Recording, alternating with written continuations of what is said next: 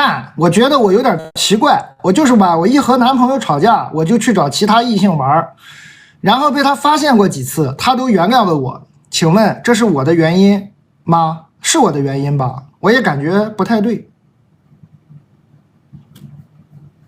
啊？啥意思？什么原不原因呢？你俩挺好，你俩这不挺有默契的吗？挺好的，就这样吧。什么？怎么了？这是我的原因吗？什么呀？什么呀？没懂啊，感觉你俩挺高兴的，没看出来有什么问题啊？这不你俩挺高兴的吗？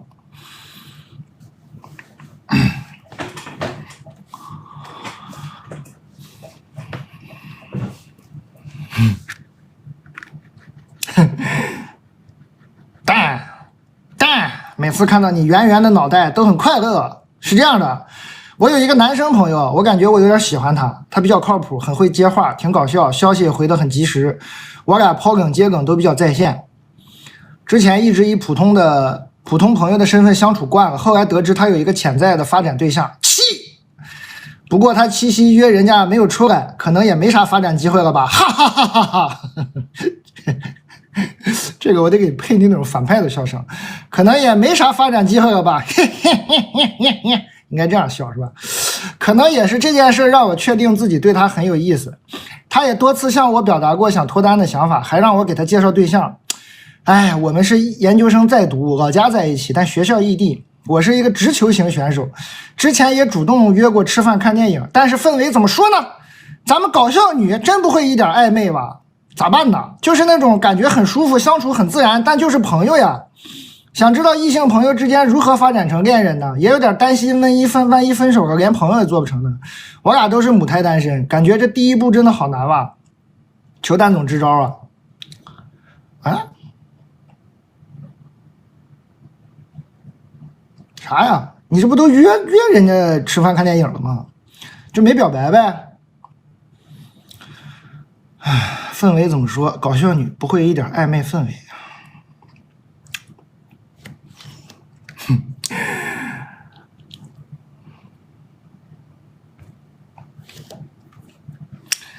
暧昧不成，暧昧不起来，能想象，就俩人在一起老嘻嘻哈哈的，暧昧不起来。但你俩电影都看了，我给你想个辙啊。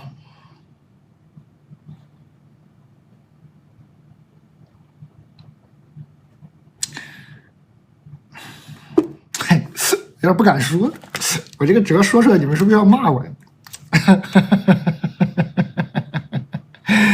我们这个生茶每小时抽3位，加赠2瓶，已经发了哈。你下次看电影的时候呢，看电影其实就挺暧昧。看电影的时候不是不能说话吗？你不就是没有暧昧的氛围吗？你看电影的时候你就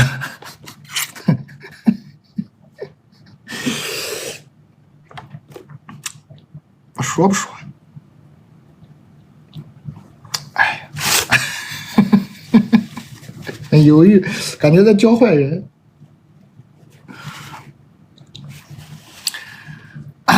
这是个女生啊。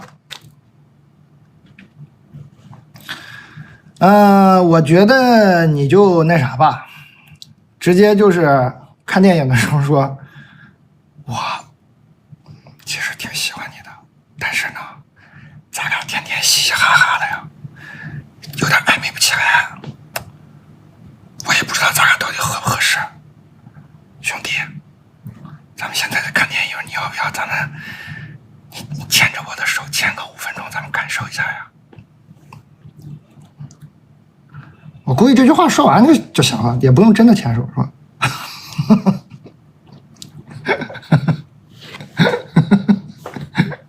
你这看电影，我是模拟那个看电影的那个感觉啊。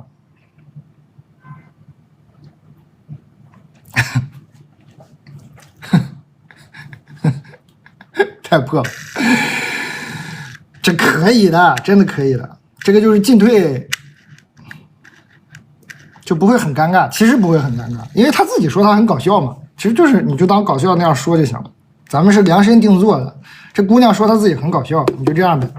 那这个别的人有别的方法，说咱们试一下，兄弟不试一下我也不甘心呐。咱们失败了就是电影结束了，就当什么都没有发生。然后又发出这样的笑声。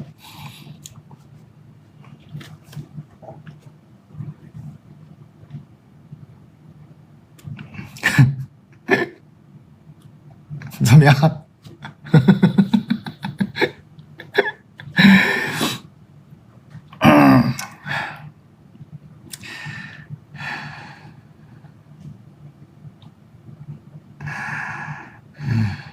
蛋总你好，喜欢你很多年，我也是直播间的忠实观众。我讲一下我的另一半，我们相识8年，8年前在一起过，后来分手，但还是朋友。跟共同的朋友会一起出去玩，生活中也会互相帮助。8年间，我们都各自有过几个对象。最近几个月，我们变得很亲密，是从看欧洲杯开始的，每天住在一起，熬夜看比赛，白天睡懒觉。但我们一直都没有确定是对方唯一的伴侣。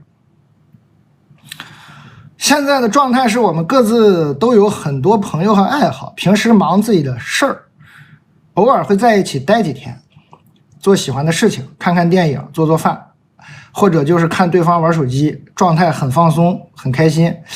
我自己的想法是在一起开心最重要，但还是有一些困惑，下一步要确定关系吗？这样的状态能一直持续下去吗？男方的想法有可能是怎样的呢？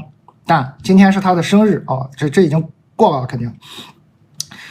他不在国内，我们见不到面。我正在吃着牛脆脆，喝着 A 司令。我想着给他送一个什么生日祝福。我想跟他这么说：生日快乐！我想在你生日许一个愿望，希望以后能陪你过很多很多生日。我感觉不怎么样，但相信你能帮我想一个能让他感动的生日祝福。肯定过了啊！你回头再给我来封信，看看你发的这个生日祝福他是怎么反应吧。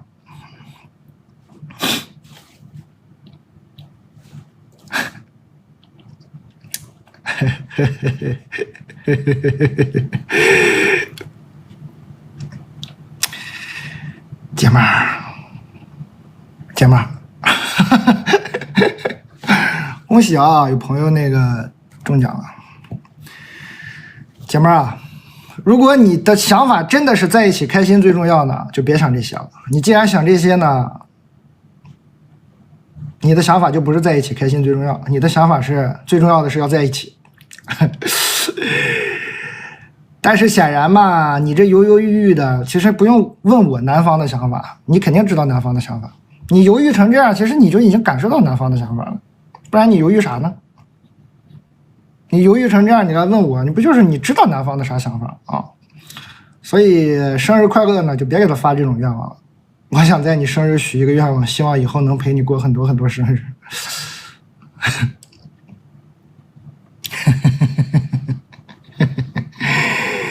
你要是真的觉得在一起开心最重要，你还不如给他发一个生日快乐啊！下一个生日不知道陪不陪你过，只希望你这个生日很快乐，完事儿了。你如果真的是在一起开心最重要的话，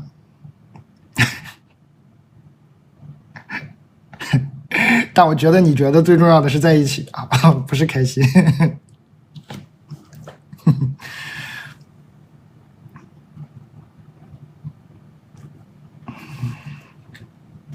要等1年了，没事儿，人1年有俩生日呢，一个阴历，一个阳历，查一下啊，可以给他再过一下阴历生日。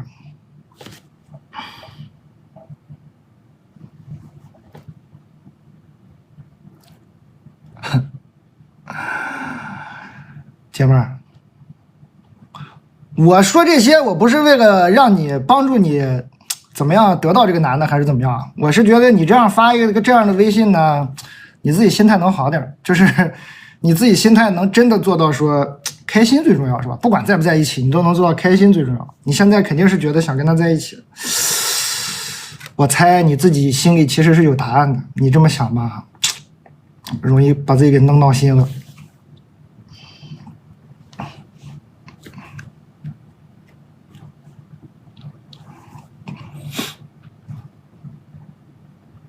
欢迎大家。牛脆脆，自然味儿啊！看一下身上的衣服，禁止养鱼。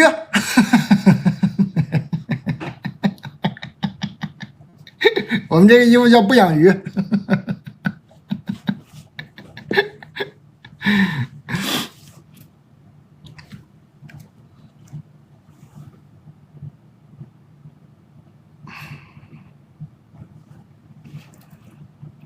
不养鱼啊，别想多了啊！你就是喝酒，说哎养鱼呢，赶紧干了啊！你说喝酒啊，没说别的。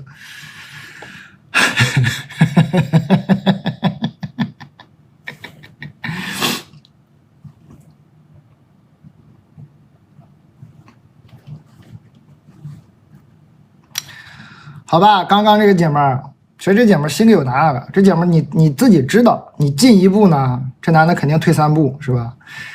但是你不进这一步，你原地不动踏2步，可能他会进3步。人有时候就很奇怪的。你跟他说，我希望以后陪你过很多很多生日，可真的是吧？你自己也知道。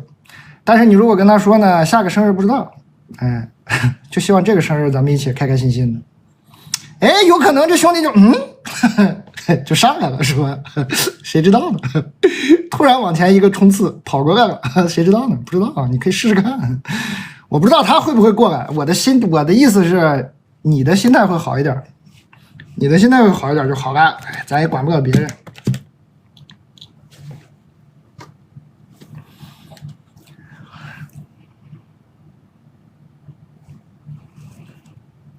好吧。我说明白了吧？我是为了让这个姑娘，其实这姑娘已经那啥了，是吧？有点那啥，方寸有点小乱吧？咱也别说这姑娘方寸大乱，方寸已经有点小乱了，不太好，开心起来啊！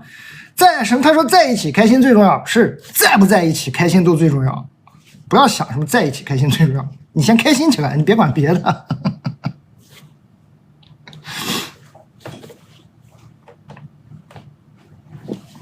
月饼好吃吗？好吃啊！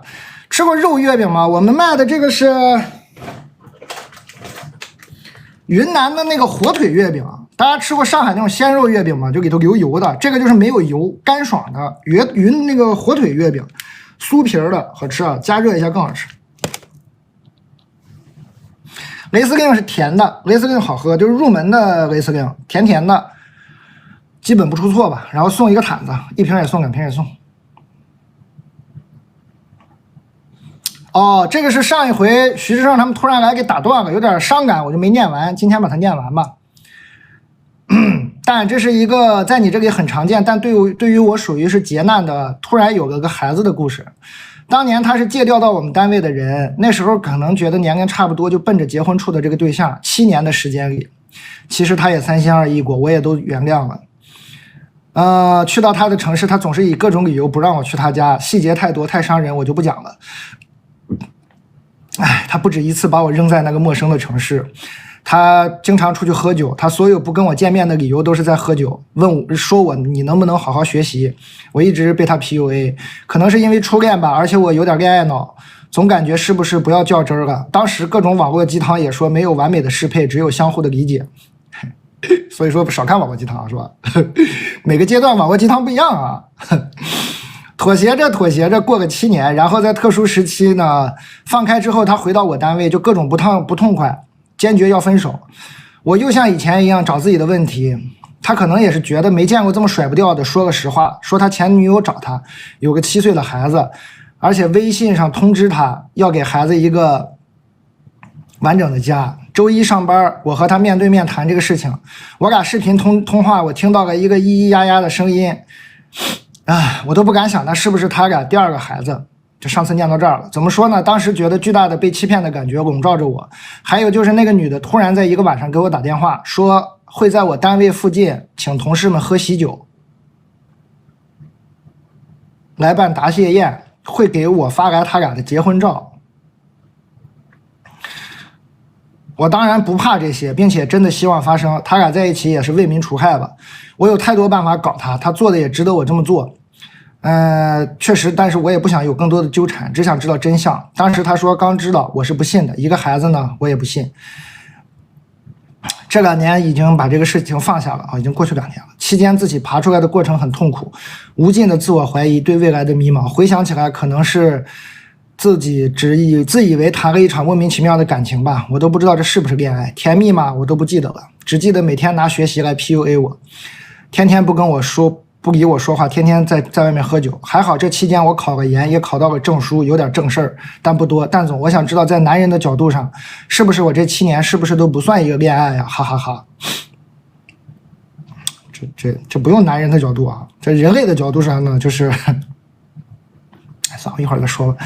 还有我马上35了，我知道自己需要去找个人结婚。但是我有点排斥，不是因为上一段走不出来，单纯因为如果不上牌桌我就不会输的心态。我相信有爱情这个事儿，但我不奢望了。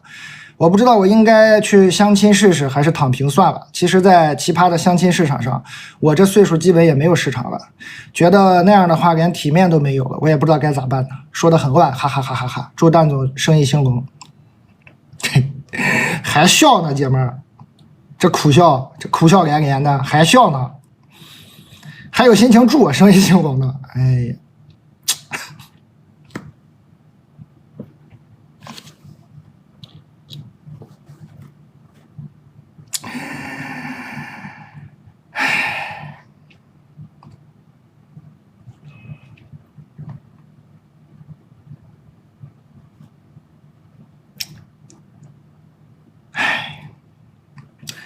首先呢，你那个前男友是有点东西的，挺厉害的，恭喜你啊！你跟他分开是挺好的。你看看他后来找的这个老婆多吓人，会在单位还有5分钟发券，会在单位附近请同事喝喜酒办答谢宴，给我发来他俩的结婚照，这都已经不正常了，这一看就是精神已经失控了，这已经不正常了啊！所以说这个男的呢，你离他远点这是非常好的事情啊。然后你不上牌桌就不会输，恋爱这个事儿没有输赢的。为什么你会说不上牌桌就不会输呢？怎么就是输呢？恋爱这个事儿有输赢吗？没有输赢的啊。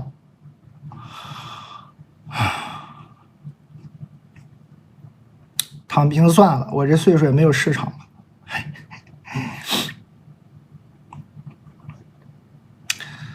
哎，还马上35了，我都马上36了，你还马上35了，还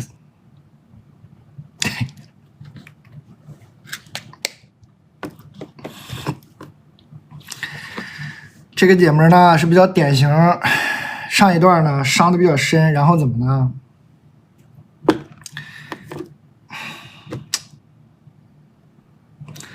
他这封信读下来呢，就是2个字：被动啊，太被动，整个人生都比较被动，在这个爱情里完全就是被动，觉得自己是被挑选、被爱。然后上次是那叫什么？那个7年的呢，就是被抛弃了，不爱了啊，被不爱了。然后现在呢，你看他自己的心理状态，他自己的想法都是，我到了婚恋市场呢，没有什么竞争力会输，他都想的都是被挑选，他都没想过在婚恋市场挑别人，他心里想的就是，哎，我是不是没啥竞争力了？别人看不上我吧？是不会挑我吧？被动是吧？为啥这么被动啊，姐妹儿？主动一点不行吗？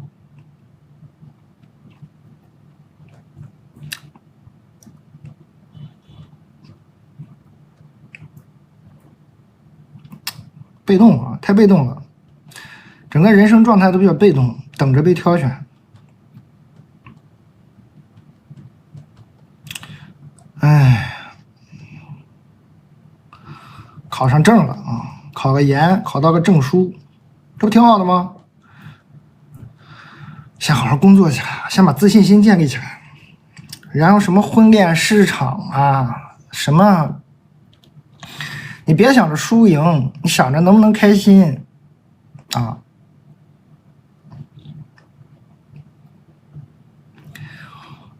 你好好想着别人来挑你，你有没有想过自己去主动的选择别人，主动的去，是吧？先挣点钱，好好工作一下，把这自信心先恢复起来。我是你呢，你不是你，反正你觉得是吧？我马上35了，嘿呀，我知道自己需要去找个人结婚。我也不知道你是怎么知道的，反正我不太知道为什么你就需要找个人结婚呢？咱也不知道，但可能你知道吧？我也不知道你为啥知道。你要听我劝呢，我觉得你这样啊，你给自己1年时间不谈恋爱，行吗？姐妹儿，你也别想什么婚恋市场了，还是相亲啥，你都别想了。你这1年时间你就不许谈恋爱。你要听我劝的话，反正都35，你都觉得岁数大了，那36多一岁呗，是吧？你都觉得自己岁数大的不行了，你这1年就好好赚钱，好好工作，好好交朋友，重拾自信。你感受，你感受，就你脑子里把这件事忘掉，就是什么爱情啊、婚姻啊，你先忘掉。你可能会惊喜的发现，哎，怎么这么多人来追求我呢？为什么呢？哎，怎么这些人喜欢我呢？这是出了什么事呢？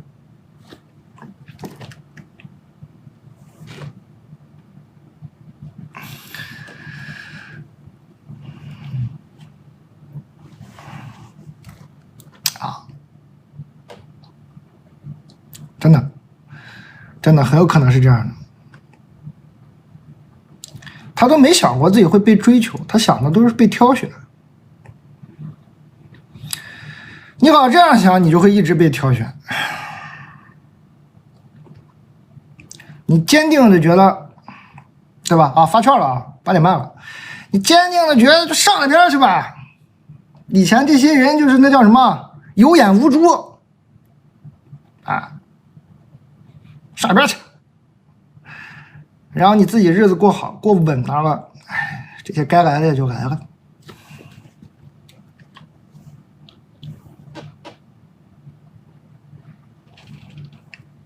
欢迎大家，老朋友可以点开我们的这个小红购物袋，可以看看新品啊。今天有10来个新品，我还有一个没讲，我趁机讲了吧，就一个没讲的，就这玩意儿。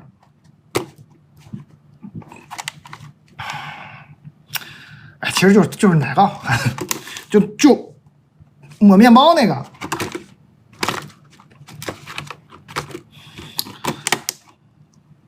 土耳其的另一种风味的，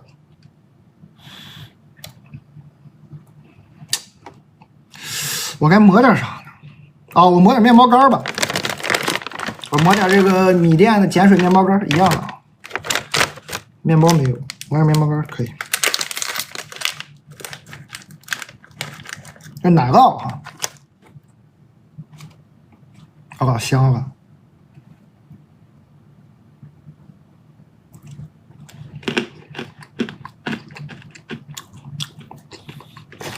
微酸，没有那么酸。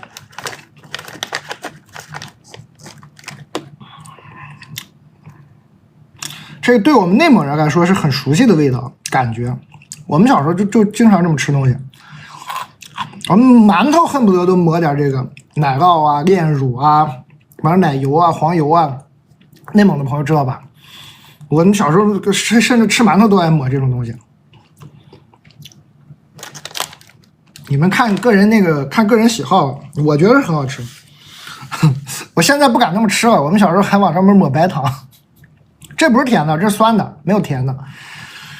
我们小时候呢是掰开一个，比如面包嘛。然后拿那刀子抹一层这个，再刷一层果酱，再来一层蜂蜜，一对折。现在不敢那么吃了，现在就这么吃点得了。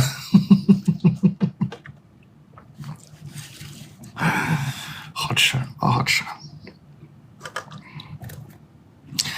大家今天可以买点我们的那个羞臊牛奶啊，羞涩牛奶，来自认养一头牛的这个很好的牛奶，只不过它这个特殊的设计呢，会让人有点害羞啊。你的拥抱就是我的舒适圈。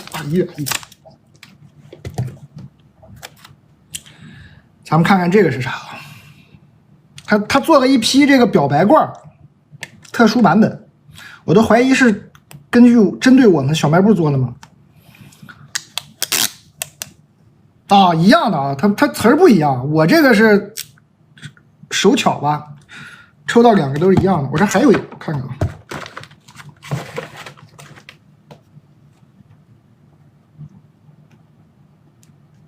冷藏，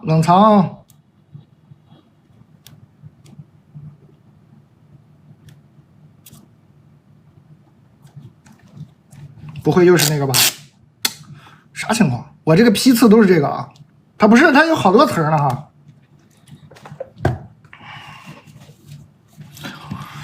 有券吗？我们9点钟再发，保质期多久？给大家看一下。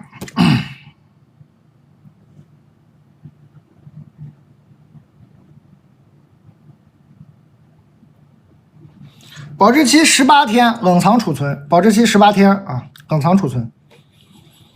然后也是顺丰、京东的冷链快递配送到家的，每100毫升3.6克的优质乳蛋白，还有每100毫升是120毫克的原生高钙，营养更亲和，好吸收啊，认养一头牛的。马上接着读啊，我把这个新品今天就算讲完了。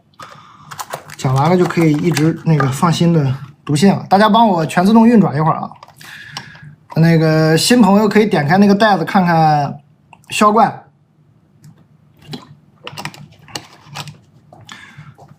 老朋友可以点开看看新品。大家帮我全自动运转一会儿。大家可以点这个直播预告预约一下，9月2号又播了。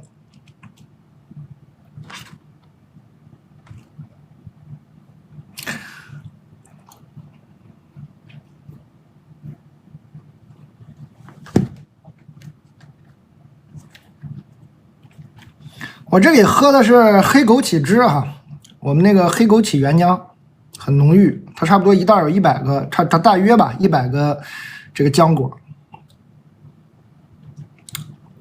配料表只有黑枸杞，没了，只有黑枸杞。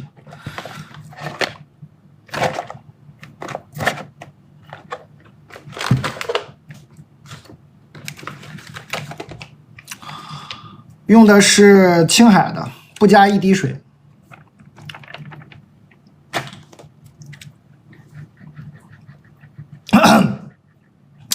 刚这姐们儿出来了，支棱起来啊！主动一点啊，别那么被动。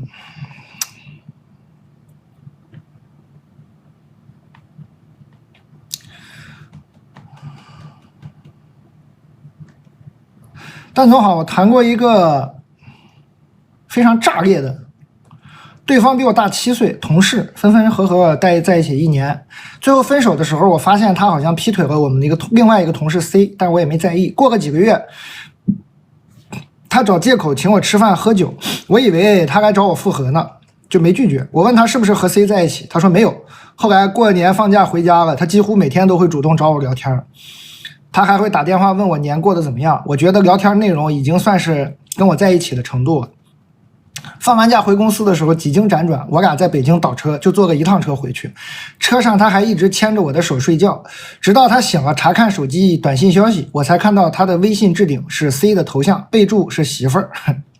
我一下就懵了，他才坦白他俩早在一起了。我发现他其实是劈腿的，那个姑娘比我还小1岁，我当时大为震惊，和他立刻绝交了。后来他还用言语暧昧的语气和我发 Teams 消息，我被深深的恶心到了，直接把他拉黑删除。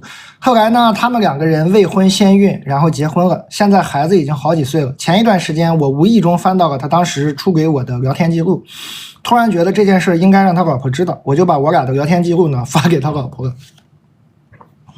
上面还有时间的标记。我不觉得他俩会因为我离婚或者怎么样，但是我觉得这个女的必须知道这件事情。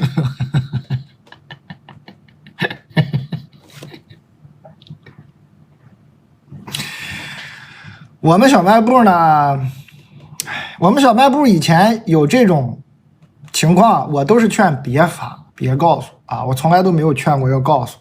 但是这个姐们呢，显然是已经不需要我给建议，就直接选择了告诉。那这个姐们儿，我强烈需要你给我来一个反馈啊，就是你这种告诉以后，你真的心情变好了吗？你再给我来封信啊，就你这样把这个告诉他老婆之后，你真的变好了吗？你真的更快乐了吗？你把你的反馈发给我，我看看，我也看看以后给别人建议要不要改。我其实一直是不主张这样的啊，后续可以发我看看啊。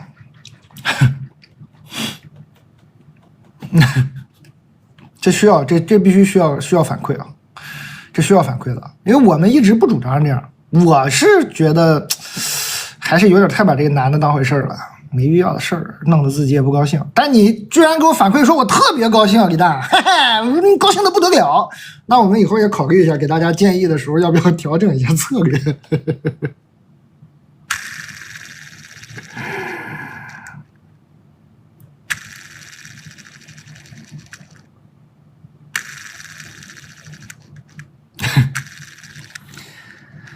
蛋总和男朋友2014年就彼此喜欢，但当时觉得是初中生早恋是不对的，发了很多 QQ 空间，内容是等我们长大了10年后我们再在一起。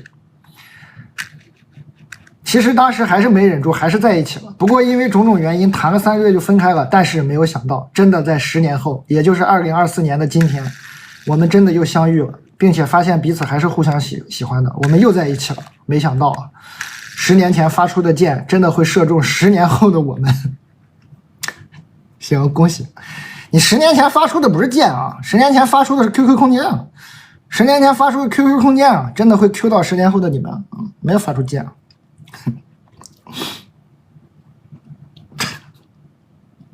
恭喜吧，只能说恭喜了。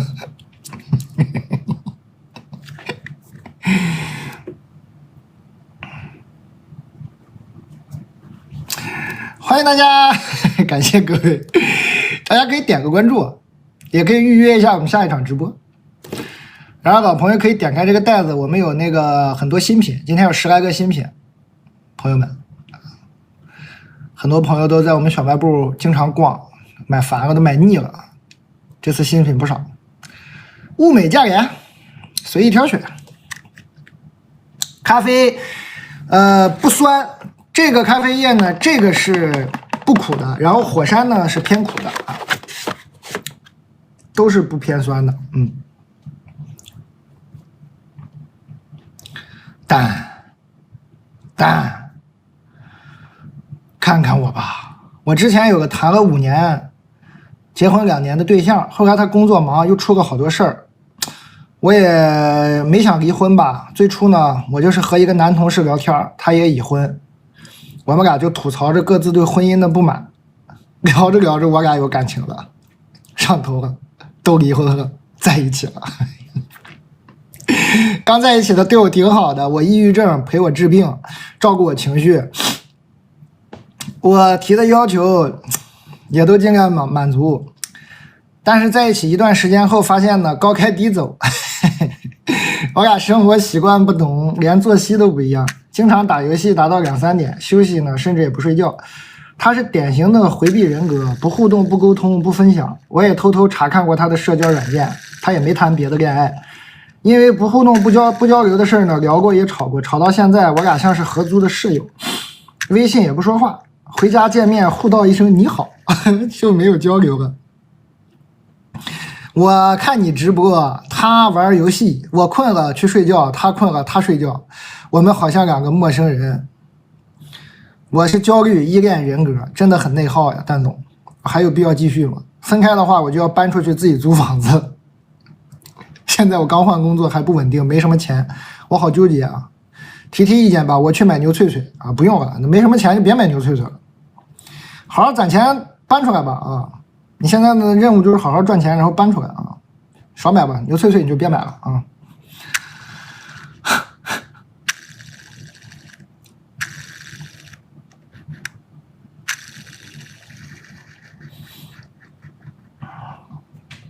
牛脆脆买自然味就行了。啥呀这是？双双离婚以为双向奔赴呢是吗，姐们儿？俩人离婚的时候挺利索，咔咔把婚都离了，以为双向奔赴呢。结果发现撞车了，不是个双向奔赴的事儿，会车没错开啊。其实你俩就是想离婚，误以为想跟对方在一起，你们误以为，其实你们就是对彼此是彼此离婚的理由而已啊。你们误以为自己想跟对方在一起，你们不想在一起啊，你们只是想离婚，好好赚钱，赶紧搬出来就行啊。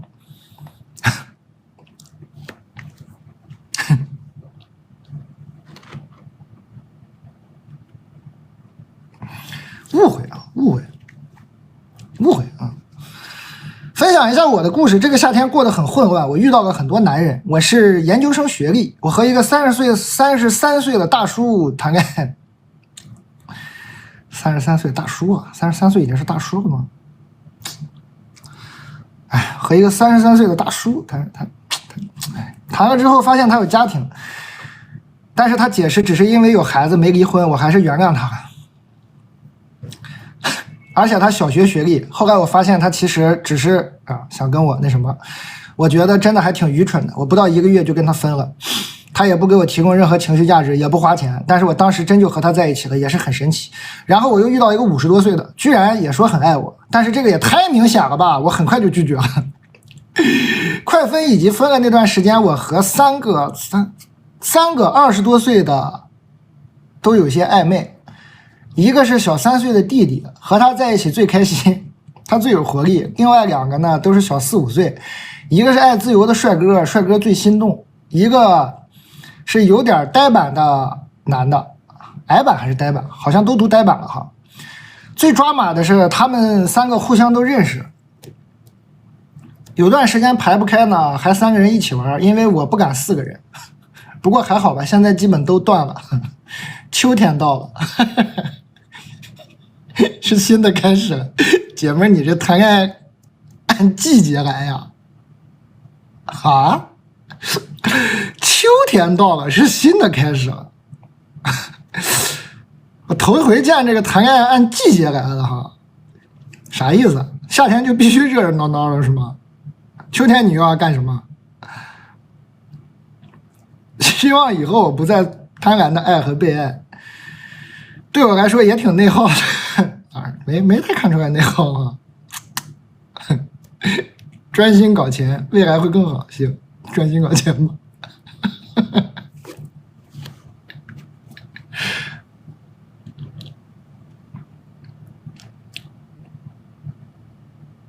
没感觉很内耗，我感觉挺高兴。哎呀，这个茶一不注意已经卖700件了。欢迎大家，感谢各位新来的朋友，可以点开这个袋子看看销冠里头的牛脆脆呀，我们盛浓的这个炸鸡呀，连咖啡呀，咖啡液呀，幸福口袋的那个吊工猪肉脯啊，这都是最近之前我们卖的比较好的新品嘛，你们随意翻翻。今天呢上了很多新品，我应该都讲过了，大家想知道啥，你点开那个讲解就可以看到啊。欢迎各位，感谢大家。那个上次买了连咖啡的朋友可以补货，这次杯子换了，我觉得更好看一点。这里面装的是黑枸杞汁啊，纯黑枸杞，不加一滴水的那个黑枸杞汁。看这个挂杯怎么样？咖啡苦不苦？怕苦买那个冰川味的，喜欢苦买那个火山味的。柚子酒是酸甜酸，那个坛子酒啊。坛子酒呢是纯甜，没有酸味儿啊，看你喜欢什么样的味道。这个雷司令就送坛子，这个雷司令是只有甜味儿，没有酸味儿。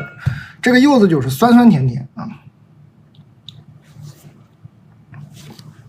咖啡要放2个，哎呦天，这看个人吧，就有的朋友，我其实放1个我都觉得挺猛的了。黑枸杞好喝吗？它就黑枸杞，没别的。啊，坛子酒酸吗？没有吧，它只有甜味儿啊，这个。啊？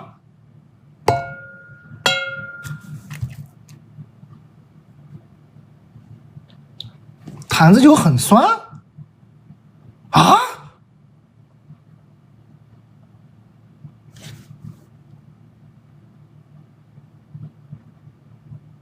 我的耐酸度这么高吗？那可能那大家别听我瞎说了，那可能就是我觉得不酸啊。啊，我耐酸度已经这么高了吗？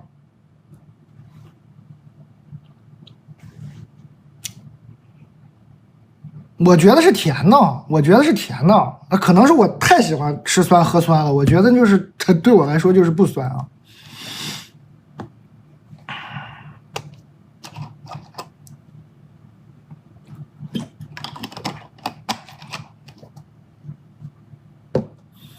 大家确实口味不太一样哈。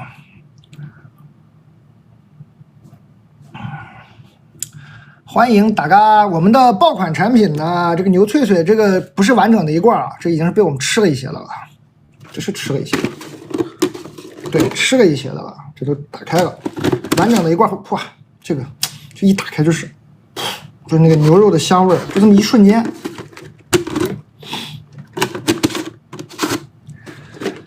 可能已经很久，你们吃牛肉已经很久没有闻到过这种纯正的草饲牛肉的香味儿，可以感受一下。我们爆款卖的好的牛脆脆啊，这个牛板筋啊，一口一个的牛板筋卖的都比较好，后切的。啊，欢迎大家。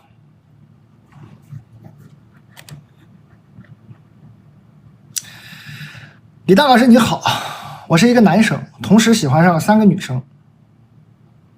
我不知道自己最喜欢谁，好像呢又谁都不喜欢，因为他们如果突然跟别的男的谈对象的话，我好像也能接受。你不接受能咋的？你同时喜欢仨，你，其中2个女生也喜欢我，经常问我要不要在一起。这玩意儿还能经常问啊？这问1回2回知道不就得了吗？还经常问我要不要在一起。我都是用开玩笑的方式回避了这个问题。和第3个女生相处的特别像兄弟，什么话都说，时常玩点暧昧的事情。兄弟，你是怎么理解兄弟的？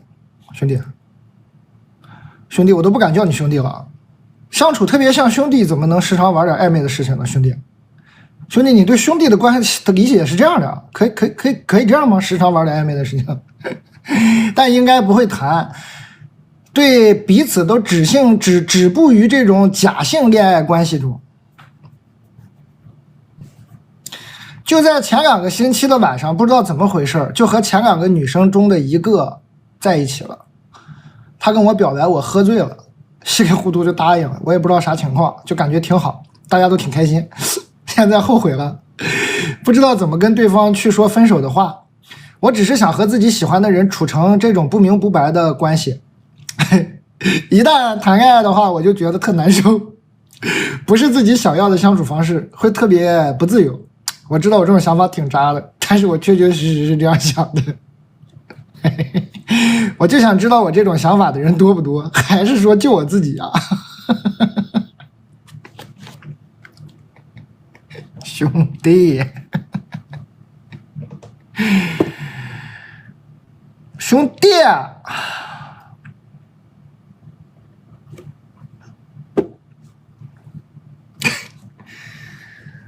听我一句劝啊，兄弟，听我一句劝啊，你有这种想法呢，问题不大，但是你不要隐瞒你这种想法啊，你不隐瞒你这种想法呢，问题不大。你就跟你这个无论是3个女生还是30个女生是吧，还是6万个，随便你跟人家说清楚啊，你说咱们这样挺好，我那个啥，我渣男，我谈不了恋爱，你跟人说清楚。人家你说我喜欢这种不明不白的感觉，人家一跟你表白你还答应，这就不行了，这就不好了，跟人说清楚。说清楚没啥大问题。但是你一边又说自己说我就喜欢不确定，然后那女孩说我喜欢你，说我也喜欢你，这就不好了，这就不好了。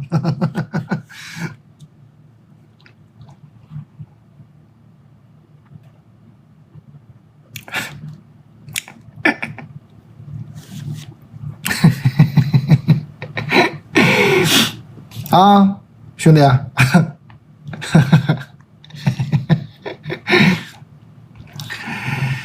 但我好痛苦，我该怎么原谅我爱的人？他欺骗我，隐瞒我，无视我。我为了去上海找他和我的家人，不小心在路上骨折了。在我躺在医院病床上轮椅上的时候，他在和其他的女人在厦门一起跨年，喝香槟，过情人节。现在他知错了，知错的原因大概是终于知道了，我上海的爸爸是他的舅舅。我上海的爸爸是他的舅舅，干爹啥的吧，就是家里那种家族关系是吧？并且财力雄厚。但我也因此看清了他，看清了人性的丑陋和爱情的本质。他爱的是钱，爱的是他自己，爱的是价值。我曾经那么纯粹的喜欢他，感觉自己像个小丑，我该怎么原谅和放下？弘一法师说：“一念花开，一念花落，一念放下，万般自在。让花成花，让树成树。”痛苦，我并不是很物质的人，我更注重精神需求。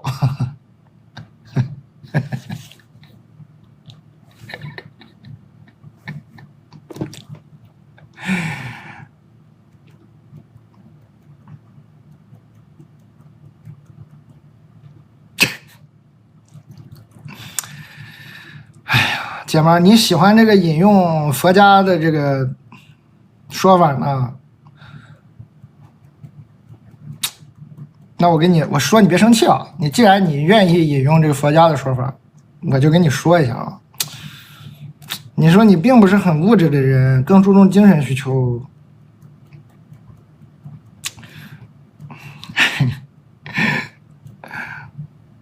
我觉得这个物质你肯定没放下。你这个你并不是很物质的人，你只是不是那么说钱很重要，但是你这个物质在你心里你没放下，为什么？为什么？朋友们，为什么？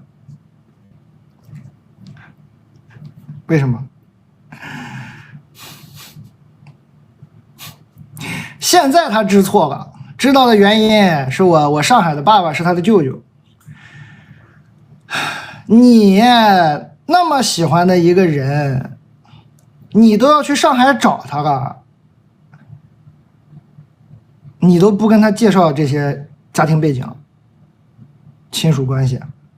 你如果是一个不在乎物质啊，不在乎那么在乎钱的话，你其实就应该是平淡如水的把它说出来就好了。结果你隐瞒了这件事，是吧？你上来说他曾欺骗我、隐瞒我、无视我，那你肯定你也隐瞒他了。你不隐瞒他，怎么会这个事儿是后来才知道的呢？他知错了，知错的原因是终于知道我上海的爸爸是他的舅舅。这个终于用的很好啊，他怎么终于知道的呢？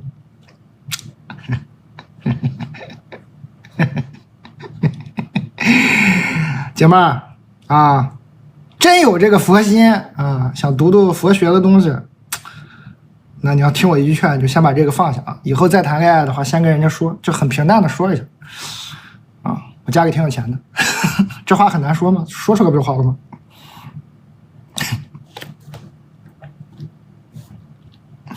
牛脆脆买孜然味就行了啊，好吧？佛学入门了解一下啊。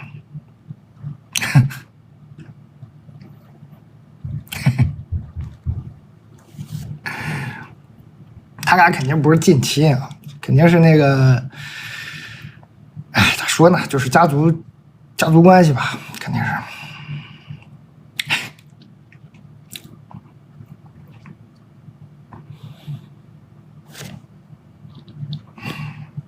香辣不好吃吗？好吃，所以我最推荐你第一次买这牛脆脆，你就直接买3罐吧，就比较合算啊。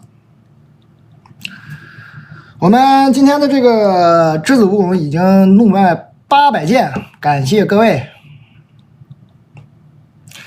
萨琪玛也是奔着400件了。我的健康牛杂糖怎么只卖了区100袋呢？大家不是喜欢健康吗？怎么哐哐吃萨琪玛呀？吃点这个健康的牛杂糖吧，啊，牛轧糖啊，健康的牛轧糖啊，人家叫牛轧糖，好吧，高膳食纤维、高蛋白、低糖、零反式脂肪的，健康的咋不整呢？嗷嗷冲那萨琪玛使劲呢，怎么？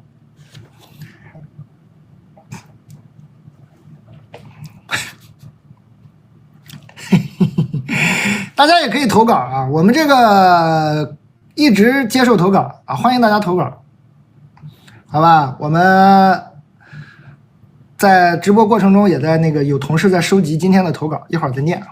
咱们这个情情爱爱缓一缓，读点别的缓一下。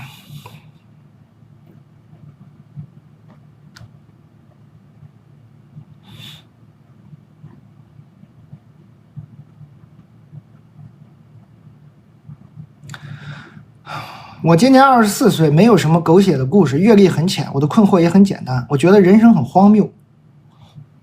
我一直觉得人应该活得自由一点，但是实际去行动的时候又畏首畏尾，而且没有任何实感。去年1月份准备在职考研，想学戏影。戏影是啥？戏影是啥？啥呀？戏影是啥呀？我都不知道这专业。但是我什么人脉背景也没有，我全部的准备工作都来自小红书。戏剧与影视哦，我后来因为精神脆弱爱摆烂，但到现在专业课一轮也没有过完。我总觉得我在完成什么人生任务，哎呀，总觉得什么考研啊、国企、私企全部我都得来一遍才好像是合理的。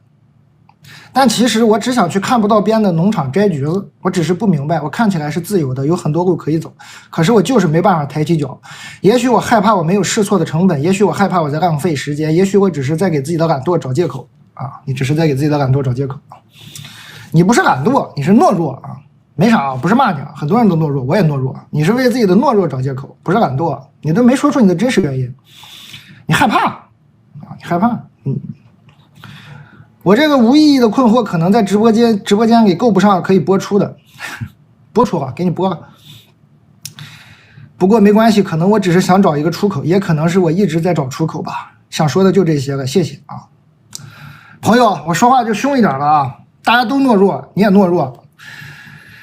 24岁，趁着年轻的时候，能勇敢就勇敢一点。如果你觉得人生就是在望不到边的什么农场里摘橘子，赶紧去摘个3天，很多事一下就想通了。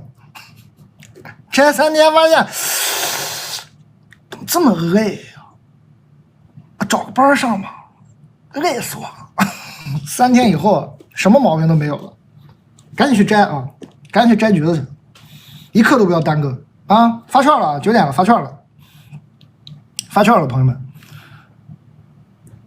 这个大家点开新品看看，可以看看我们今天的新品。那今天卖的很好的这个茶已经卖了800多件喽。然后我们上次卖的很好的连咖啡液呢，今天换了杯子，送的杯子更漂亮了一些。上次买了的你也可以补货，反正咖啡液也是消耗品嘛。这里面是黑枸杞汁啊，我们这个黑枸杞原浆只有黑枸杞配料表啊，来自青海，感谢大家支持。然后还有我们这个糯玉米是糯的，它是可以连袋儿一起煮的，那个塑料袋的是食品级的，大家别害怕。我们这个老板是纽约大学毕业，然后在字节跳动工作完了之后呢，又辞职回到山西忻州中国杂粮之都创业种这个。他痛心疾首的怕大家8个袋煮，说这个尤其这个黑的会把花青素煮掉，所以他反复强调是可以带袋的啊。还有萨琪玛我就不讲了，萨琪玛卖的太好了，萨琪玛不用我讲，卖的太好了。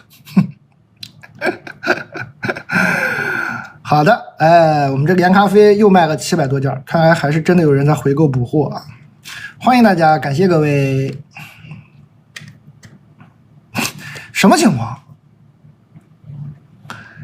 这才几点？我这播了1个多小时，牛脆脆已经快3000件了。什么情况？你们是在回购吗？还是怎么了？出什么事了？这个牛脆脆啊？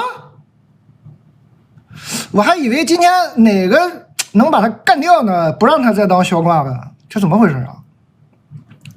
吓我一跳，我确实没注意啊，2700多件了，我的妈！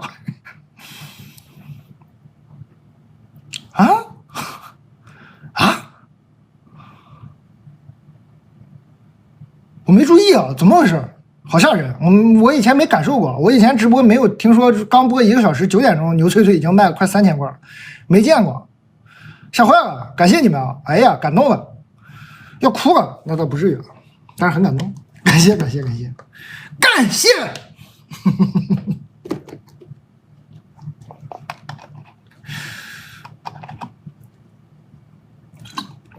这个阿蒙怎么会每次来的这么及时呢？阿蒙，你是在我直播间安什么黑客程序了吗？我这不提牛翠翠你也不来，我一脚牛翠翠你是咔咔刷礼物。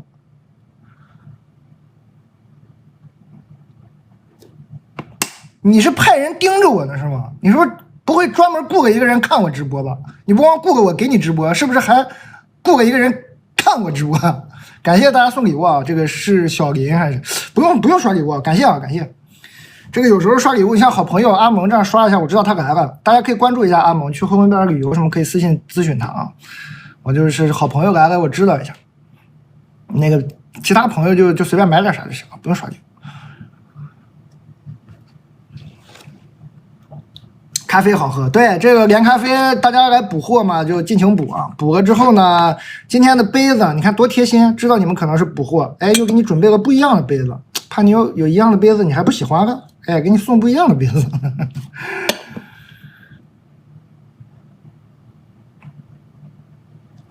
感谢大家啊，感恩感恩。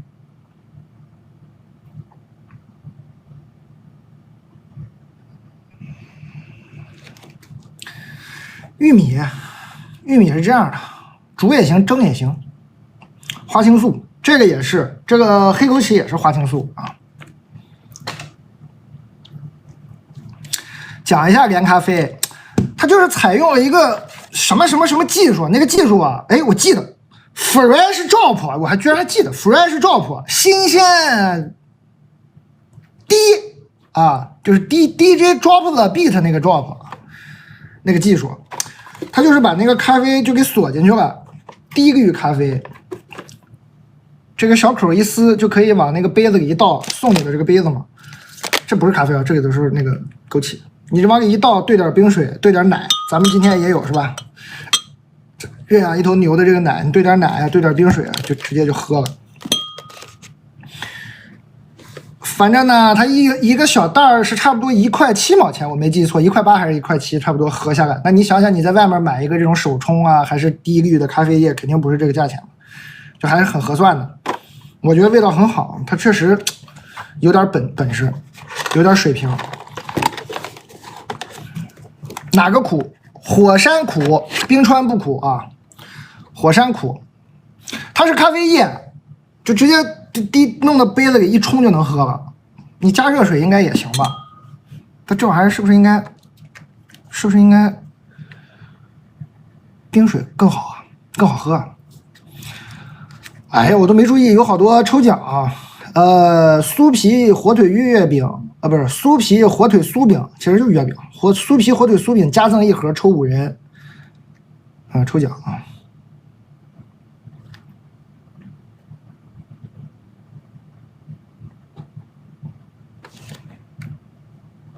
柚子酒内蒙不发，不好意思，好多东西都是内蒙新疆就是不发，抱歉啊，是因为物流的公司的原因啊，是顺丰啊。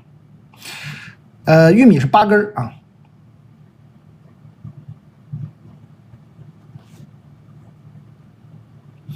牛脆脆你就买自然味吧，哪个不苦？冰川不苦。啊，不酸啊，这咖啡都不酸。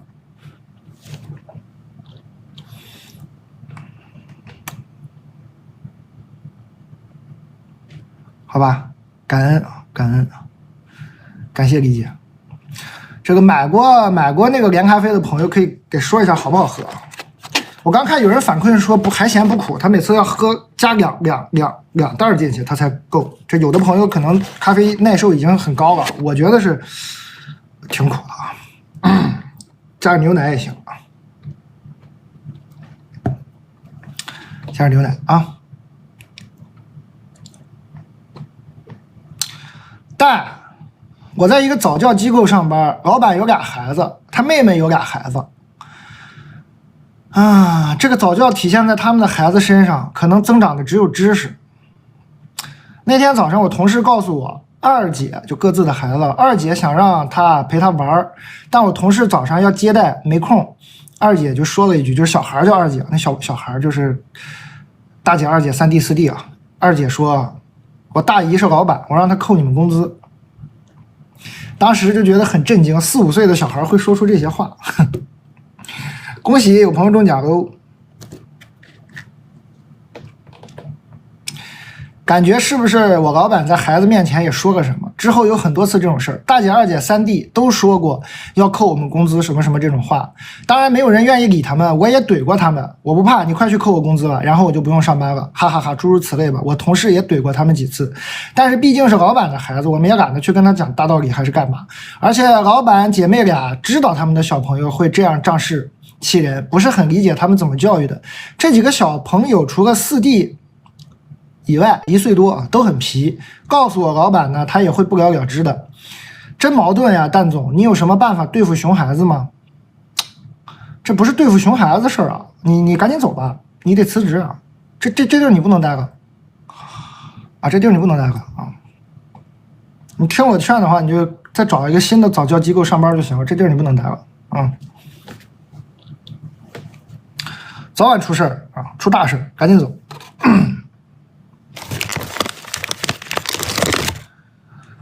这板机是这样的，独立包装的。为啥？为啥？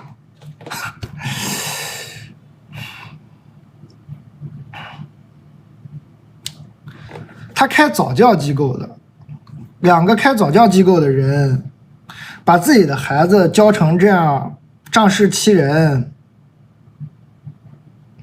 然后不管教，不了了之的话。他们又开早教机构，早晚出事儿。他俩这孩子对老师都敢这样，你觉得这些孩子对这几个孩子对其他孩子会怎么样？哪天给人家其他小孩打了，正好是你的课怎么办呢？打伤了算谁的呢？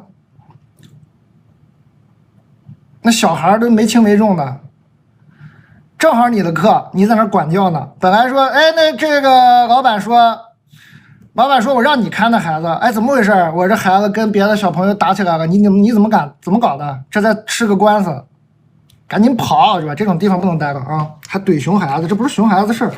你这种老板呢，没有原则的，这不行的，这早晚出事，出大事，赶紧跑。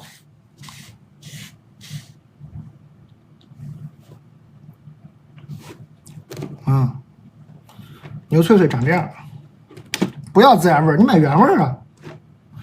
买原味儿，买辣味儿，很危险，很吓人，很吓人啊！这很吓人，我不是吓唬你，赶紧走啊！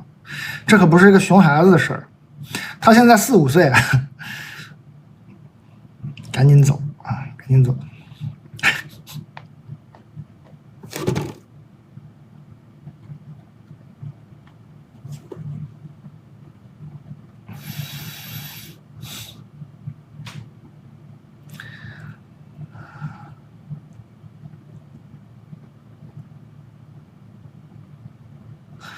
但我现在有个非常大的职场问题需要解决，我感觉我的同事已经严重困扰到我的工作了。我比他早入职2年，在一个办公室工作已经快10个多月了，我没见过比他更蠢的人，每天都会被他气到爆炸。特别简单的工作交给他办，他都会以各种形式搞砸，不是犯特别严重的制度错误吧，就是犯特别简单的错误。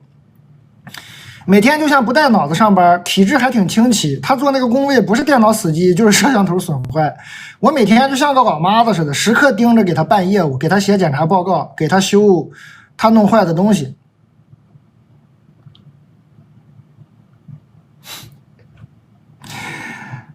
工作这样也就算了，他这个人吧，还天天夹着嗓子跟别人说话，犯错误被我说了以后，还装模作样，眼泪委屈巴巴的跟别的同事抱怨。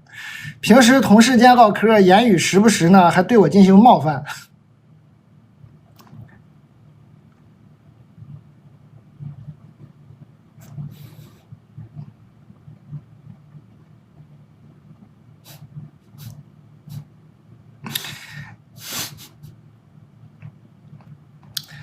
这夹子音莫不是夹到你心里了吧，姐们儿？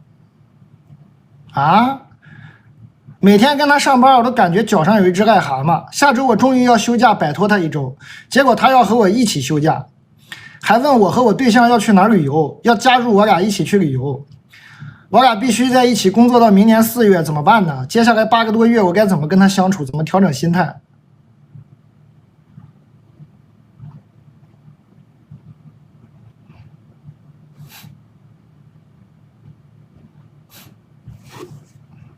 让人给夹了吧，姐妹儿，说人家夹子音，我看人家夹子音就把你给夹住了，没夹着别人呢，这可给你给夹的死死的呀。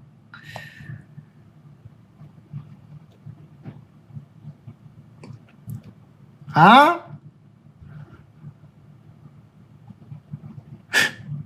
这小夹子音不就给你夹住了吗？他是给你额外的工资，还是你每天给他写检查报告，给他修他弄坏的东西，犯错误被我说了之后，还装模作样，眼泪委屈巴巴的跟别人抱怨，夹着嗓子跟人说话，是不是夹你心里了？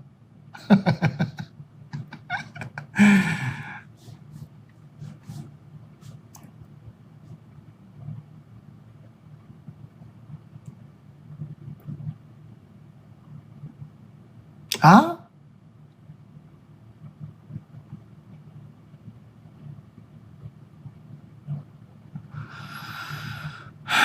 姐妹儿，这其实很简单的哈，大家只是同事。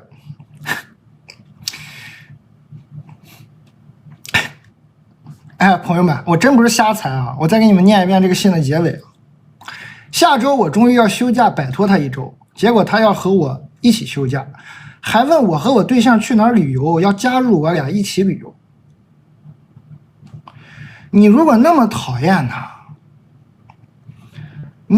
你们俩怎么会聊天聊到你有对象，你还会把你和你对象要旅游的事告诉他？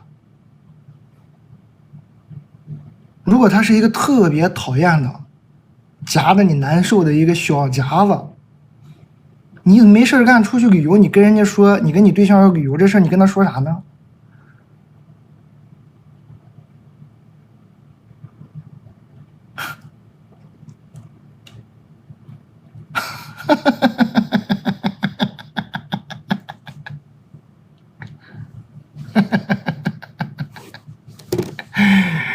好好的跟你对象旅游去啊！你要听我一句劝，你就说我要跟我对象旅游，你别问，咱俩只是同事，跟你没那关系。还有8个月，咱们就要老死不相往来了，别跟我说那些，你一句话就够了。然后以后他电脑坏了，爱坏坏呗，谁爱修谁修，你咋那么爱给人修电脑呢？不就完了吗？很简单，处理方式很简单，但是这么简单的处理方式，这个姐妹不处理，她给我写信，她不去处理，这么简单，这么好处理，她不处理。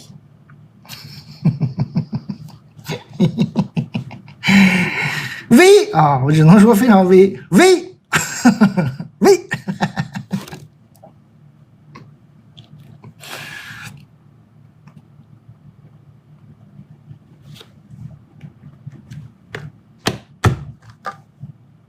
抹不开面子，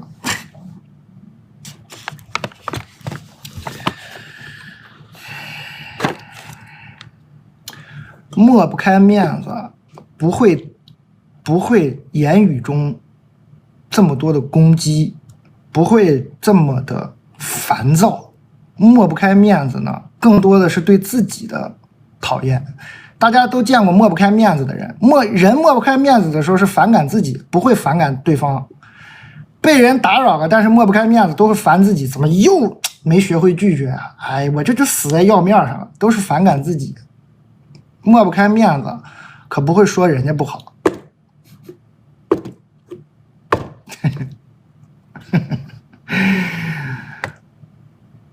猛说对面不好，但事实上又特别好解决，但是就不解决，然后我就不说太透了，反正微啊，注意安全。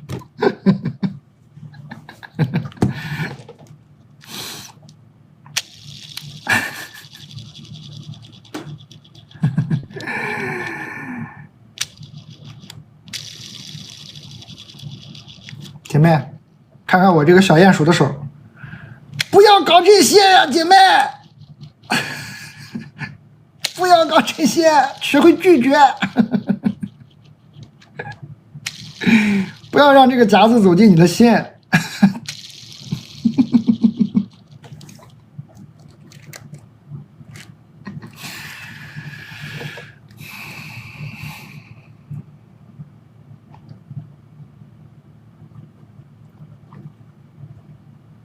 男的，他说的这个夹子是男的，他说这个男同事夹子，然后来信的是个姐们儿啊，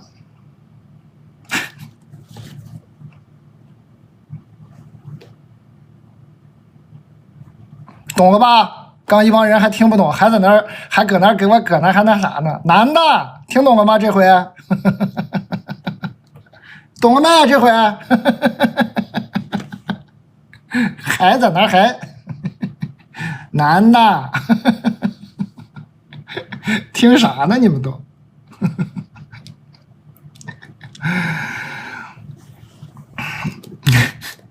男同事夹子男啊，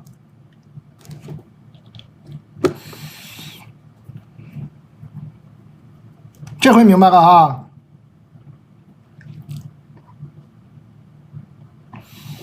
V 啊 ，V， 学会说不。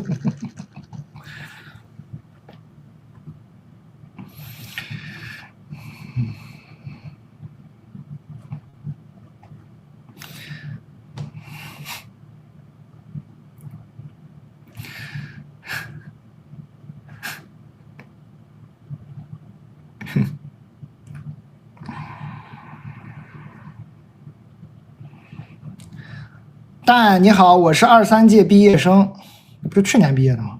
上海，现在在审计事务所工作，工作经常出差不着家，年末很忙，年终稍微闲一点。工作1年去了一些地方，感觉还是挺喜欢出差的。然后我有一个前同事跳槽去了一个更大的公司，想找一个财务助理，问我要不要去试试。公司真的还不错，离家也很近，条件都很好。唯一纠结的点是要开始朝9晚5的工作生活，天天对着爸妈，感觉很烦。有时候吧，觉得还年轻，还想出去多走走，但没啥勇气。但是感觉以后肯定是要安稳下来的，这个机会也很好。你不去年刚毕业吗？去年刚毕业就要安稳下来了？10年以内不用考虑安稳的事儿啊！去年刚毕业的朋友，你又不是没工作啊，你这不工作挺好吗？先干这自己喜欢的这个工作吧，以后安稳再说以后的事儿吧。你又不是没工作是吧？你是好好把你现在这工作先干着，到明年你工作能力更强，他再招你的时候，你不可以要更好的价格吗？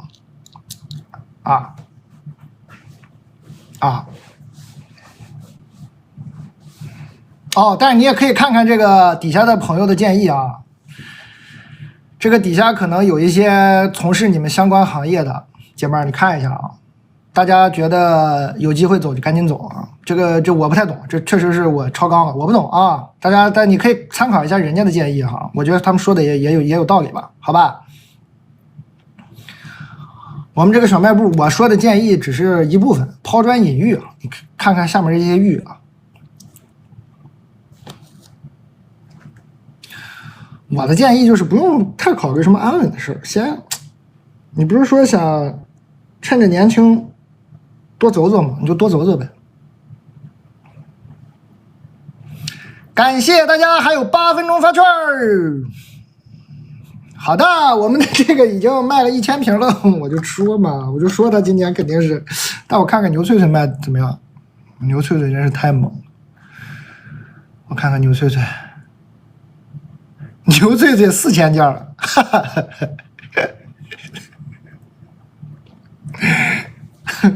阿蒙肯定在呼伦贝尔哈哈笑呢，我在上海都听到阿蒙在呼伦贝尔的笑声。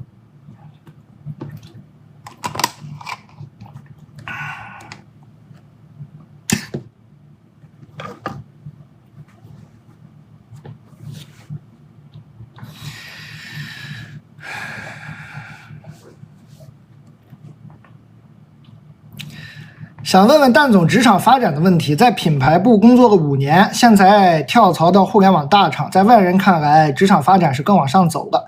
目前在大厂工作了半年，极其不适应，每天表面上还要装作很专业的样子，心里其实已经很抵抗这份工作了。啊，懂。这个有专业的朋友，咱们一起交流一下。我也不是很懂大厂，我也不是很那什么，我猜呢，就是品牌部工作嘛，稍微轻松一点啊。大厂工作嘛，一个是累，一个是价值观可能跟你这个品牌的这种工作的价值观呢是相当拧的啊。大厂可能更看数字吧，更看效果哈。品牌呢可能没有那么数字是吧？你觉得那种价值观和那种工作节奏你更适应，到大厂你不适应，虽然是往上走了，但是自己节奏全打乱了。工作了半年，极其不适应，然后呢，每天表面上还装作很专业，心里已经很抵抗了。再坚持半年吧，你就当镀个金吧，好吧？就简历上多一笔吧，然后再回品牌部的时候，职务能更高点，薪水能更好点。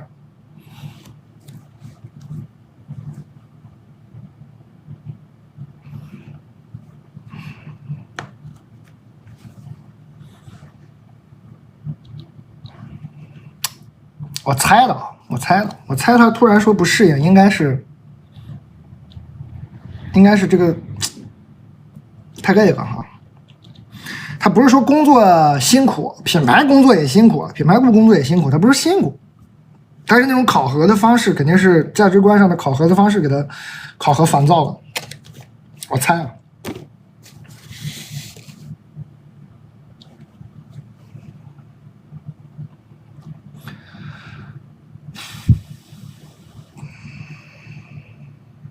对，磨人，就有点磨人，熬一熬呗，熬一熬，再回去嘛，再回去再干自己以前那个工作，就觉得很轻松，是吧？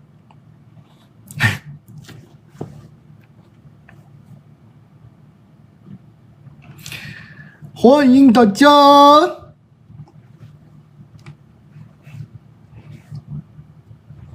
不养鱼，短袖。咱们回去情情爱爱一会儿吧，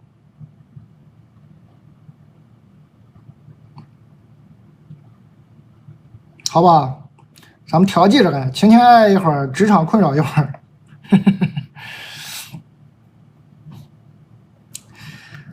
但如果读到我就再来回购牛脆脆。好。哎，我同事说让我讲讲新品，我哪个新品没讲啊？我应该都讲了吧？新品，我哪个新品没讲？给我说懵了。我同事说让我讲讲新品，我哪个新品没讲啊？这个牛奶刚讲了吧？这个牛奶就是撕开有句话，但每句话不一样啊。这个是有点那啥的，你的拥抱就是我的舒适圈。奶是好奶啊。话有点钻心的刺挠。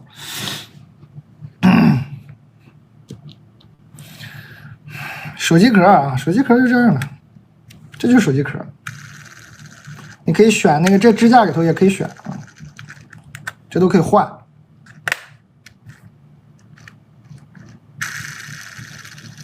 啊，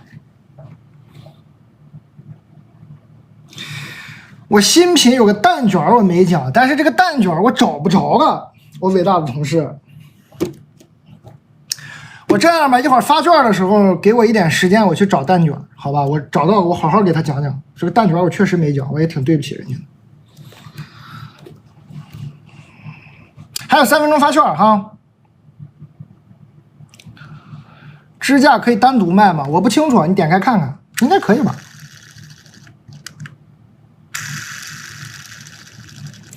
咖啡冰川不苦，那个火山是苦的。我讲3分钟，讲3分钟品啊，讲3分钟品，我就找个蛋卷，然后咱们把蛋卷讲了，咱们就读谢。我同事有点不高兴，也不是不高兴，我同事不是我同事的问题啊，肯定是人家客户说啥意思？我蛋卷呢？怎么上了仿佛没上一样？我同事肯定是传达客户了，我马上啊，马上，我一会儿找一找单子。还有2分钟发券哈。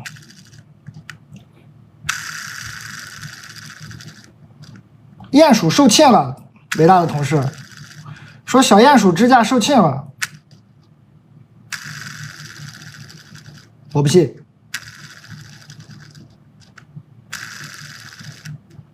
真的售罄了吗？再让他们补点货啊！这鼹鼠的鼹鼠支架有啊，真没了啊！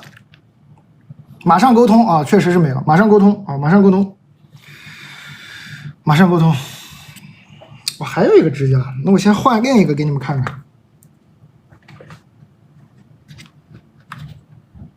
嗯。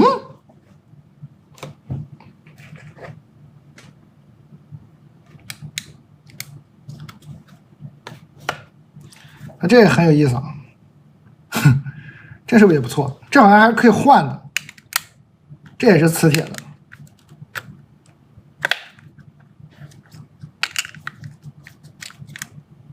还是个小镜子是吧？啊，啥也照不出来啊，很模糊。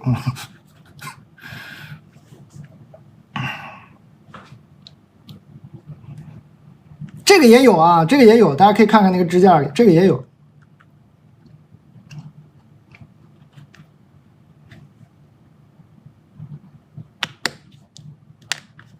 有膜？什么膜？哦，你说这个镜子有膜是吧？我看看啊。哎呀，还得是你们呀！真有，我就说这镜子怎么……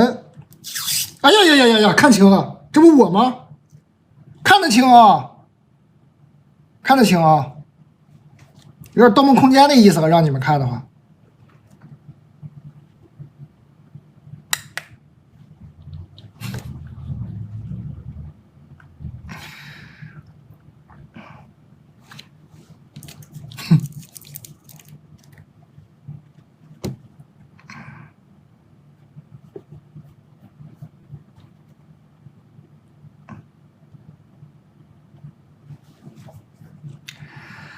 好吧，那个鼹鼠的在沟通了，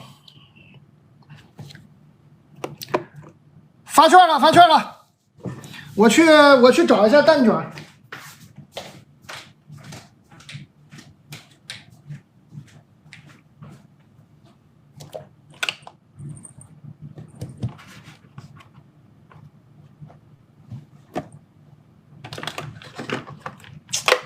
还能在哪儿？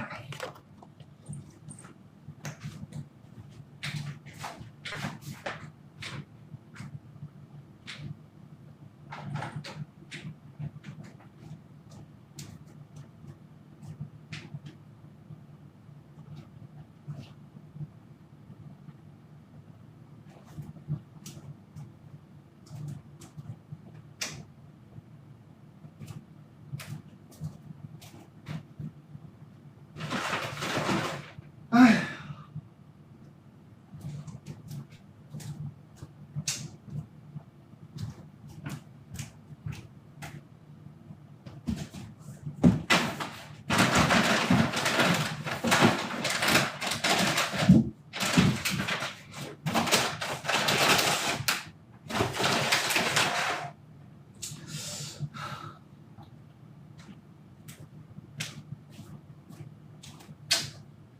出来！你在哪儿啊？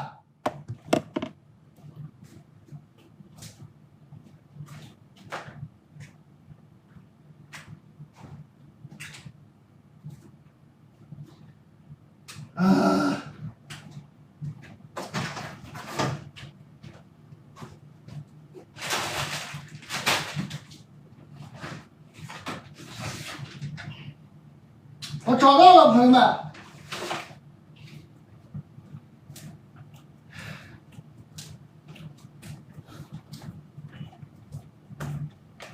没想到吧？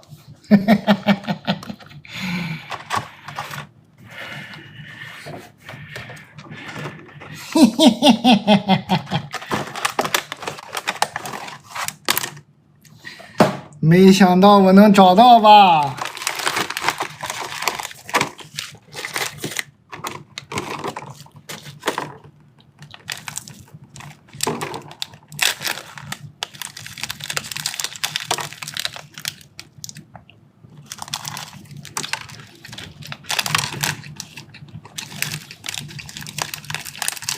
有芝士味儿的啊！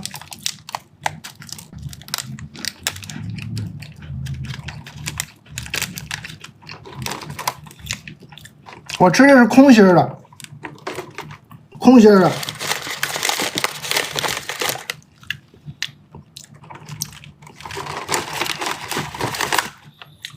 我给你看看啊，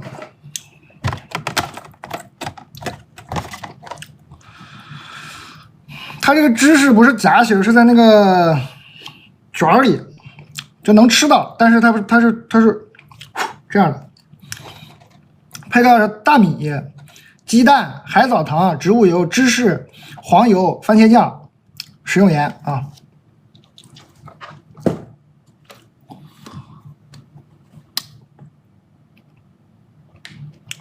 好，成功了！哎呀，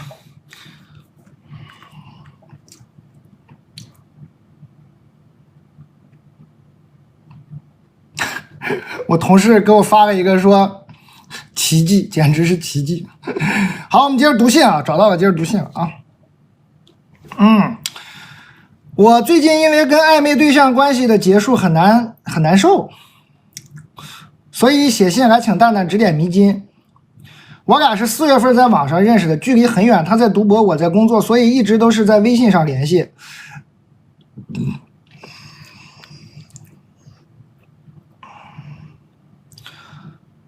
每天都电话聊天，和他有强烈的共鸣，双方也都关系比较暧昧。转折发生在6月末有一天，我因为家里的变故情绪不好，然后我给他打电话，我把难过的事情告诉了他。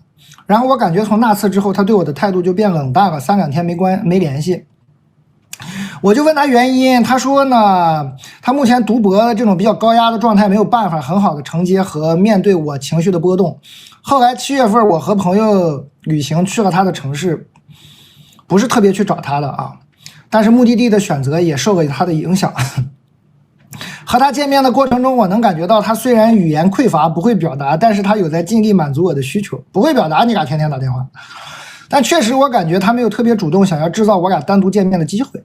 我俩面对面聊的时候，他也在说，现在肯定是朋友之上的程度，还没有发展成恋人。期间还发生了一个小插曲，我提出要不要拥抱一下，他一开始没同意，过了一会儿他说能不能拥抱一下，然后就拥抱了一下。到这儿都还挺正常，我旅行结束从他的城市走的那天，他都还在关心我有没有平安到家什么的。但是我到家之后的10天他就没有联系过我。我到第10天实在忍不住了，就主动去找他，说我们应该聊聊关于我们的关系，但是我感觉他一直都是比较回避。啥呀？我主要是想要和他一起商量解决方案啊。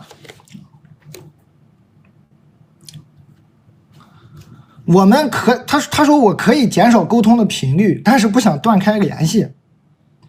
和他沟通真的很难，因为他对我的态度很冷淡，我真的很痛苦，觉得不单单是失去了一个暧昧对象，也失去了那种强烈的精神上的共鸣，就好像最近流行的 summer camp， 美好，但结束之后无尽的落差。但我真的想问问你，他对我的好感和喜欢是消失了吗？他说不想和人沟通，封闭自己搞科研是借口吗？我感没可能了吗？这不用问号啊，全都换成句号就可以了。我一直在责怪自己，告诉他我家里的事情不是家里的事情感觉是因为这个才关系变差的。可是我真的很喜欢他，我没法接受，没法接受咋办呢？救救我，救不了你了，只能接受。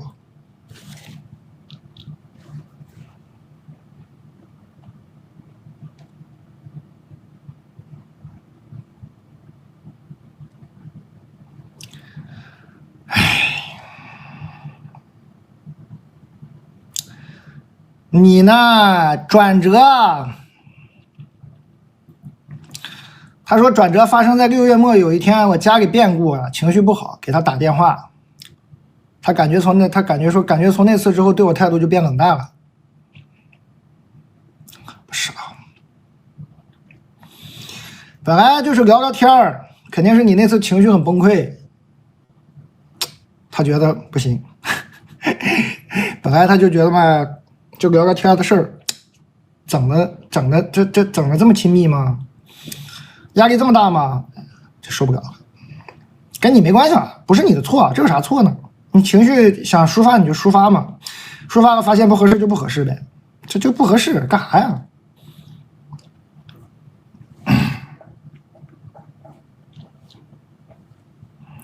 啊，本来哎，我说的直白点吧，本来就是聊个天儿，觉得挺开心的，有一搭没一搭的，你突然把家里的事儿跟他说，一个崩溃的表现给他，他说哎，他心想说不就聊个天吗？这是要干啥？大概就是这么个心理状态。那你觉得他喜欢你吗？他不喜欢你。跑吧。哎，我们鼹鼠支架有了，换回来。有了啊，加库存了。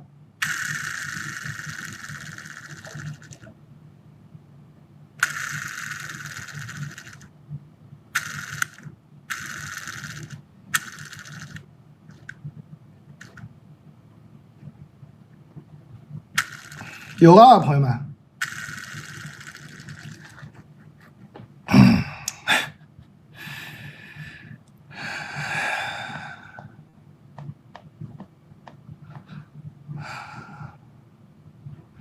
但你好，我和我男友开始于初一，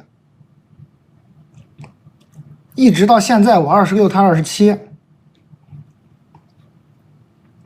我听到这种我都特别头疼。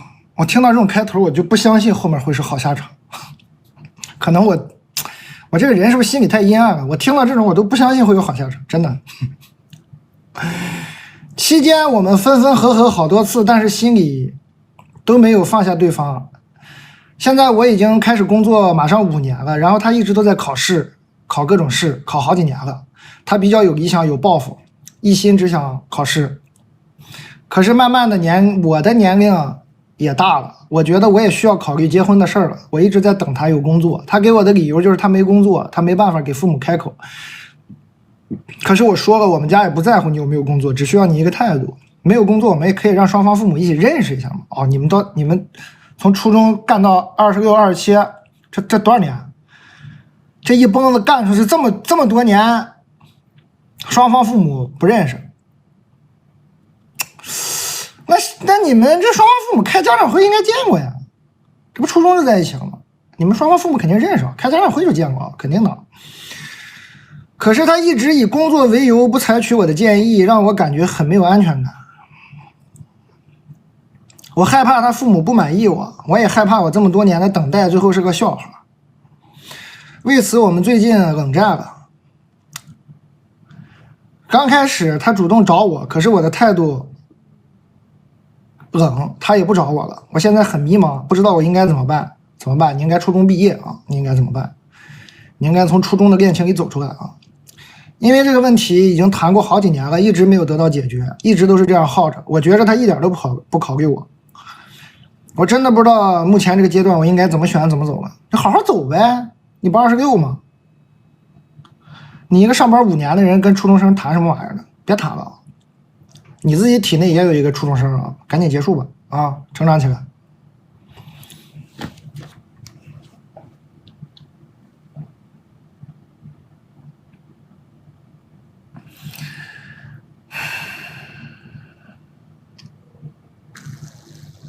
是吧？是不是朋友们？就是不长大，就没长大，赶紧长大吧啊！我没有那么绝对，我不是说，但你俩现在太不成熟了，你还成熟一点。这哥们儿完全就是个小朋友，你俩这么混下去呢，不会有好下场的。当然，你们很有可能是很有爱的啊，这我也相信。但你们现在最好就是分开，分开以后呢，你过几年，你不26。你不我26，他27嘛，出走半生，哎，你们还真是归来仍是少年，岁数太小了。10年以后，你不也才36，他37嘛？那个时候可能在一起更合适一点，是吧？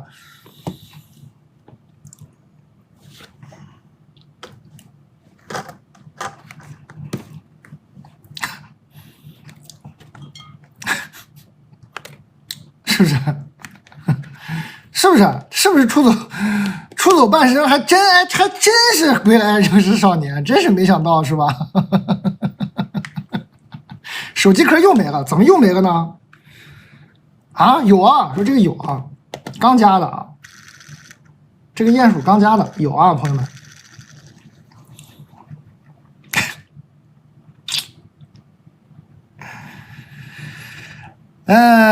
我来诉说恋爱的烦恼。但，一个人的话语是他行为和价值观的体现吗？怎么上来给我整哲学题啊？我感觉喜欢一个男生是那种生理性的喜欢，我见面就想亲亲贴贴，但我克制住了，因为不确定是不是激素不正常。本来我们聊挺好，他也很主动，时不时在表达对我的好感，总是约我出门，但他一些话让我觉得很奇怪，也怀疑他接近我的目的。第一次我们在酒吧约会，他送我一瓶香水，说这是我想象中你的味道。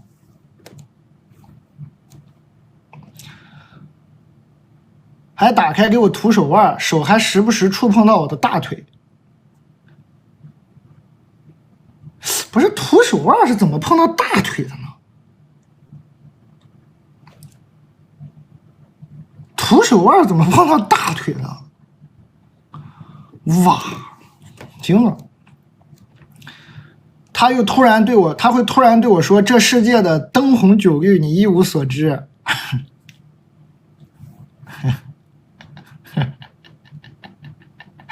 我永远不可能只爱一个人。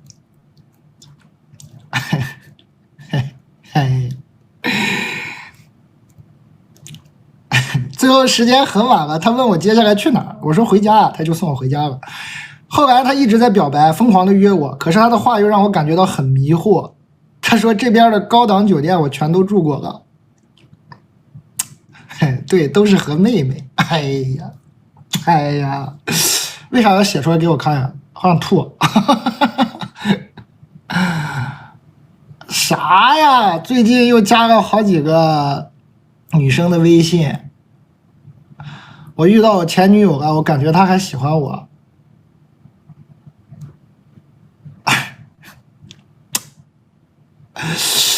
她对我很热情，我想她可能是不会说话。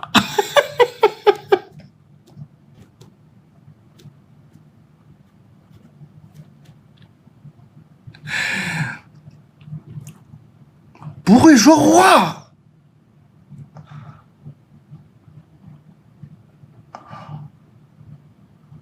你的理解是他不会说话？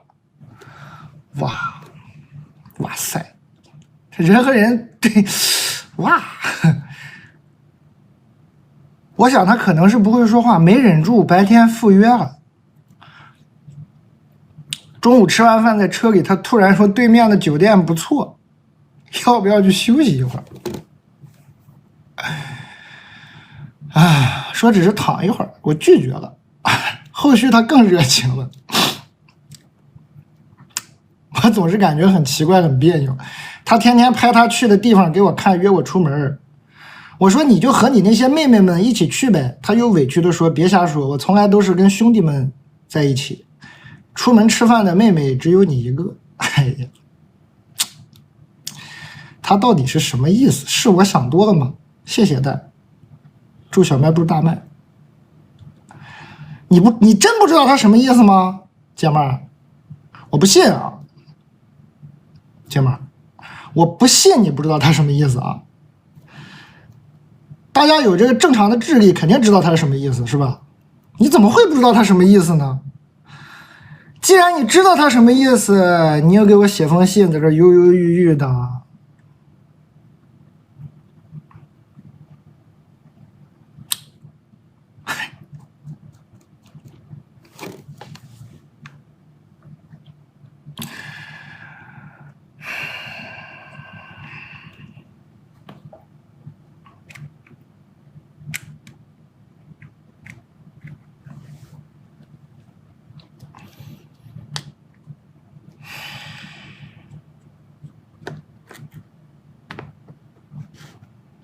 你想得到我的支持？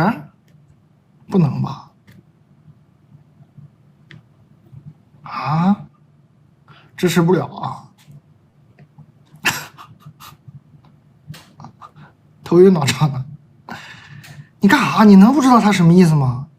你要是不知道他什么意思，你干嘛白天赴约呢？你肯定知道他意思呀。你看这姐们自己说没忍住，我白天赴约了。你能不知道他啥意思吗？你不知道他啥意思，你怎么白天赴约呢？你肯定知道呀，就忍不住呗。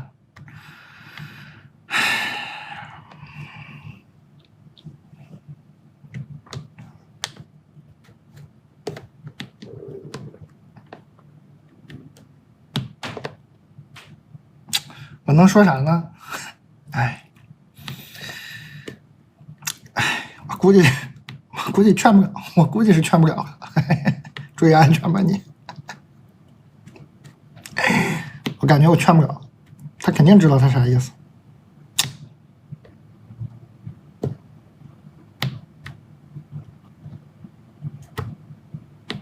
对吧？只能注意安全了。我感觉这是。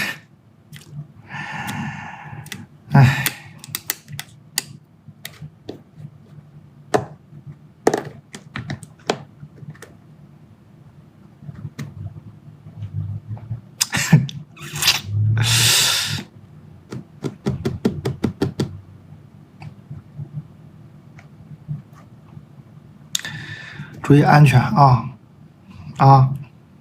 我劝你呢，你肯定不会听的。注意安全啊！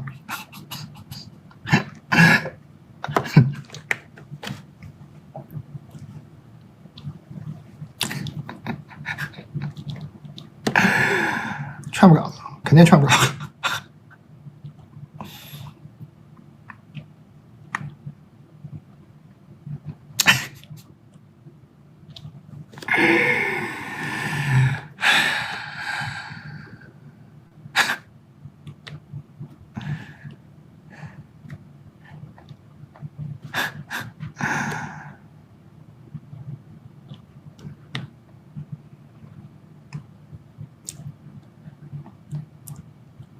但我很需要你，看看我吧。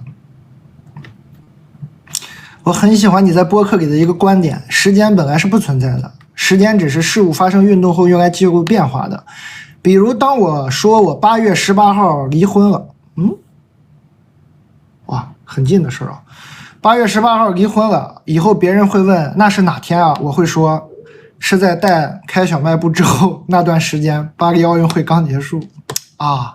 原来是那个时候啊！是的，但那个时候我离婚了。你文采还挺好，给我整上欲扬先抑这一套了，姐们儿。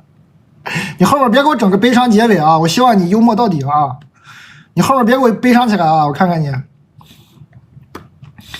我大概是嫁入了大户人家吧，毕竟少爷在我孕期的时候纳妾了。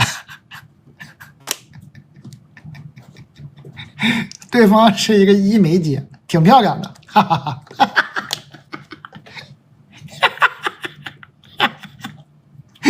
说话真难听啊！这对方是个医美姐，挺漂亮的，哈哈哈！你没有这3个哈哈哈，我就信了。你真难听啊，说话。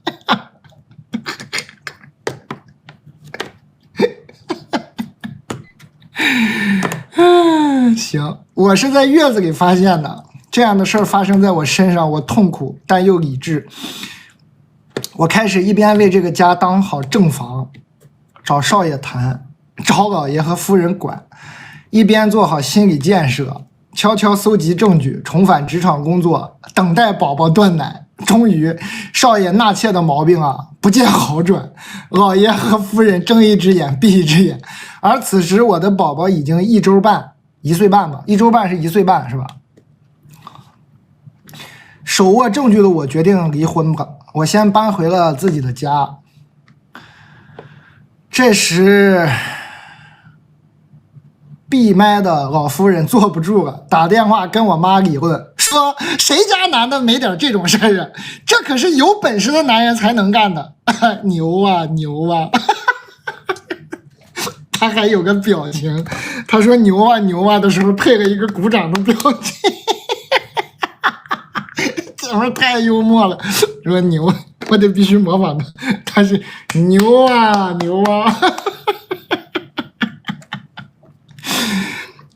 精明且同样离过婚的大郡主啊，她老公少爷的姐姐啊，大郡主。精明且同样离过婚的大郡主也坐不住了，先发微信，先是否认我妈妈，说哪个妈妈会支持自己的女儿离婚呢？我想了想，她的妈妈也就是老夫人呢。大郡主接着发表观点，说我们当地某学校的女老师家里的男人都有事儿，还说人家全校女老师也没人要离婚呢。最后大郡主告知我说，他们家是不会管教他少爷弟弟的，但是我要管啊。但你知道吗？以前我觉得喜剧好笑，现在我发现老夫人和大郡主讲话也好笑。当然，自始至终聪明的老爷没有出过面。唯一一次，在我决定离婚刚搬出来后，我的父母好巧不巧在老家喝粥的时候，看见了同样进来吃粥的老爷和大郡主。老爷没有像大多数父母一样慌张的向亲家讲少爷如何不对，而是充分表现了我们北方人的姿态，像大部分遇见熟人的北方人一样，点完餐后热心的回头问我已经都要吃完的爸爸，说我一起结了。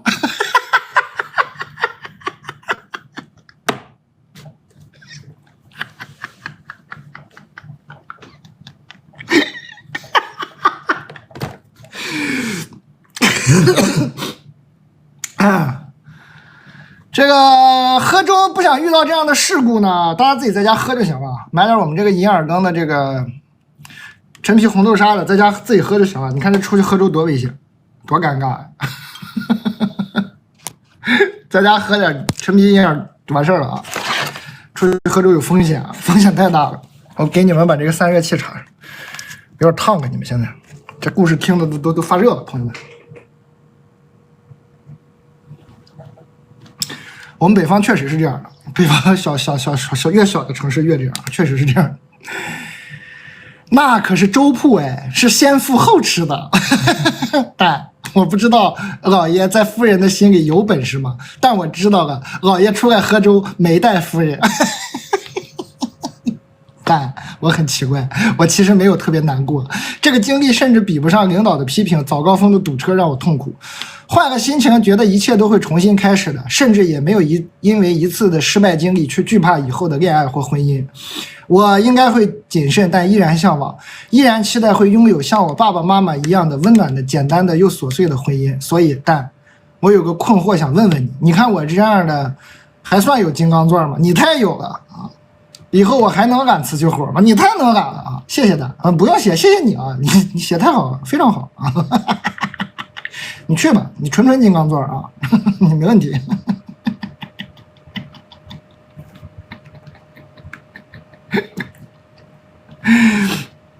还有4分钟发券啊，还有4分钟发券，太幽默了，没问题啊，可爱是吧？就光读信就知道这个人很可爱，可爱有幽默感，然后呢有理有据，不会被人欺负，但也不欺负别人，特别的成熟是吧？没问题啊，这姐们儿把你的话送给你啊，牛啊牛啊，没有讽刺你啊，姐们儿，牛啊牛啊。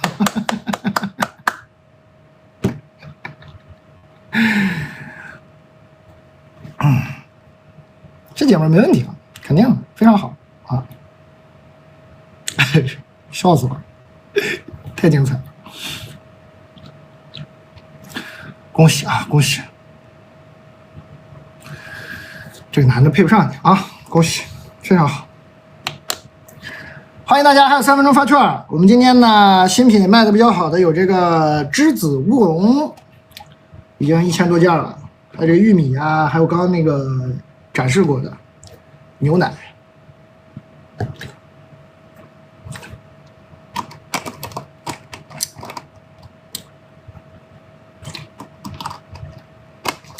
这个姐们就是能感觉到她的心理强大，但你说她难过不难过呢？肯定难过。其实我读这封信，我觉得题眼是什么？这封很幸福、很幽默的信的题眼是什么？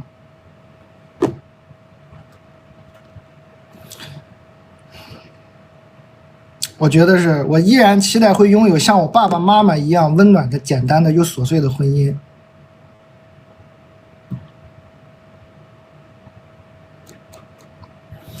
你说这个是吧？自己本来的家庭幸福是多么的重要，就特别稳。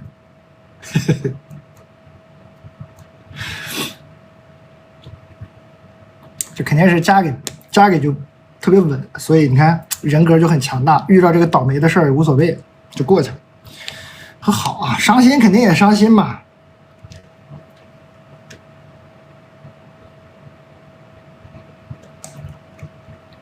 好吧，原生家庭很重要，对，很重要啊。感谢各位，大家新来的朋友可以点个关注，点开头像可以加入一下群聊啊。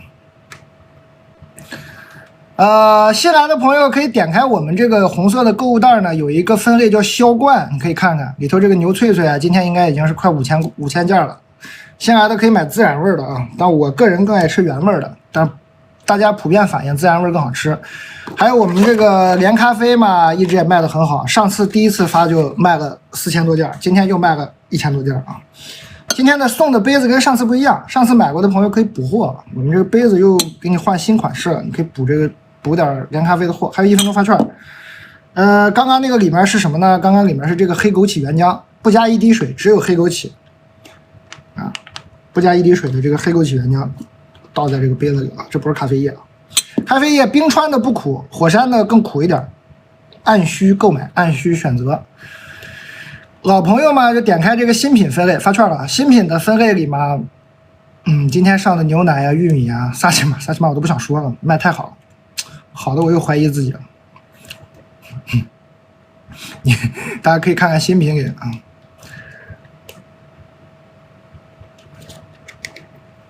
感谢各位，感谢你们的支持。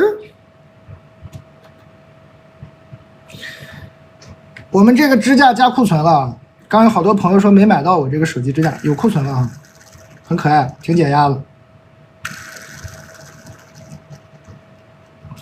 加库存了哈。投稿投到蛋的小卖部普通店员这个号啊，这个号，蛋的小卖部普通店员投稿投这个号。欢迎各位，感谢大家理解。那个有一些内蒙不发货，确实是顺丰的问题啊。他不是说那个，他就是有一些不保，他不给保呢，这些商家他就不敢发啊。这个黑枸杞原浆只有黑枸杞，配告表。我看看牛脆脆啊，牛脆脆已经卖5000件了，今天啊5000件，肯定有些新朋友，也有人在回购是吧？不会吧？今天牛脆脆不会破1万件吧？这才10点，这刚开始啊，我还没睡醒呢，我还没很精神呢，我的时间段还没有到来呢。一般我们都是12点的时候比较精神，怎么回事？10点只能算 pro drink 啊。怎么好多人说没有支架呀？我的伟大的同事，你们看看，好多人说没有支架，你给看看。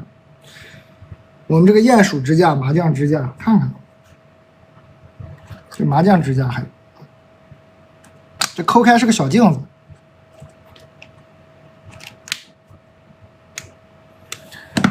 怎么会没有支架呢？他们说给我加库存了呀，说你点开那个选那个叫什么，选支架就可以了。你们要不给这个，你们弄不明白，要不就单独给这个鼹鼠单独做一个链接。我伟大的同事们，他们好像弄不明白，他们找不到鼹鼠支架。你要不给这个鼹鼠支架单独做一个链接，看看能行吗？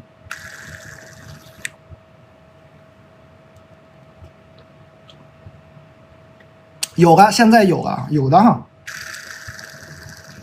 主播长太帅了啊，你的视力太差了啊，去看看。有了，现在有了啊！感谢各位，感谢大家支持。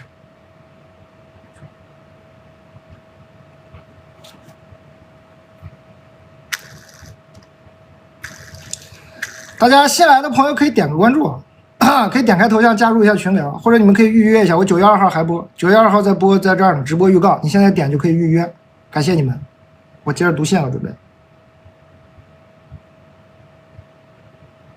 看这个姐妹很强大，非常好，希望大家都能这样。当然，原生家庭这种事儿羡慕不来哈，人家原生家庭特别好，特别强，所以呢，感觉他就特别稳。那你说我这个原生家庭好像不是很好，我怎么办？你就尽量的把你现在的家庭创造成一个好的原生家庭，就不要想以前的事了，改变不了过去，只能创造未来。欢迎各位，感谢大家，大家可以点个关注。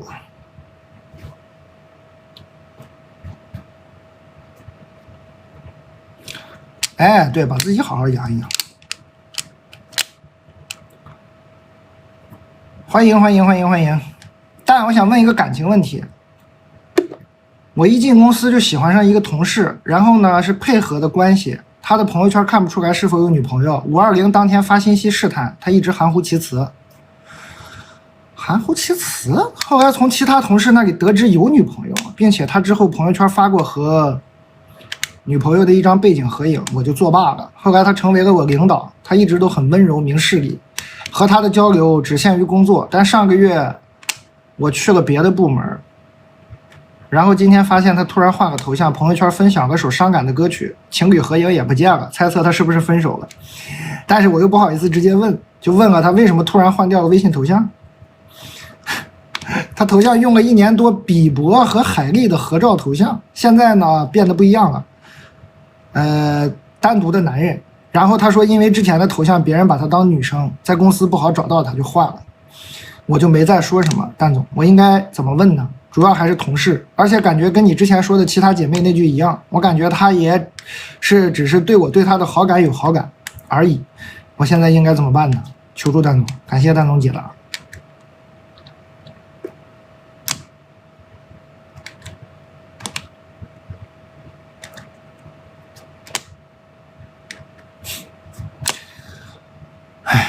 想多了啊，姐妹儿，他对你对他的好感都没有好感啊，你想多了。他对你对他的好感都没好感啊。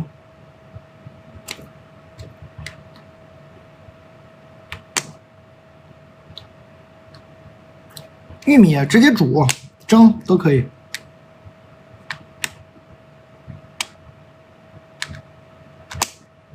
好好工作吧。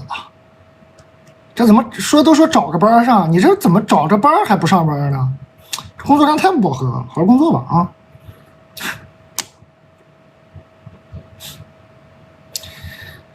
本次投稿想让蛋总帮忙分析一下 Crush 是否喜欢我，我现在就能告诉你不喜欢，我看开头就知道不喜欢。本次投稿想让蛋总帮忙分析一下 Crush 是否喜欢我，不喜欢。肯定不喜欢，信不信？咱们读读看啊，肯定不喜欢。后面写的很长，我给你读读啊。我是某互联网大厂外包，他是本部的，跟我不是一个部门。今年搬到了他的工位附近，对他有好感是因为高高瘦瘦，身上很有松弛感，又很阳光沉稳，很 man。我本想当成我和我小伙伴上班闲来无事消遣的聊天乐子，后来因为一件事情，我发现他好像有关注我，我不信。有次周五，我领导突然到我工位上说要加班到8、9点，他本来已经下班了，等到8点的时候，当时办公室都没啥人，他突然放手机和伞到工位上，很奇怪，这有什么奇怪？后面我的余光老是能看到他总往我的工位的方向看。这就是我们小时候啊，这就我们小时候做眼保健操的时候啊，经常有那句话，你们听过吗？小时候做眼保健操，经常会听到一句话说：“哎，你干嘛看我？你不看我，你怎么知道我看你呢？”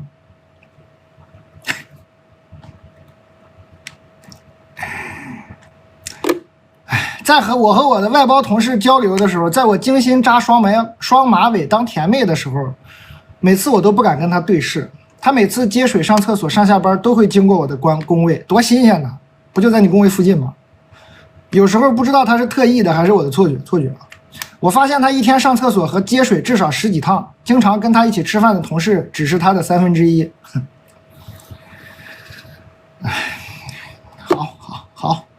好，上周我下班快出办公室的时候，我用余光看到他也起身走。我下班挺晚的那天，按道理他们本部周5可以5、6点就下班。还有上周4我快下班的时候，起身收拾东西，我发现他也起身。我收拾了一会儿，他就在工位上站了一会儿，我走他也走，直到我进了货梯。你为啥坐货梯？他没跟你进货梯吧？还有这周5我发现他的行为很异常，我来看看多异常，还能有你异常？我本来可以早下班的，但是我想测他一下。等我同事走后，他来来回回经过我至少3、4次都没出办公室。我当时心跳加速，太害怕了，我假装看书。他最后一次把手机放在工位上就走了，因为我不确定是不是备用机。我等了20、30分钟，他还没来，我就下班了。我工位跟他工位大概就2、3步吧。对呀，所以你说他上厕所要不要经过你呢？他的工位跟你的工位就2、3步，你觉得他是？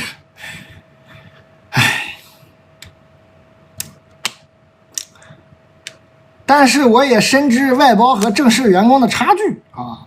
你又深知了，你这不需要深知的，你又深知了，你又深知外包和正式员工的差距了。你能不能深知一下，这上面都是你的臆测呢？我朋友每次都鼓励我行动，我还是不敢有任何行动。我害怕我是自作多情，像笑话一样啊，那倒不至于。我即使知道他的名字和工作号码，我还是不敢行动。请蛋总帮忙分析分析。小卖部的碱水面包干很好吃，希望有幸被选中。祝你腰不再痛。谢谢谢谢。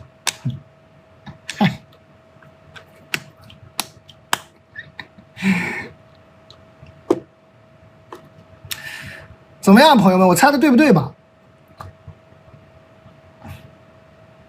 啊，我读第一句我说，他让我本次投稿想让蛋总帮忙分析一下 Crush 是否喜欢我，我是不是说不喜欢？我猜的对不对？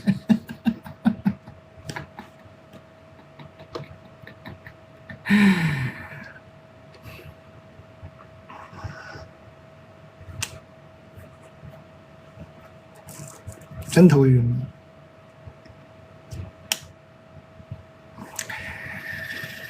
哎，姐妹儿，表白你就好好表白啊，你别想着人家喜欢你，你明明暗恋人家，你就表白就完事儿了。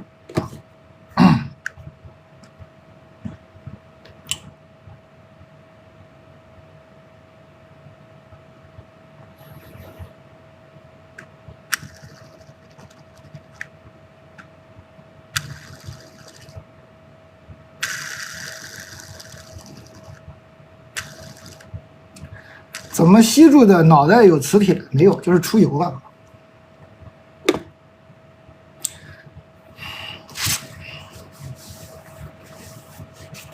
有点埋汰，抱歉，见笑了。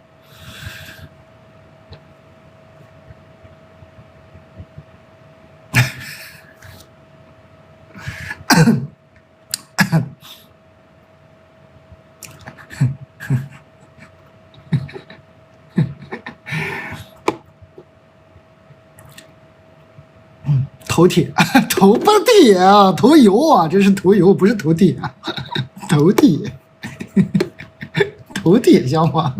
我头不铁啊，头只是出油的啊。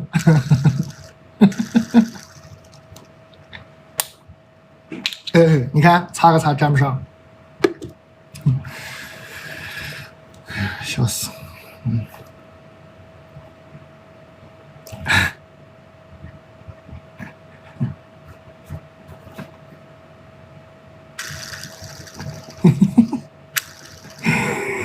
姐妹儿，没有笑话你的意思啊，少想，别琢磨了。这一天上厕所10几趟，要么是某些内脏不太好，要么就是确实喜欢摸鱼啊。别想那么多了啊！你给他买点零食吧。不就是想接近一下，想聊聊天吗？这姐们喜欢了这个男的，喜欢半天，估计连一句话都没说过。我看下来，全都是猜，连一句话都没说。别猜了啊，姐妹儿，买点牛脆脆，下次很自然。他从厕所回来的时候，男生从厕所回来的时候不是这样吗？正甩手呢，你现在特别贴心的递上一张纸巾，你说兄弟，甩我一脸，这样就很自然啊。教你点方法，咱别说直接表白，容易给人吓着。回来这咔咔甩手，你说哎兄弟，甩我一脸，你看一擦，他肯定说不好意思，说哎没啥不好意思，看你天天上厕所挺能吃啊，吃啥了都？还尝尝牛脆脆，这挺好吃的，很自然的把天先聊起来了。不洗手怎么办啊？不洗手就直接给他吃牛脆脆就可以了。他从厕所一出来，你看，哎，又没洗手啊？啊，好，吃点牛脆脆吧。哎，都可以啊，很容易接的啊。吃点牛脆脆，先把天聊起来。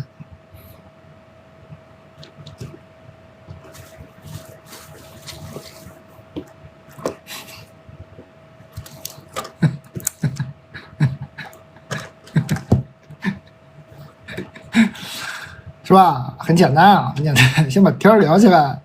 哈。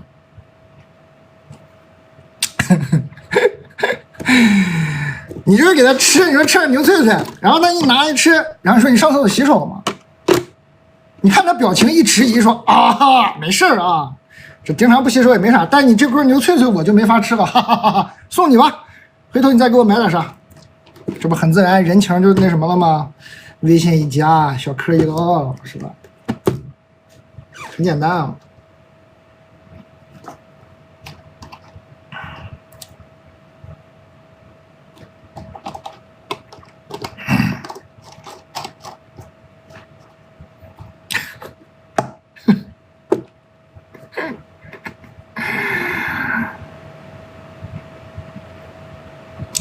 牛脆脆纯纯工具啊，对。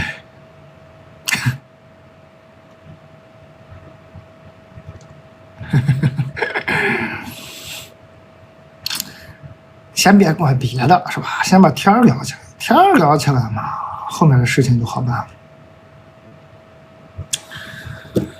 哎呀，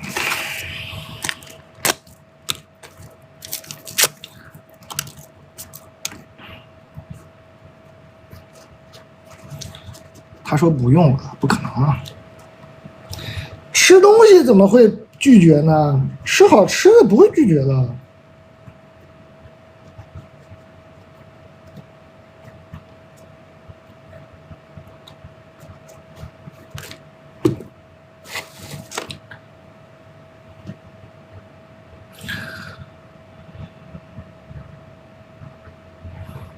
都能拒绝，拒绝了这牛轧糖、牛轧糖啊！今天学了，人家说叫牛轧糖，不知道真的假的。牛轧糖，说牛脆脆不吃，说不吃啊，嫌我不卫生。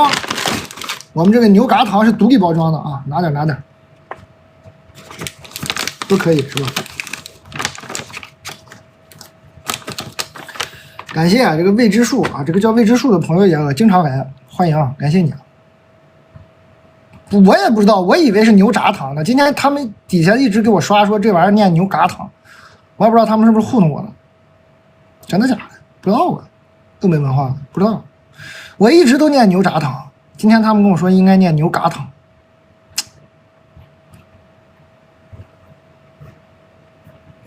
牛牙糖，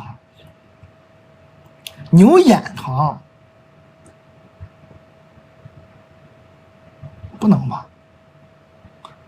讲一下那个酒，哪个酒啊？哪个酒啊？哪个酒？柚子酒吗？酸酸甜甜的，有股酸的那个柚子本身的酸味儿，挺好喝的。然后我们这个毯子酒是买一瓶就送毯子，一瓶100出头，两瓶170出头，都送个毯子。那毯子我们老演员了，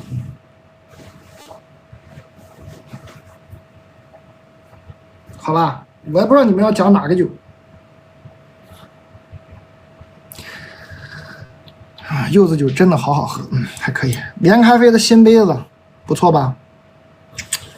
火山的和冰川的，冰川杯这个不是咖啡液啊，这个也是黑枸杞，很浓郁，因为这个黑枸杞只有黑枸杞，水都没加。念故事啊，接着念，稍微跟大家互动互动。我看他们突然对我这些产品居然有个好奇心，给大家稍微讲讲。滩天黄酒啊，黄酒买滩天，然后我们这里都有尼罗，你就买尼罗和滩天配置。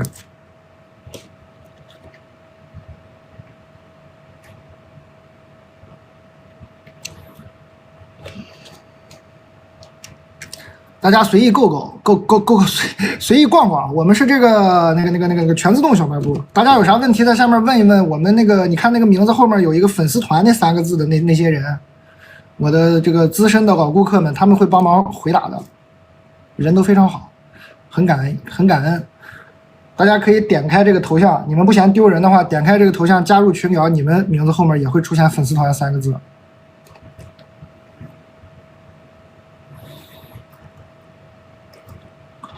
但我分手后遇到了一个大哥，人很好，但是不好看，但是人很好。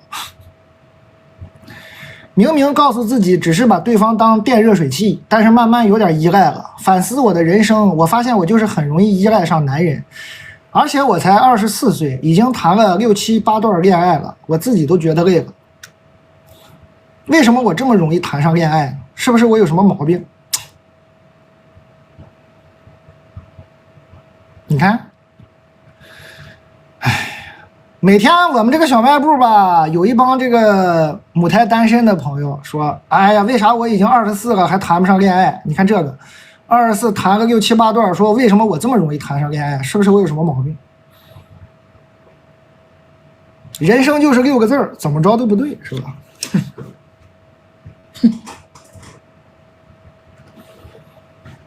我拖鞋呢？我这一激动拖鞋干嘛？哎，我穿会儿这个。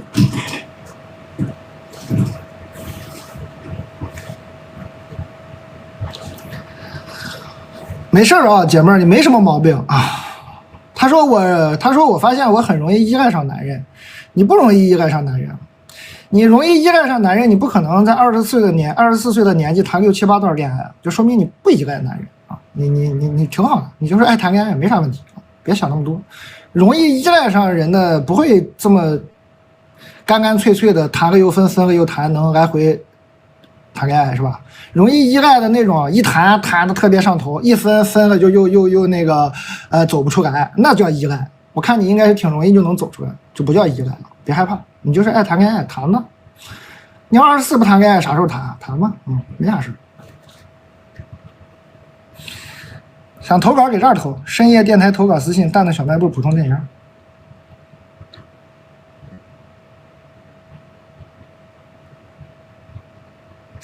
依赖了咋办？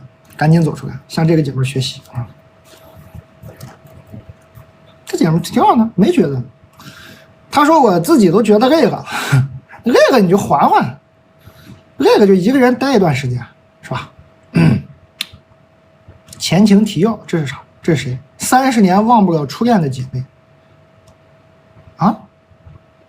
哦，有一个姐妹儿说她高中初恋男友分手快30年了，老死不相往来，但是经常梦到她这个高中的这个男朋友。后来说她出国念了个博士，生活很幸福，但是这个男的时不时老往她脑子里跑，快30年没见了。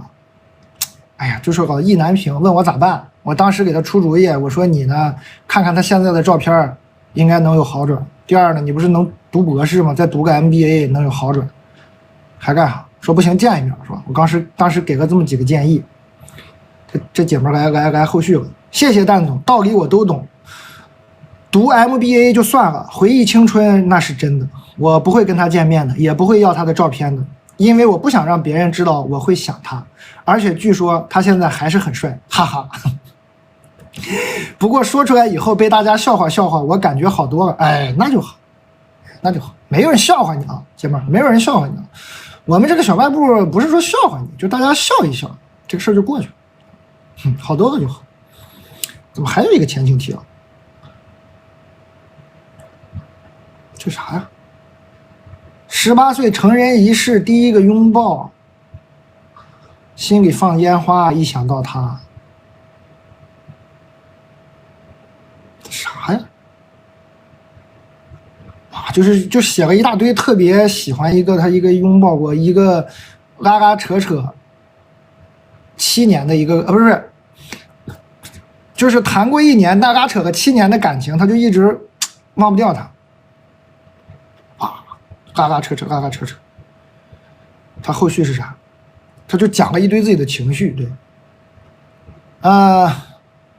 但谢谢你读我的信，如果你不说，我还真不知道自己原来没有写任何事情，只是在写情绪啊！我就是应该说他只是写了情绪，没写事情。看似问了问题，似乎也没在问问题。其实你的反应对我就是最好的回答了。就像题眼在每个人的信中都会出现，我从读信人的身上也看见了我的题眼。我的题眼就是没有题眼，我好像说了好多的废话呀，但是这不是废话。我问我的朋友什么是具体的事儿，他和我说，就像我平时和他说的那些细节。奇怪的是，我每天都能说很多具体的事儿，但是写这封信，在那个 emo 的晚上，我躺在床上，他敲这些字，我一件都没有想起来。也许我想要的答案就不在对方吧，而在于我自己。又开始，这姐们又开始抒发她的感情了，后面又写了一大堆。工作之后，我很久没碰过文字了，准确的说，没有用文字表达过自己。我很感谢能选中我的信，也感谢蛋蛋读我这封没头没尾的信的时候，依然温柔的给了我建议。其实读到信，距离我 emo 已经过去一段时间，还是很感谢。在时间单向行驶的时候，有这样一个机会，有个人能安安静静的读着信，与屏幕前的我们交错着。行，姐们就是多愁善感啊，没事啊，好好的吧。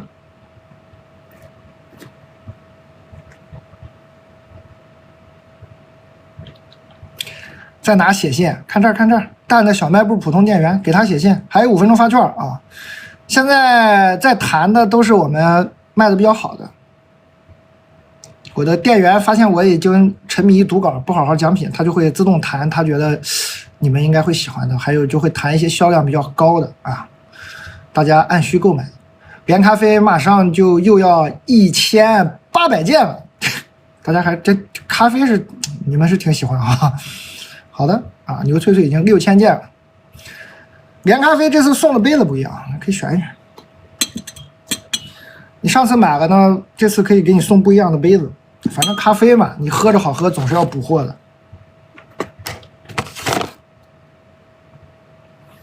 啥玩意儿又受气了？啥玩意儿又受气了？啊，我又看着个已受气。啊，牛胸口啊，受气应该了，这我都不用讲。现在这个牛胸口、牛肥瘦，大家都是老顾客吃过的，都会来回购的。这个产品我们哈尼牧场不保证以后一直做了，这做的太费劲，而且也不是卖的特别多。而大家，我也挺爱吃，你们喜欢就抓紧。可能阿毛说以后就不主做这些了。可能啊，我也希望它能产能拉上来，还是做。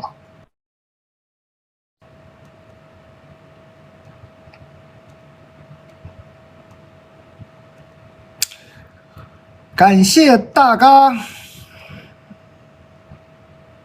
这好多我都没讲的，怎么能卖这么多呢？这个香鱼片我也没提它呀，这个香鱼片怎么这么多人买？这香鱼片我也没在过附近呢。哎，就这样，谢谢你们啊，感谢感恩。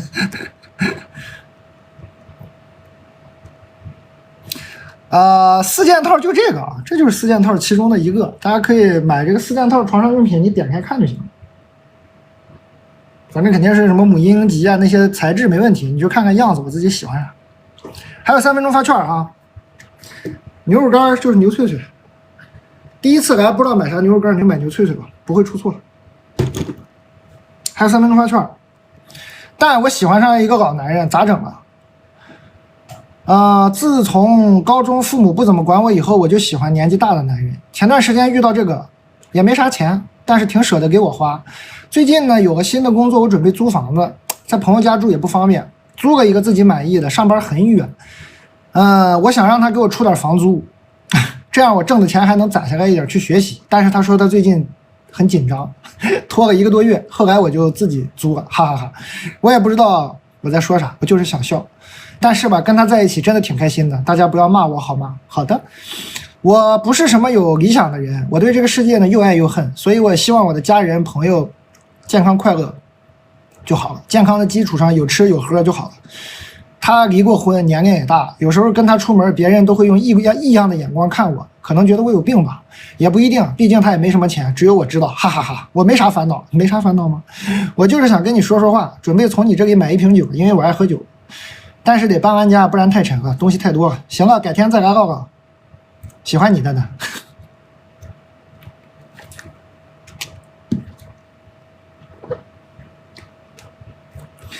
这个生茶回去有点沉淀，正常，摇晃摇晃就好。这姐们非常烦恼。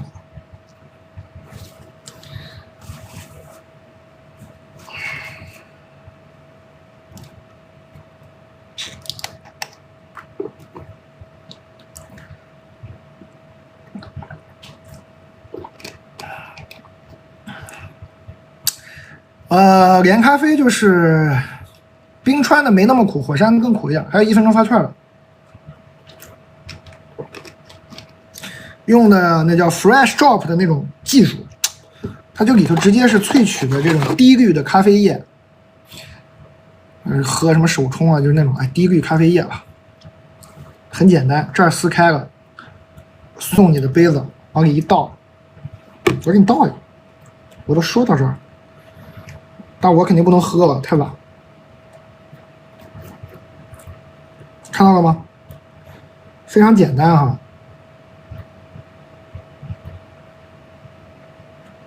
不能直接喝，我试过，直接喝贼痛苦，是浓缩的，你得那个给它兑点水什么的，我就兑点奶吧。我这儿有正好有这个认养一头牛。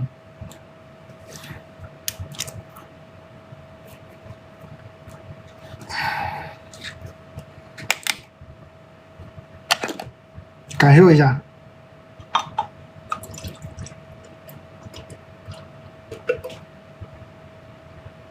我天，肯定不能喝，不敢喝，我不敢喝，太晚了，我放冰箱，明天起来喝。这个冰饮也应该挺好喝，不能喝睡不着了。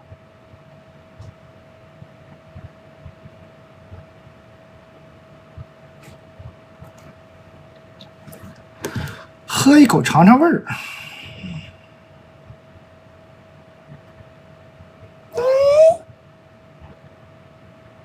小尝一口，哎，行吧。你对我这么好吗？为啥非得小尝一口？我又不是没尝过。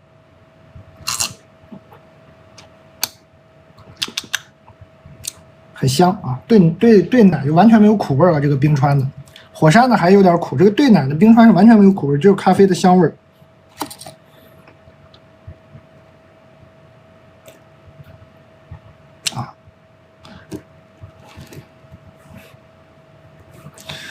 乌龙栀子茶，栀子乌龙茶，我已经喝光了，这贼好喝，这贼好喝。这是我让那个火山的更苦，这个茶我让这个客户给我送了，这是第3次送样品，消耗太大，喝多了，早上酒醒的时候喝这个冰冰的，特别的来劲。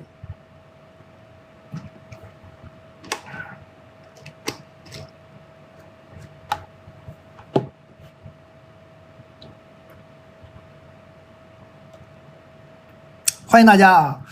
新来的朋友们可以点个关注啊，老朋友们点开可以加个群聊。然后那个大家新来的朋友点开这个叫销冠的分类看一下，我们这个就小卖部开店以来一直卖的比较好的都在这里头。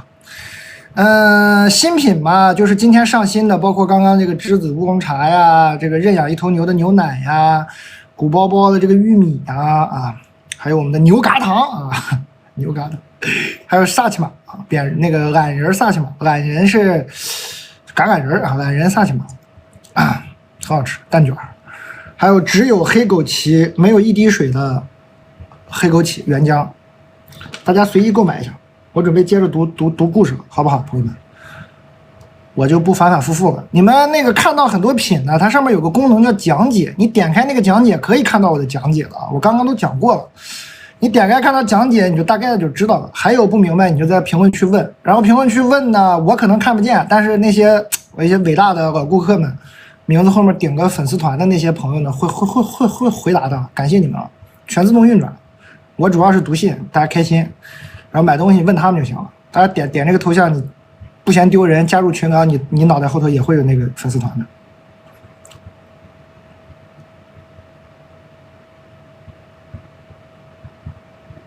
哎，虾干什么时候上的？哎，我都不知道虾干能上。我早知道展示一下，这虾干老来劲了，这虾干。我们这个虾干是多大型号的？应该都有吧，大中小。这虾干特别来劲，这虾干是我的一个，我给你们拿个样品去。这虾干我是确实知道在哪，我不能随便走。大家那个帮我，那个伟大的顾客们帮我卖一下这个生茶吧，我就找一下那虾干给你们看一下，特别过瘾。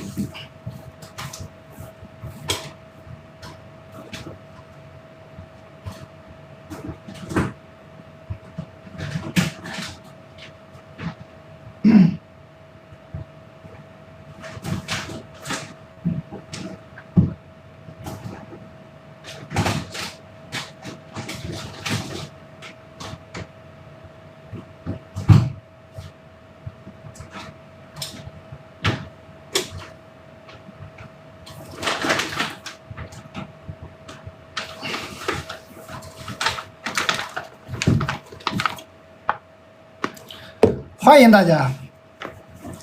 我这个包装可能跟你们收到的不一样，我就不给你展示包装了，我就给你展示一下这个虾干本干。这玩意儿老解恨，这也是我在南方的一个发现。我觉得这玩意儿怎么，哎，怎么这么太会吃了啊！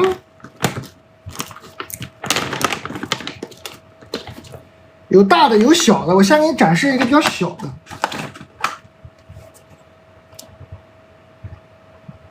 贼好吃，虾干贼好吃。你看你自己需求，有大有小啊，这是不算个头大的，有那个巨大的，我看那个巨大的好像没上，我们都上的比较小，比较保守。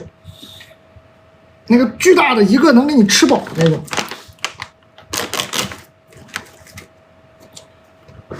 我们一组一组的啊，都不是特别大，没有上那个巨大的，好像还是我没有收到那个巨大的样品。那个巨大的太过瘾了，一次能吃干饱，吃个这个差不多了，这个头直接吃。这玩意儿，这下个酒配个黄酒，就这是摊天下酒菜系列，配我们那摊天黄酒就没问题。这玩意儿绝了，这玩意儿。对，买来送人，很多都是送礼用的。这大虾干特别过瘾，我就下酒。这个要是大个的，吃一个吧就干饱了。我以前爱吃大个的，后来发现不行，这个大个太占地方，吃2个就饱了。我后来就吃这些小个的。直接吃也行，你煮个汤啊什么的也可以。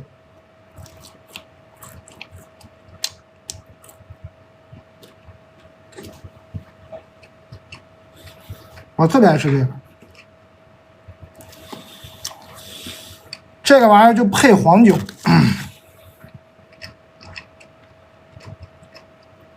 是韧的，不是脆的。我这个应该就是温州产的哈，温州的哈。这温州特产啊，我卖的这个应该也就是温州产的。我们对苍南县的，苍南的温州的，老好吃了这玩意儿，没糖，咸的。我确定一下，你等等，因为我收到的是样品，我吃的是完全不甜，应该是没糖，我给你确定一下，我别那个瞎说八道。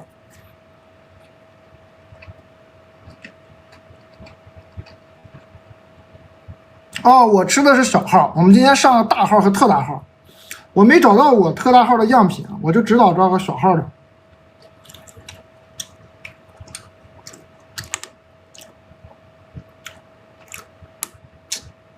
哎，我那哥们叫啥来着？榜油啊！我们这虾干配料表里有糖吗？你肯定没有糖吧？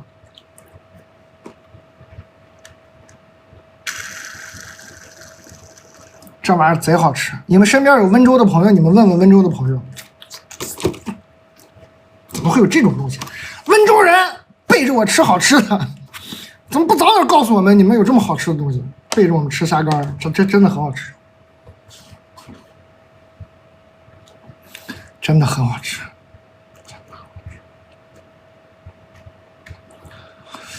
我看是哎，我这是温州的呀，我这个是温州的啊，温州特产。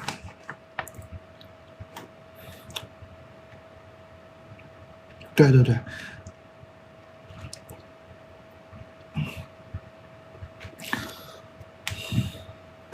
我这个是样品，所以我这不确定跟你们的一不一样。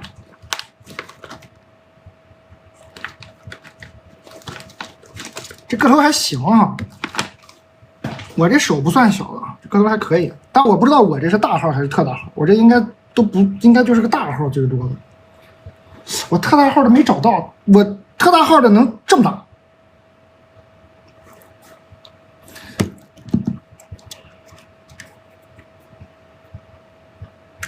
鼹鼠拿给买，鼹鼠给大家谈一下。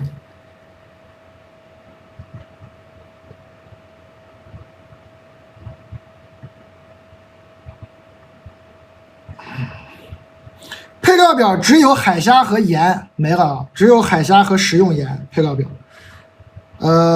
保质期12个月，推荐是冷冻保存，你要吃得快就冷藏就行了。来自温州苍南，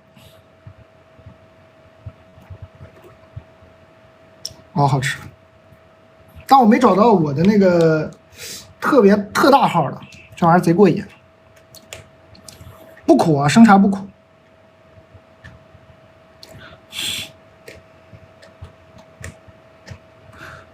我的同事帮我说一下，大号是里面是多少虾，特大号里面多少虾，因为我收到的这个跟你们包装可能不太一样，他就直接给我寄样，我那当时是试样。咸吗？咸的啊，咸的。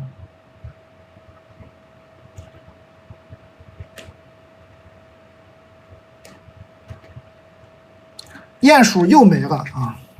他们说鼹鼠又没了，鼹鼠又没了哈。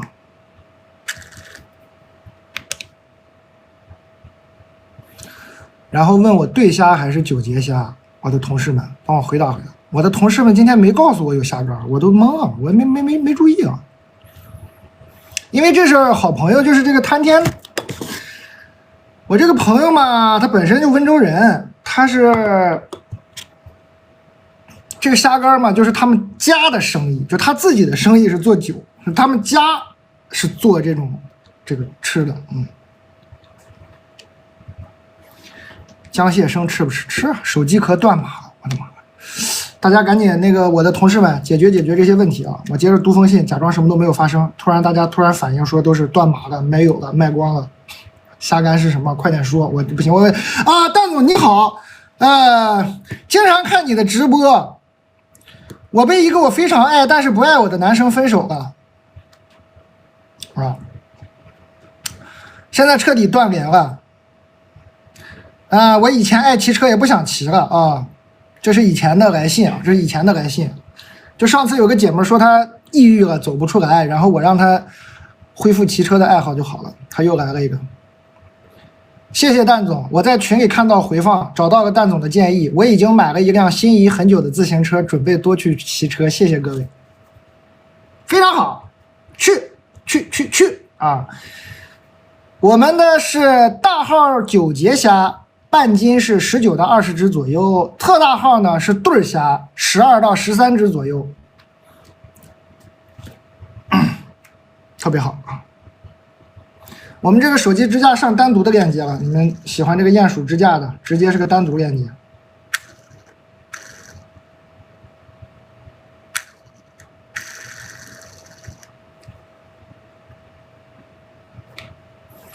哎，突然一下忙起来了，好。太好了！刚刚一帮朋友又说这个虾不对，然后说这个9节虾还是对虾，给我问懵了。回答吧，再回答一次啊！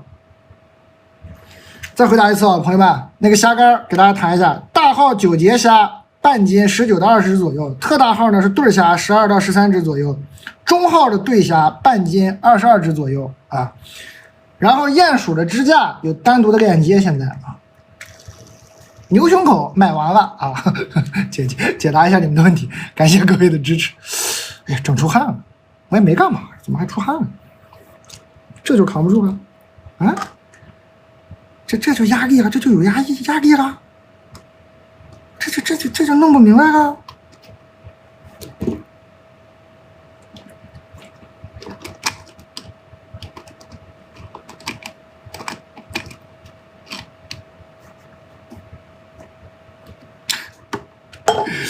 突然人有点多，可能有点不擅长了，感谢啊，大家那个理解一下，谢谢啊，不太专业。大家可以点一下这个预约下一场直播，9月2号8点，你可以预约一下。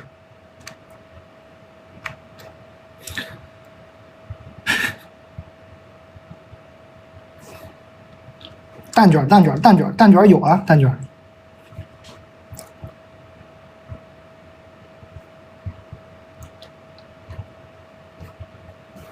有啊，啊，咱预约一下，咱们看看下一场会不会更专业一点，见证奇迹啊！蛋你好，看了很多你的直播，我估计你会劝分，但我还是想听听你的看法，赶紧分啊！唉，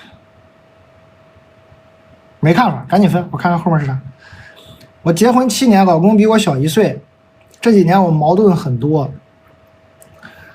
他从2022年夏天裸辞到今年两年累计上班也就7、8个月，基本都是能力不足被辞退。但他每次都说是公司的问题，从不在自己身上找原因。哎，我还不能直白说是他水平有限。我们两个都是 IT 行业，35岁左右已经不太好找了工作啊，这个行业。他又是专科，在我们这个小城市更不好找，因为他一直没工作，我就给他留意一些其他方面的工作，让他出去挣钱，但他没有任何了解。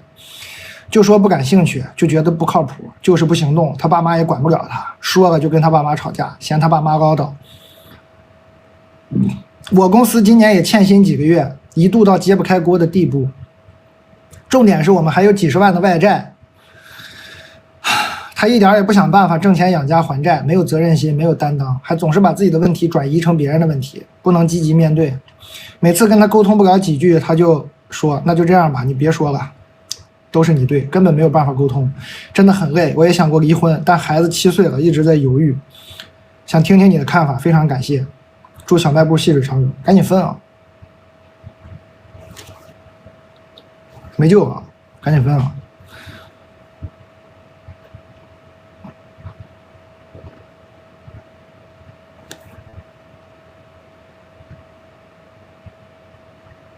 没救了啊！没救了，赶紧分。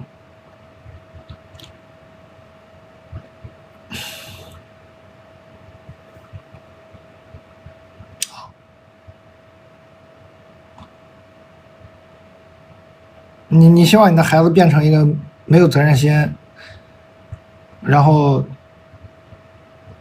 不上进，然后只会埋怨别人的人吗？你也不希望吗？是吧？赶紧分吧。感谢大家的关注，感谢大家，欢迎大家。我没有注意到下杆。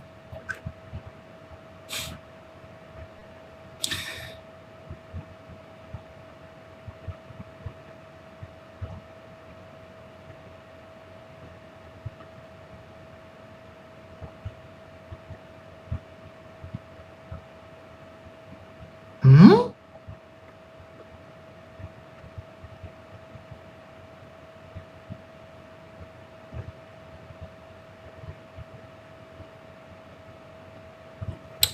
我明天怎么？哦，我明天还要去小红书什么马路生活节是吗？有这事儿吗，朋友们？你们去吗？我们不会要相遇了吧，朋友们？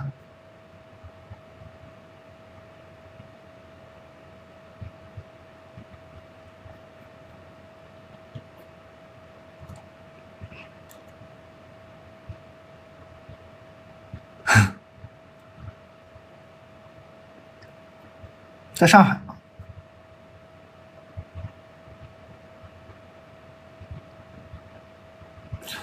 欢迎大家，感谢各位关注，可以点个这个预约一下。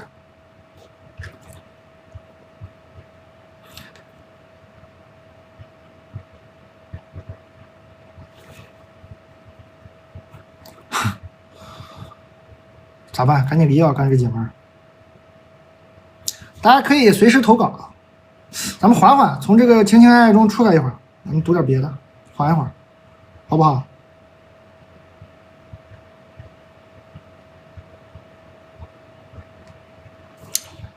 原生家庭的毒瘤怎么切除？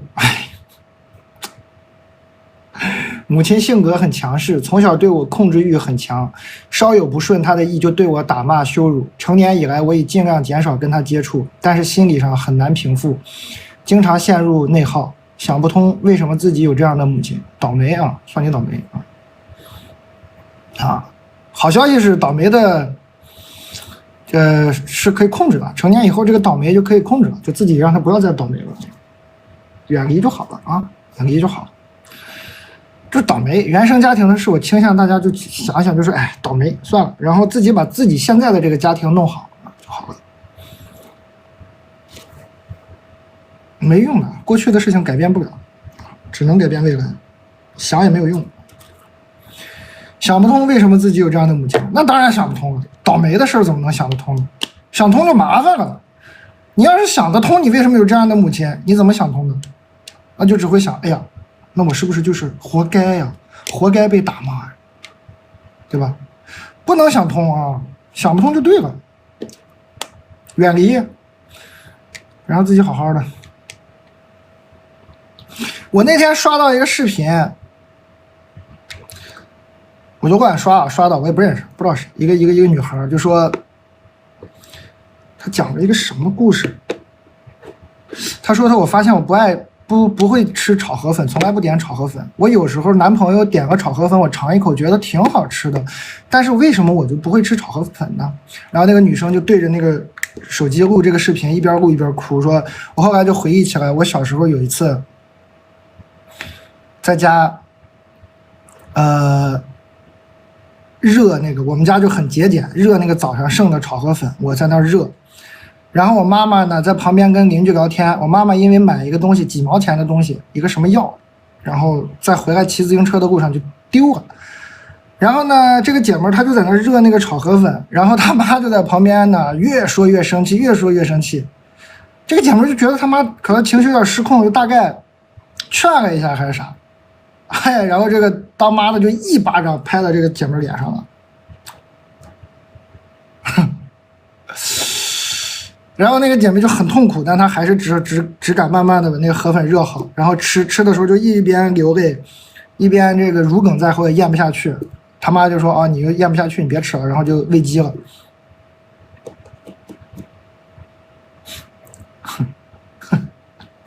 你说这种事想得通吗？想不通啊，谁听谁都是头晕，气死了是吧？那怎么办？我觉得这个姐妹挺好的。这个姐妹说出来了，这个姐妹给我发在公众平台上，她最后真的是一边哭一边说，但我觉得她说出来了就放下了。那姐妹说，我想我这辈子都不会吃炒河粉，但是至少这件事她有勇敢说出来，她不会怪自己嘛，肯定是她妈妈神经病是吧？那就过去了嘛。我觉得你们有原生家庭，你可以试试多分享分享，就不要在心里闷着怪自己，你就是那明显是他妈发神经了，那怎么办呢？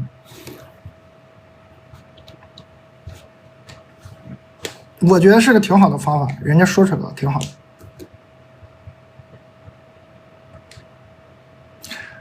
对不对？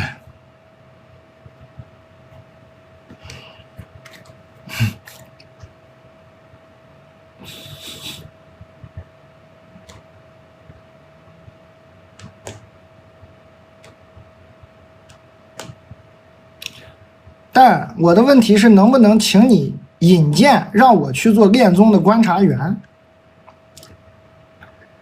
因为我每次都在群里锐评我姐们的感情，我很有经验。我的朋友简称呢和她老公前不久刚领证，她和她老公在去年认识并相爱，5个月后发现自己成为了小三。她老公和她谈的时候还跟前女友藕断丝连，她老公坚称以单方面分手，熊猫眼，谢谢你，不用刷礼物，感谢。只是朋友以上恋人未满的状态在床上聊天，当时我们劝他分手，他恋爱脑放不下，选择知三当三。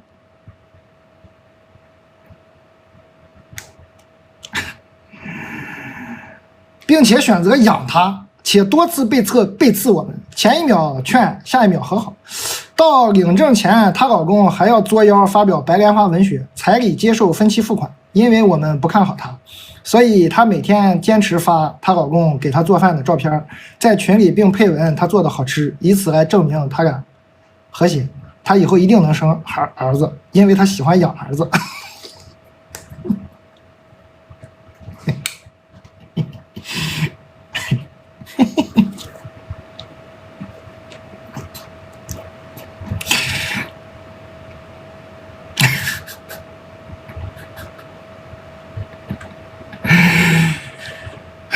没法评了，不评了。但您好，替我闺蜜投稿。她之前大学的时候，身边有个女同学总是叫她一起玩，但是慢慢就开始 PUA 她，让我闺蜜发誓自己只和她玩，要是和别人有接触，就要花钱买东西道歉。啊？啊，萨琪玛抽奖啊？啥呀？那段时间浑浑噩噩，生怕做错什么惹到那个女生。后来在我的劝导下，她把那人删了，也毕业了，找到了很好的工作。但是后来一段时间，她还因为这些事做了一阵子噩梦。我感觉她已经不再相信任何人，有很强的防备心。特别不自信。有什么办法可以帮助她重新燃起生活的激情？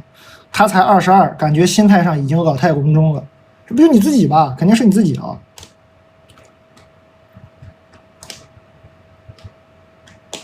她自己肯定不是她闺蜜，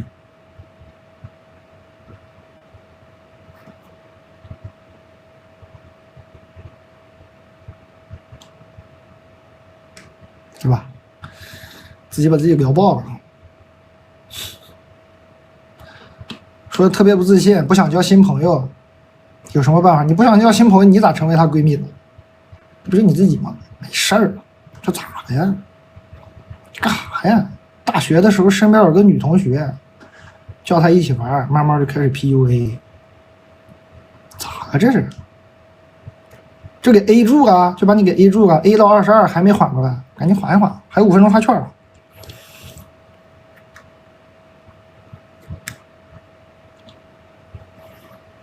肉脯、猪肉脯好吃啊，用的是吊龙啊，很好的部位。吊龙就是猪里脊肉，用的是猪里脊肉。很大片儿，美味，甜的，甜口的。这个不是广东的朋友呢，可能适应不了这种口味，你就慎重，你得能适应得了甜口，你再买。整片大片的这个里脊肉啊，非常好吃，我也觉得很好吃。但是可能是因为我在广东生活过，我觉得好吃。你适应不了肉是甜味的就算了，它也不是特别甜，但是咸里回口有点甜。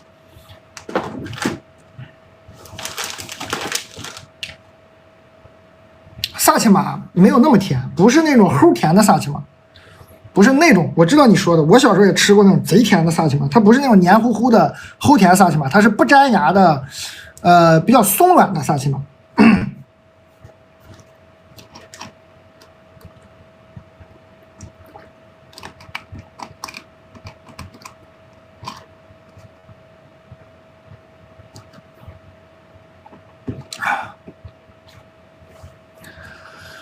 这茶看着不错，是不错，还有3分钟发券哈，好喝啊！生茶你收到了，可能有点茶粉沉淀，摇一摇就好了，别害怕。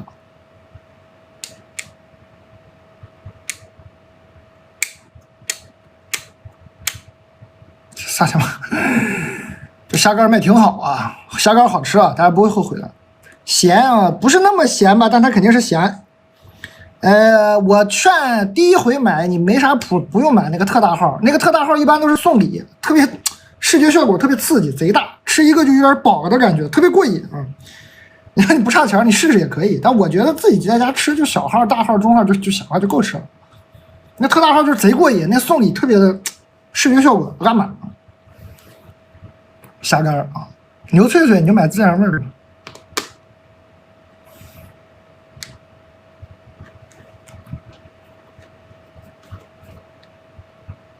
还有2分钟发券。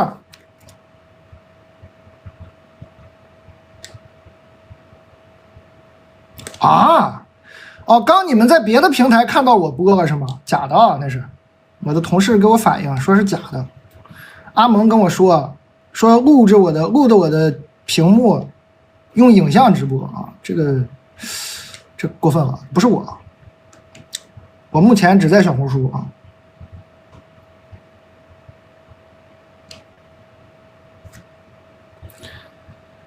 你们处理一下哈。那个阿蒙说现在那个人一会儿播一下那啥的，你们可以举报什么的，控制一下。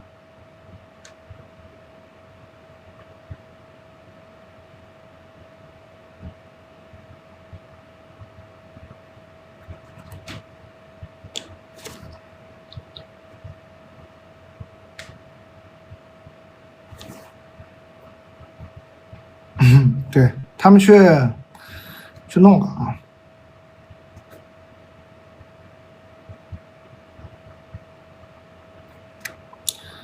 稍等啊，我处理一下这个事儿。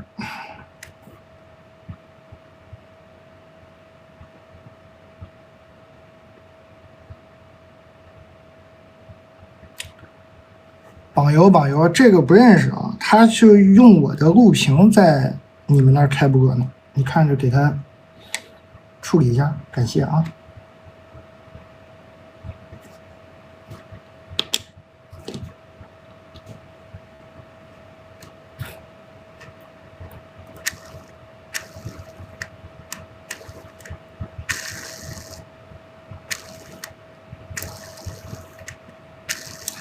欢迎大家啊，可以来小红书关注一下啊，发券了11点，还是好人多啊，好多人给我通风报信，谢谢啊，谢谢你们，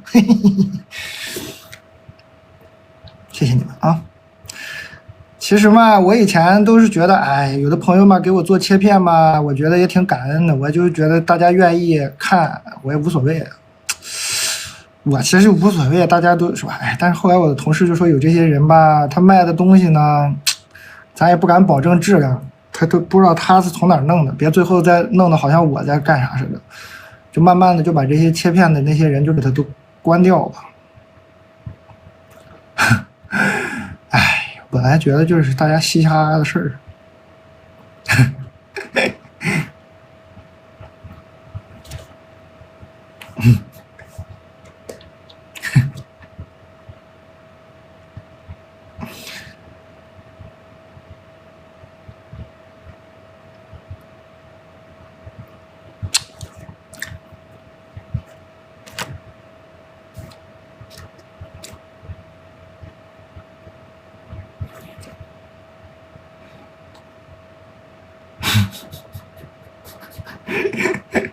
感谢啊，小麦送的礼物。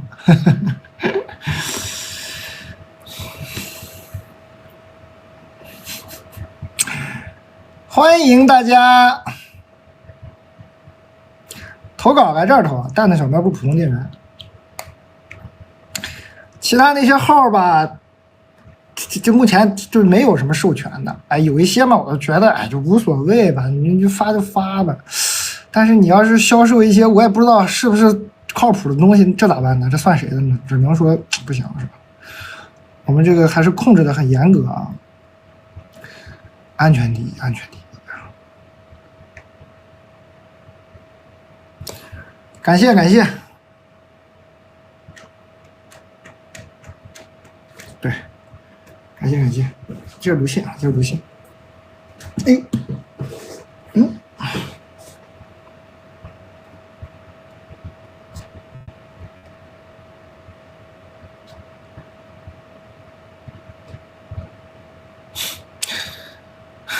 哎，刚刚这个姐们就是22嘛，感觉心态上已经有老态龙钟了。22，哎，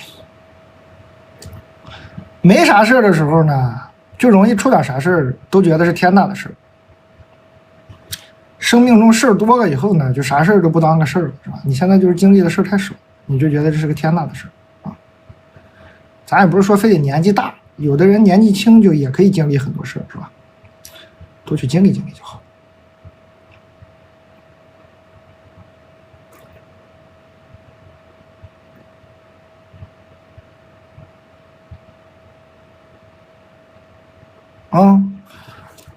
欢迎各位啊！有个问题困扰我好几年了，我有个好朋友，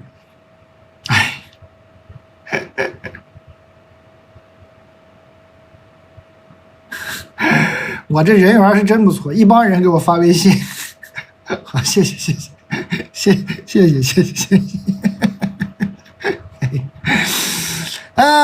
一直很内耗。我有一个好朋友，上学的时候就认识了5、6年，前几年关系都挺好，性格他有时候也挺强势的，但每次吵架都得我低头。他结了婚以后联系少了一点，关系也淡了，离了婚以后联系又多了。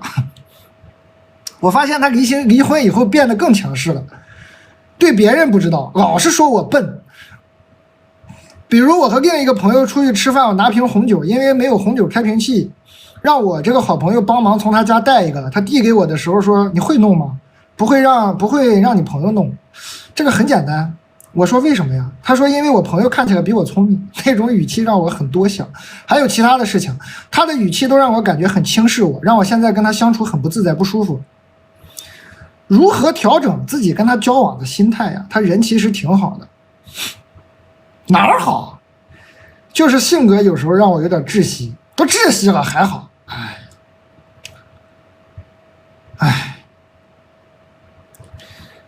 我这个朋友吧，他也知道自己强势，有时候跟我聊天，对自己的强势也很坦诚，让我有时候更不知道怎么办。这个就是控制术啊，你被控制了啊。现在我们俩感情确实没有以前那么亲密了，但是我也不想跟他说拜拜。为啥？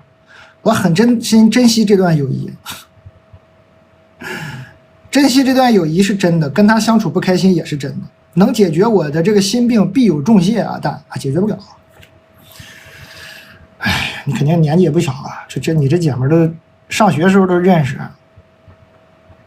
完了这结婚离婚你们还认识，肯定年纪也不小了，还给我搁这心病，还他人挺好，哪儿好？啊？牛脆脆，哎呀，刚要展示牛脆脆，感谢淼淼啊，牛来了，牛脆脆，大片的牛肉啊，风干烤干。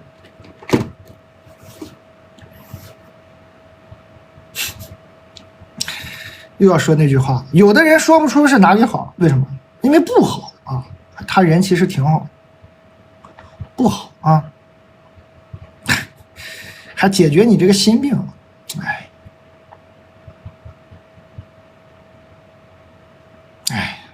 管不了啊！你喜欢受这个委屈就受吧。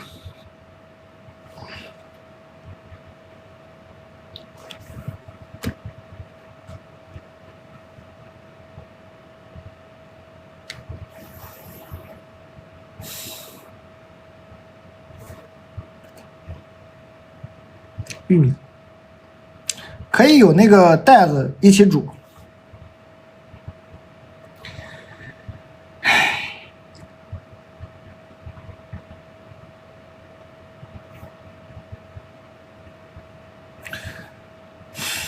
友情是什么东西吗？友谊是什么样的？朋友们，友谊是啥样的？你觉得他们这叫友谊吗？我觉得他们这不叫友谊啊，你被利用啊！你这不是友谊啊！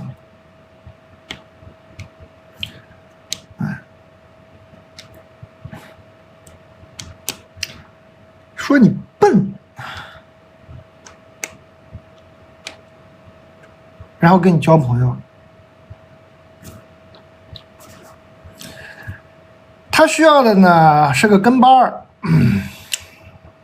他需要的是一个可以展现他强势的人啊，没你他就不强势了，你在他就强势，有你在他就能展示强势，尤其有别人的时候，他就更要展示强势，哎，这样显得他很厉害。没有你的时候，他不强势，好吧？所以你觉得你俩是友谊吗？不是，你是他强势的垫脚石吧？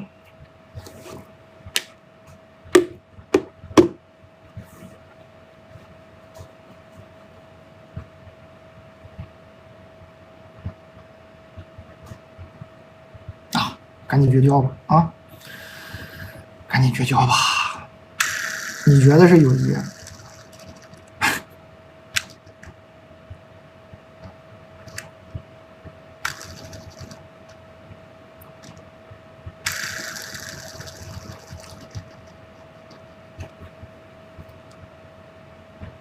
玉米一箱8根儿，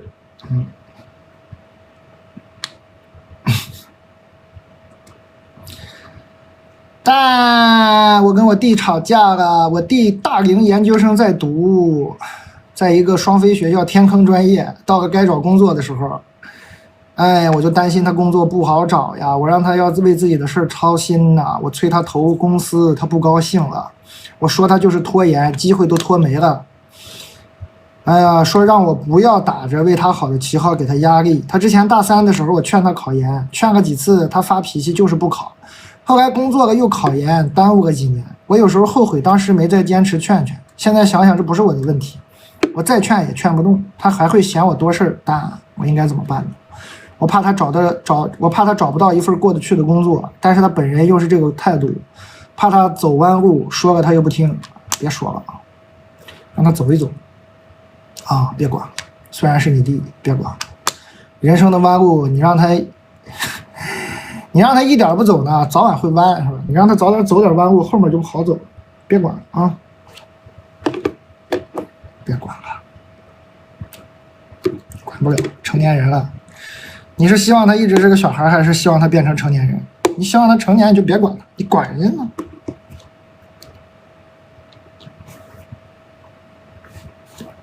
啊，别管啊！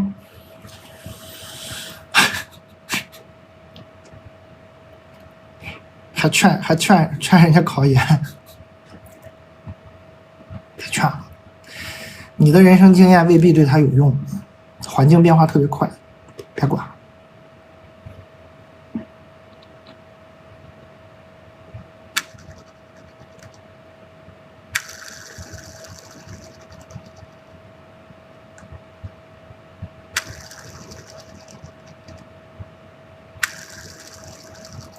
欢迎大家，朋友们可以点个关注吧。我们盛农的炸鸡系列呢，加赠肉多多鸡块1袋啊。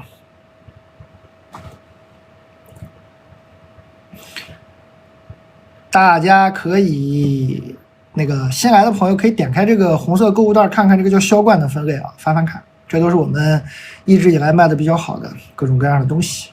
有脆脆啊、锅巴呀啥的，随意挑选。今天这个虾干突然，我一直没讲，我突然发现有，我提了一嘴，这虾干迅速冲到800家，大家看来还是这玩意儿真的好吃。温州的朋友给我作证，这玩意儿是真好吃。吃个虾干了。直接吃就行，有的人煮汤，有的人蒸，我是爱直接吃。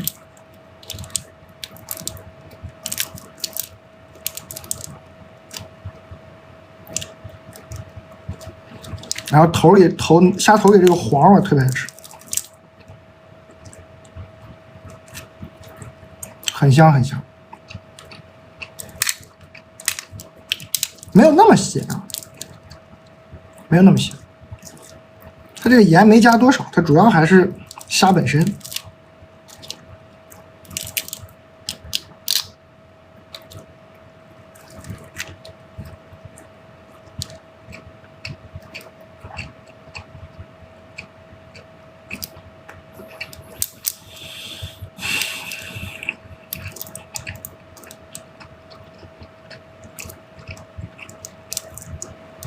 手机壳断码了，朋友们。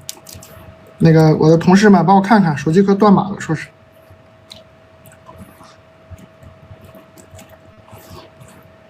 冷冻保存应该是18个月。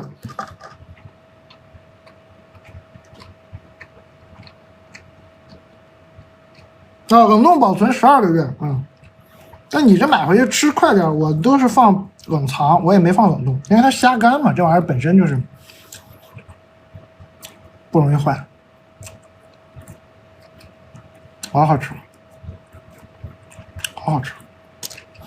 牛板筋也有啊，牛板筋是那种独立包装，一口一个的，也是来自我们牛脆脆的哈尼牧场，牛板筋也有。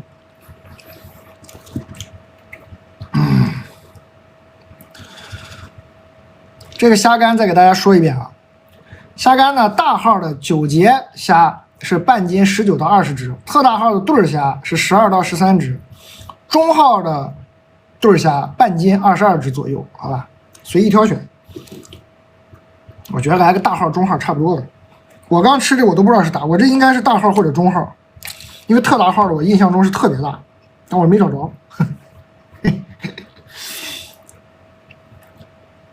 我刚吃的不是大号就是中号，我特大号的应该是比这个大，但我真没找着。我应该吃的是大号，刚那个个头也不小。那这个是不是中号？我不太确定，我不敢瞎说。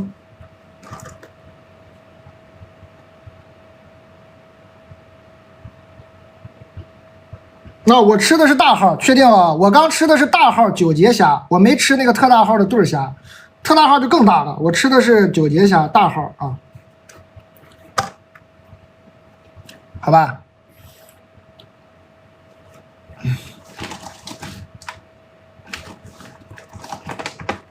给你看看，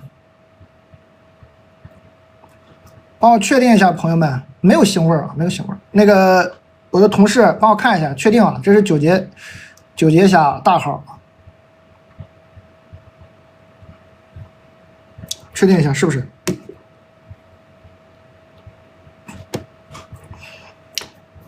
你要放的久，你就冷冻保存。我一般都放冷藏，我吃的比较快，下酒嘛。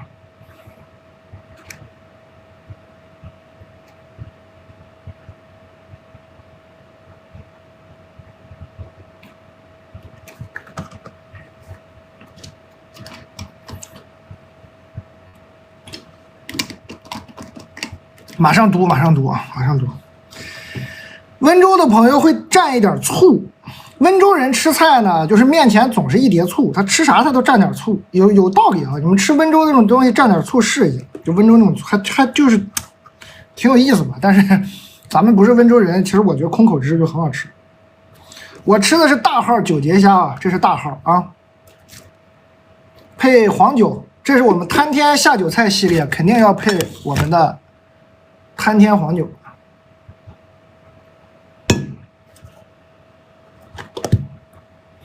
我是啥也没蘸，我直接空口吃的。这个温州的朋友喜欢蘸碟醋。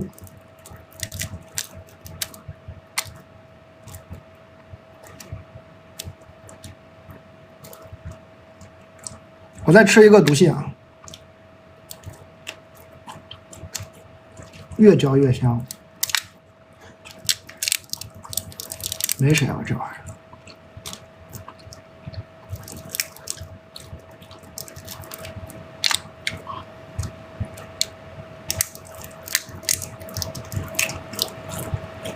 韧的，不是脆的，壳是脆的，扒掉就好。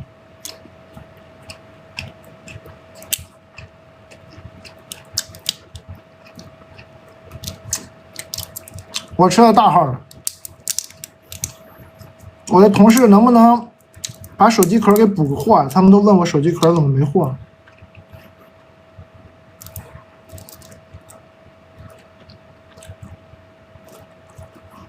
它就是虾。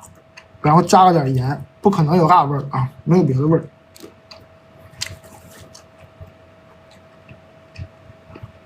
贼香，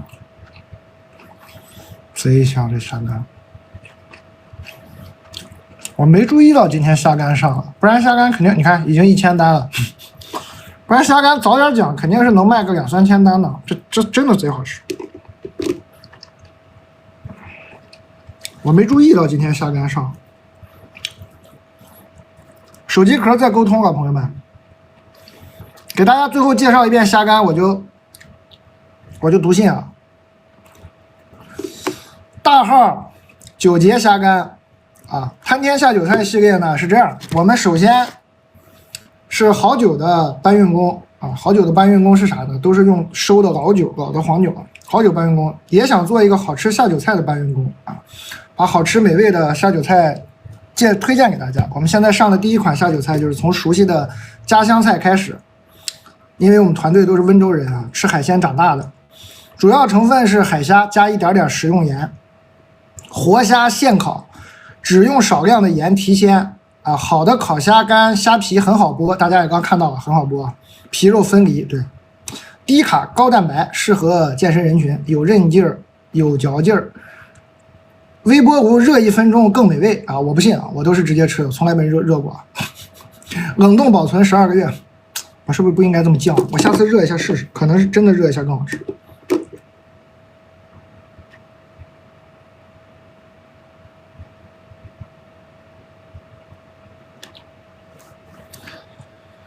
我们这黄酒就没那么甜，参天这黄酒就没那么甜，加点冰块啊。我们这黄酒是可以加冰块喝的，你回去试试，老好喝了。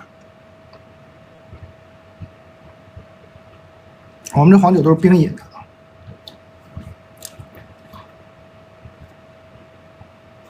来个情情爱爱的，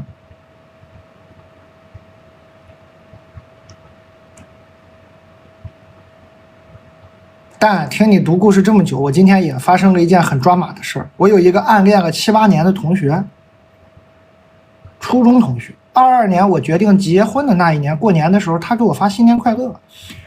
我想着嘛，反正我都要结婚了，我就说我问问他，我就问他，我说你知不知道我喜欢过你好多年？然后他说他知道。他说他对我的感情也不一样。我看到这个消息不知道该咋回，我就没回。今天我闺蜜给我发来了这哥们儿的 QQ 动态，10几张腹肌照，说老实话真好看。然后我就跑去看了他的朋友圈，发现他朋友圈也有同步的。抓马的事情来了，我把他的朋友圈截图，我想发给我闺蜜，然后我还说了一句他朋友圈也有，不过他朋友圈被我屏蔽了。结果图片和这句话发给了那个暗恋对象啊，那肯定的。他还秒回了，我马上撤回并表示对不起，发错了。我现在真的是我脑壳清痛。他回了一个疑惑的表情，还回了一个我孩子很可爱。对，我的头像是我的仔，我看看啊，很可爱，很可爱啊。怎么办？我该怎么回才显得没那么尴尬呀？别回了啊，别回了。啊，这尴尬不叫尴尬，再回就容易真尴尬，别回了啊！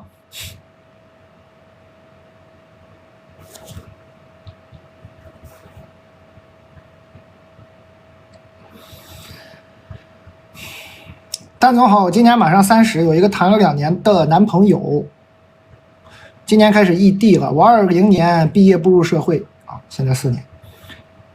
我那时候就发现我这种普通人没有心动的能力和谈纯爱的资格。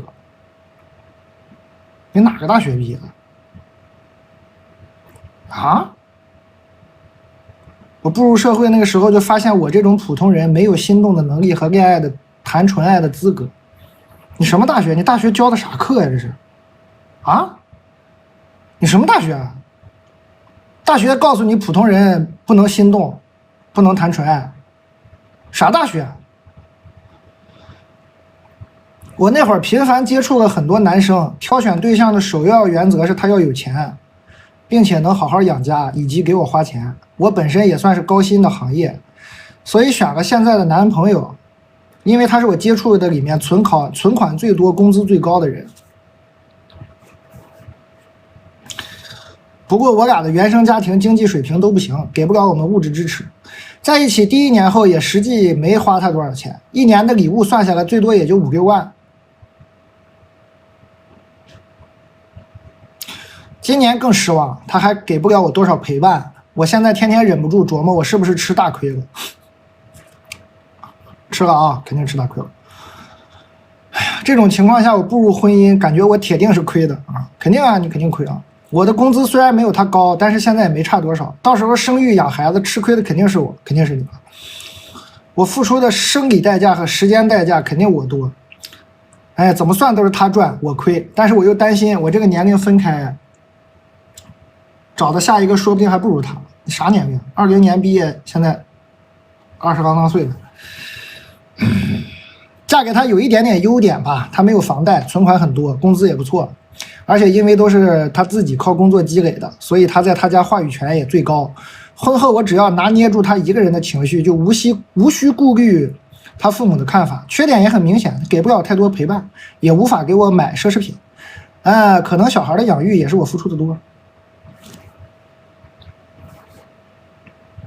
你要问我啥？姐妹儿，你要问我啥？没了，最后就是一个我付出的多。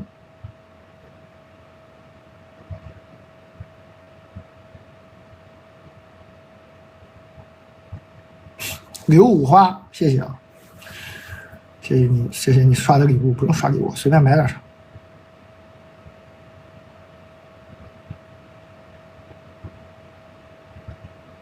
要问我啥？我不知道他要问我啥啊。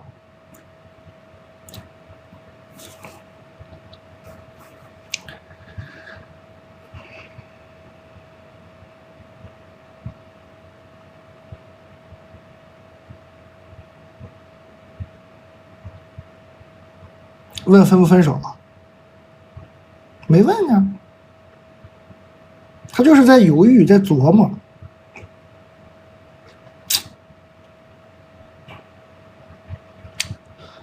哎呀，姐妹儿，咱不是说不能现实啊，但你要既然已经现实到这种地步啊，我劝你还是想办法好好自己多挣钱啊，不然你怎么都不会甘心的。你最后就剩一个不甘心了。既然这么现实，咱就好好挣钱啊，别想这么多。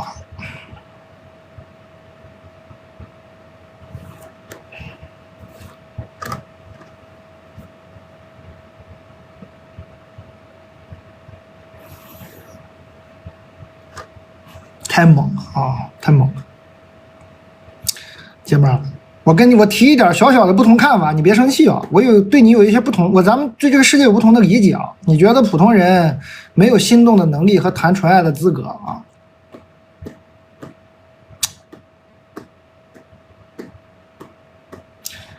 我甚至觉得，心动的能力和谈纯爱的资格，可能真的是也是为数不多普通人能享受到的特权了。然后你还不要？普通人嘛，能享受到在这个世界上能享受的好吧，很少，真的很少。其中呢，就有心动的能力和谈纯爱的资格。哎，你不要，好的，那你能享受到的就更少。我是这么看啊，你别生气啊。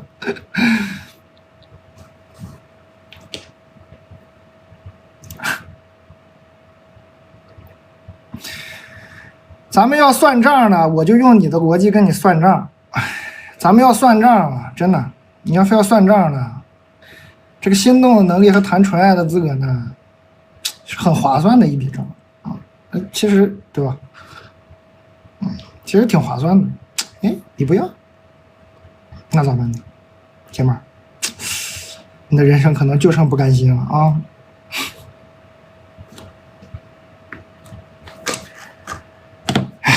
抽一根吧，咋了呀？这都是年纪轻轻，怎么就给折磨成这样了呢？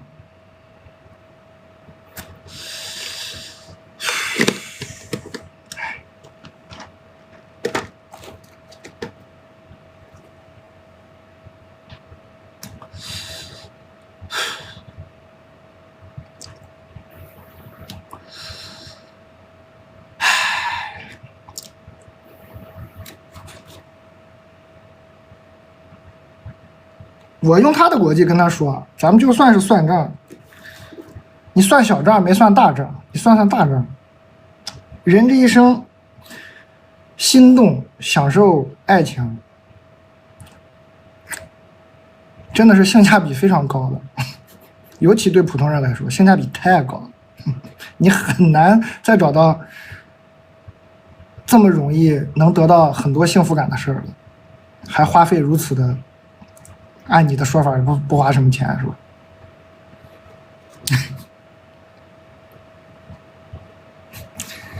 这是超干牛肉条啊，不是盐，道具啊，道具。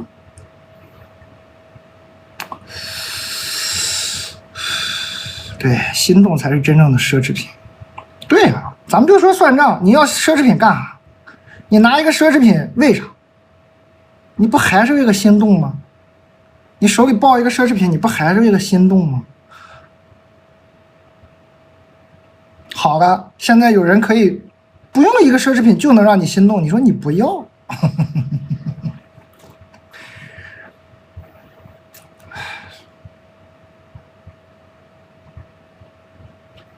姐们儿，劝你想想啊，姐们儿，劝你好好再想想，再想想啊。你要这么想问题，真的人生不会甘心的。老想算嘛，老觉得钱嘛，一直算嘛，怎么会甘心呢？你只要不会嫁给世界首富，你就不会甘心，你就会一直不甘心，没办法的，标准定错了。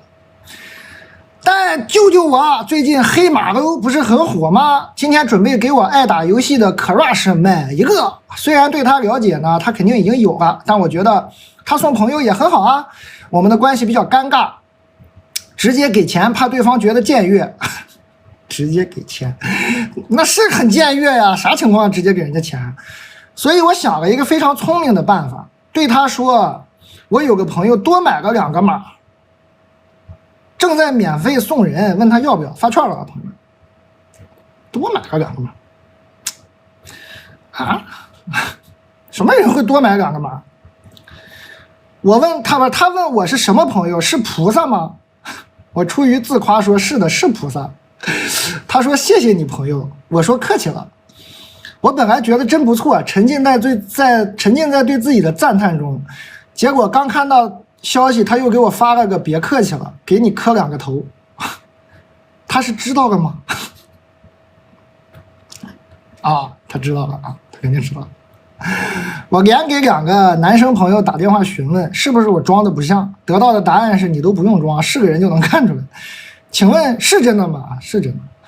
多买了个码送人不是很合理吗？为什么会这样啊？啊，因为不合理啊！啊，买游戏没有多买码的啊。还合理？不合理啊！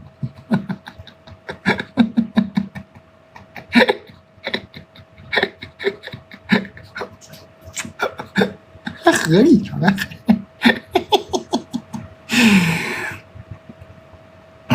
啊，纯爱啊，这个很好，你看这多可爱是吧？就相信纯爱，这多甜蜜啊！这一个黑神话那个码也就200来块钱吧，是不是？200来块钱，用啥奢侈品啊？这多开心，2个人都高兴，就花200来块钱也不用买个奢侈品。然后男孩说是菩萨送的吗？女孩说是菩萨，然后男孩说给你磕2个头，这多甜蜜！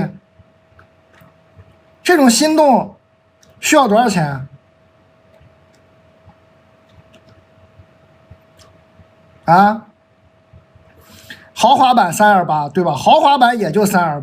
刚刚那个姐们需要的是啥？奢侈品啊，啥奢侈品肯定也不是328，咱是对比那个啊，咱不是说328就很便宜，但是我的意思就是说，你不用非得花好几万，是吧？你可能328就解决的事儿，不行，嘿嘿，这不纯爱挺好吗？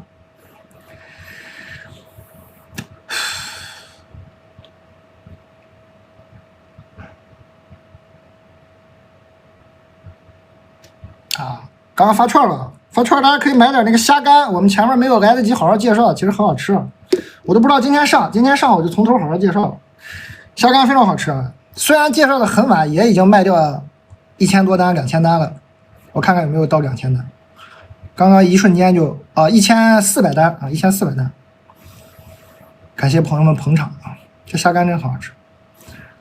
这个肯定将来是加入我们的销冠行列了。新来的朋友点开这个红色袋子，看看这个销冠啊，里头有这些我们卖的好的连咖啡啊、牛脆脆啊，新品嘛。今天新品有虾干呐、生茶呀、萨琪玛呀，是吧？感谢大家随意挑选，接着读信，挺好。读一封这个纯爱来信，心情好多了。把我的牛肉条放下，喝口水。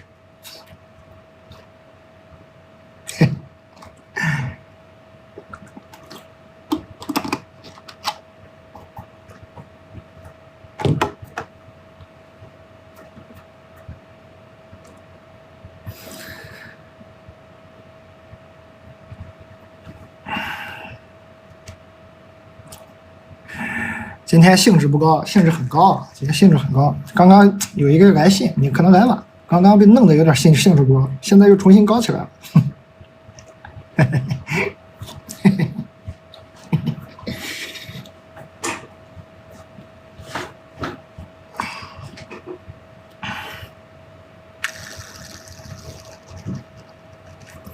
虾干怎么吃？我是直接吃。然后这个他们官方建议呢是说微波炉热1分钟更好吃。我看还有朋友说蘸酱油醋吃，还有人说蒸着吃，有人说炖着吃。我是直接就咔咔掰开吃，所以你收到以后你就直接掰开吃一个上感受一下，可能你就会像我一样啊，发现直接吃就很好吃，完事儿了。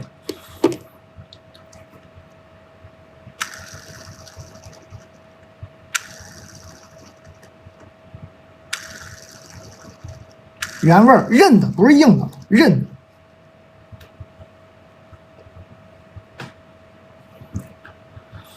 煮汤很鲜，应该是很鲜的。虾干更小的，好像江浙这边叫开阳是吧？就更小的。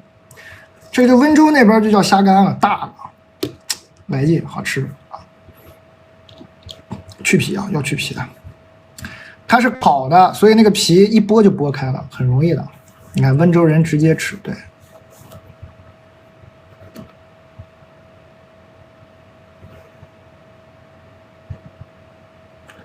什么包装？我拿到的是试吃版本，所以我这个包装可能不一样，我就不给你展示了啊。我推荐你就买大号的就行了，我吃的是大号的九节虾。手机壳呢？今天呢？刚刚我同事跟我说，所有库存都给我了，就是有就有，没有就没有了。抱歉啊，就今天就都给我了。求问哪里可以找到蛋总的平替？蛋你好，年轻的时候把颜值看得很高，谈过几个笨蛋帅哥。现在想起来都很无趣。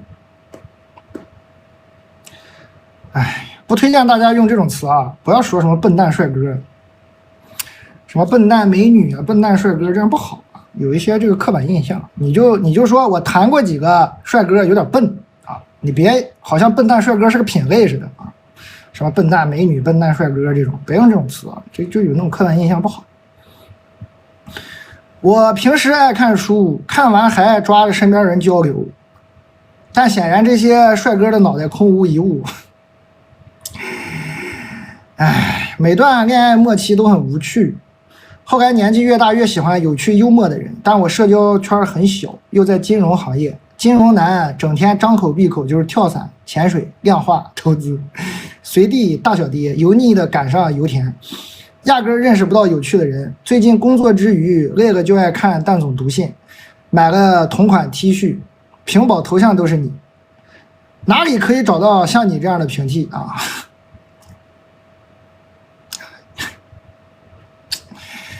直播看看得了，直播看看得了啊！就是我也是一个充满道德瑕疵的人，你认识我也会头晕的。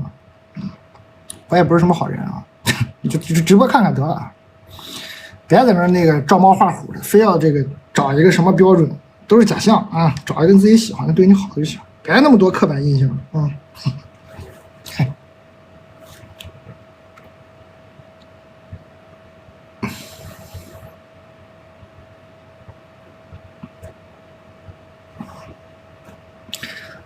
都是假象，好好的、踏踏实实的生活中认识的人，别有那么多那个给人家预设帅哥就笨，什么金融男就油，别这样，别这样。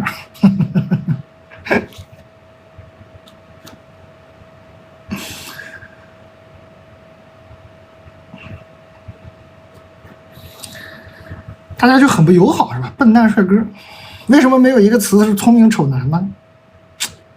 就说明长相跟智慧没什么关系，对吧？你只是有刻板印象而已。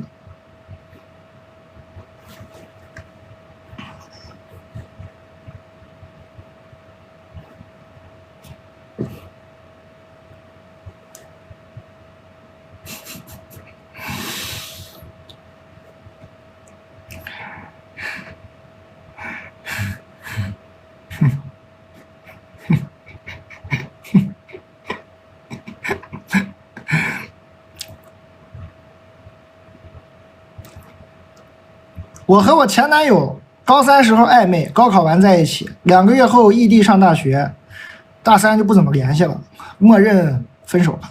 工作3年以后，也就是前段时间吧，他联系我，把一个男的相亲广告发给了我，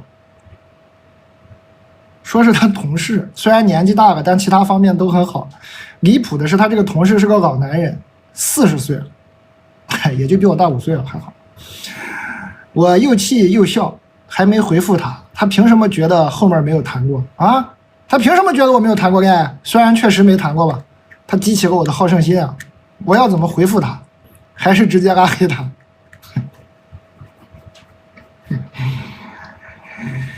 你这个前男友也是，挺幽默啊！啥意思呀？一直不联系，联系给你发一个男的相亲广告，40多，干啥呀他呀？看不懂啊！我看不懂这什么操作，这是干什么呀？要啊？有点讨人嫌啊！别理他了，我是你我就不理他。拉黑都不拉黑，拉黑都是给他脸，就别理他就行啊，别理他。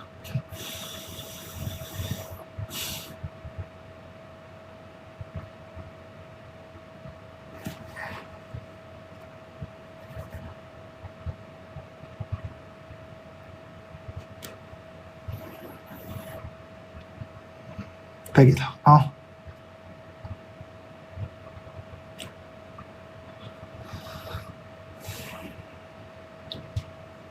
在试探，哎，这个试探方式是不是过于新颖了？不能这样试探吧？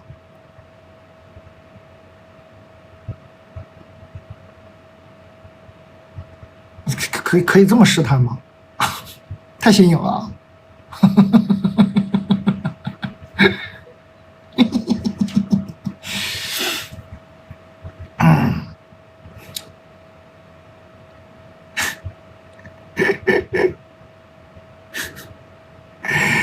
哎，你这都这么逗呢吧？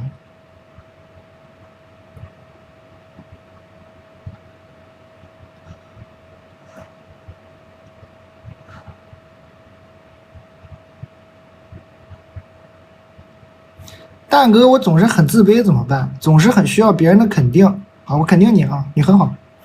别人说我不好，我就觉得自己真的不好啊！别听他们的，你很好，这怎么改善？你听我的，你以后听我的就行了。我真的很想怼一怼那些说我的人，但我嘴好笨，有没有万能的怼人公式啊？啊，没有啊，不要老怼人啊，怼人没有意义，你自己强大了就好了，没什么好怼人的啊，你就自己强大就好。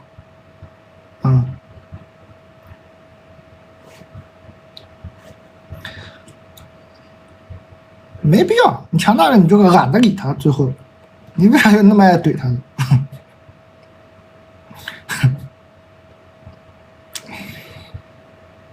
但我想问问你，对无法转岗的大厂高管秘书岗位怎么看？目前很稳定，但做的工作都比较执行，还要很多生活支持的工作，吃喝拉撒都得管，因为岗位敏感性加上老板级别非常高，无法转业务。无法转业务，想换赛道只能离职，为什么？高管秘书要求八面玲珑、聪明严谨，细致度要求也非常高。相当不适合我的性格，心理压力很大，我不喜欢也不擅长，已经苟延残喘，战战兢兢，在这个岗位干了4年，那你很厉害啊！在犹豫要不要换工作，重新开始，想听听你的馊主意，谢谢蛋。啊，跟你在服务的这个高管谈一下，你这个老板你谈一下就行。没听说不能转业务的啊，咱们这个可能每个理解不一样啊。我见过很多老板想提拔谁，想重用谁，最后都是从自己身边的秘书派到各个业务条线上去的。怎么就高管秘书不能转业务呢？你这么不喜欢，你都能干3年，秘书这个活特别不好干，这活你都能干3年，你肯定挺厉害的。那我觉得你就跟你这老板谈，你说老板受不了了，老板让我出去长长见识啊，干了4年啊，干4年。然后老板，你让我出去长长见识，我再回来那个，感谢这个波妞啊，我的眼界开阔了，回来呢能更好的那个给你当秘书，一般都会同意的。你都给他干4年了。你让他给你转个业务岗，我觉得没那么难啊。不是为啥不能转呀？很多都能转啊。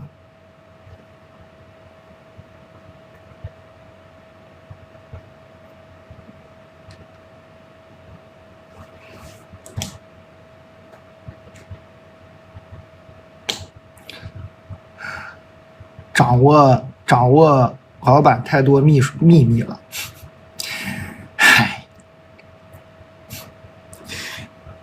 他要真掌握老板太多秘密，那他不是想干啥就干啥吗？没有那么那啥，你就培养一个接替你的人就行了，然后让他给你转个业务岗啊，你就是再找一个带个助理带出来就行了。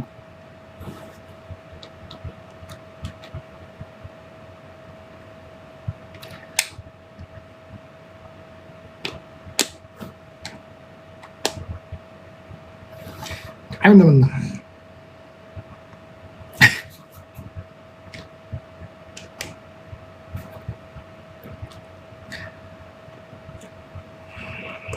啊，大厂没有嗨抗，他老板职务非常高啊，嗨抗这种东西开2个人不就有了吗？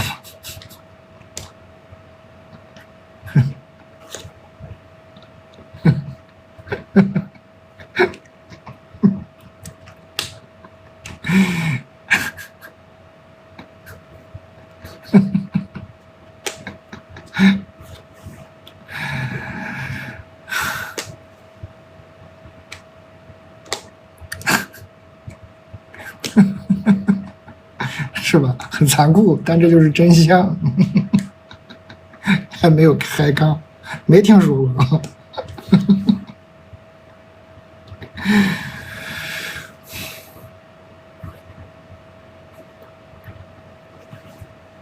果然有道德瑕疵，就是说点职场真相。哎，你就会发现，老板想用的人永远有海杠，没辙，一点办法都没有。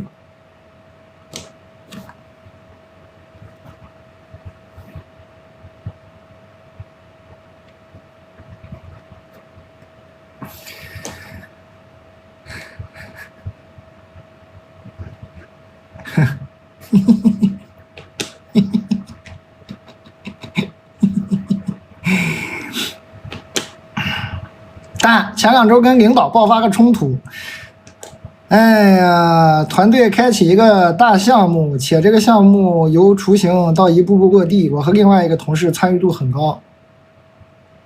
嗨抗是啥？嗨抗是啥？我也不知道。嗨，就是招人的名额吧，是吧？就这么说吧，就是招人的名额，一般每个部门有一些招聘名额，说今年你就最多能再招3人之类的。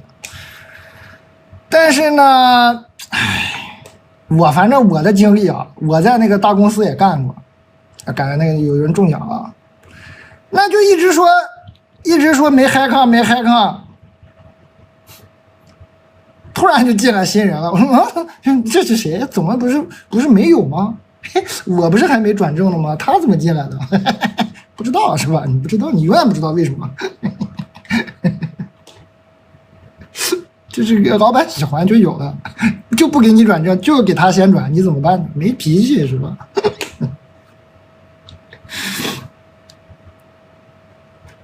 就是真相是这样的，是吧？没办法，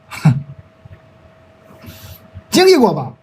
就听了1年了，说没嗨抗，然后突然说来了个新同事，说哎，怎么回事？我不是还没转正呢吗？朋友们，他是谁？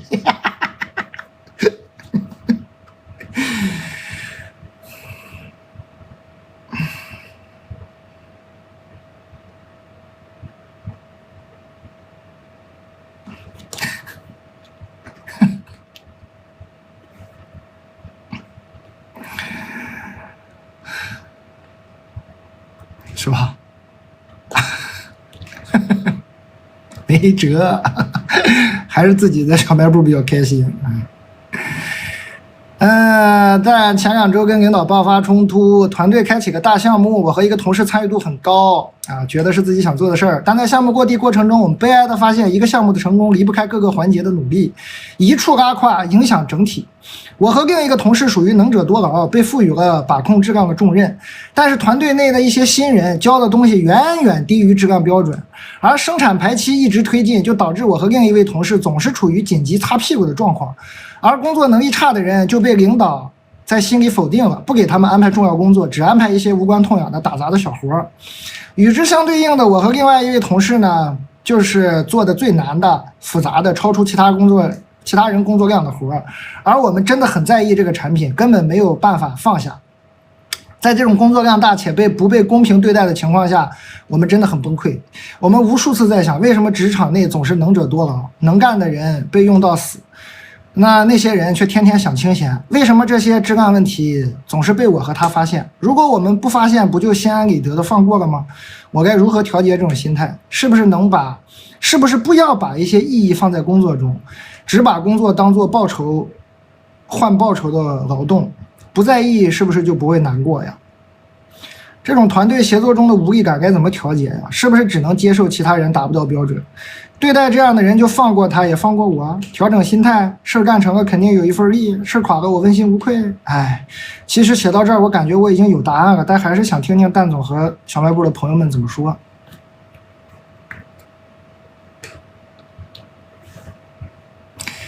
责任心，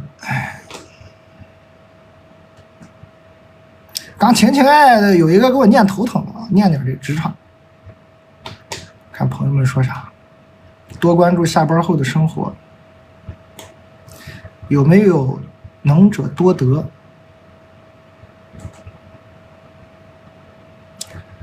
感同身受，我选择的就是累死自己。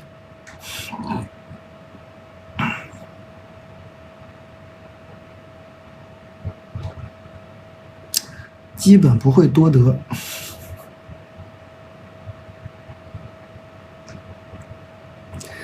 提加薪，对，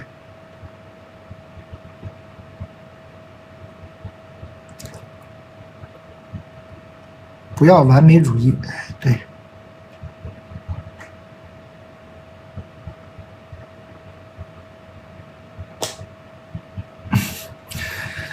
还有9分钟发券哈。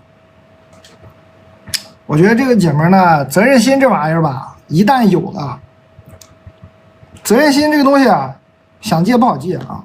责任心这个玩意儿基本是天生，我觉得有责任心很难戒的。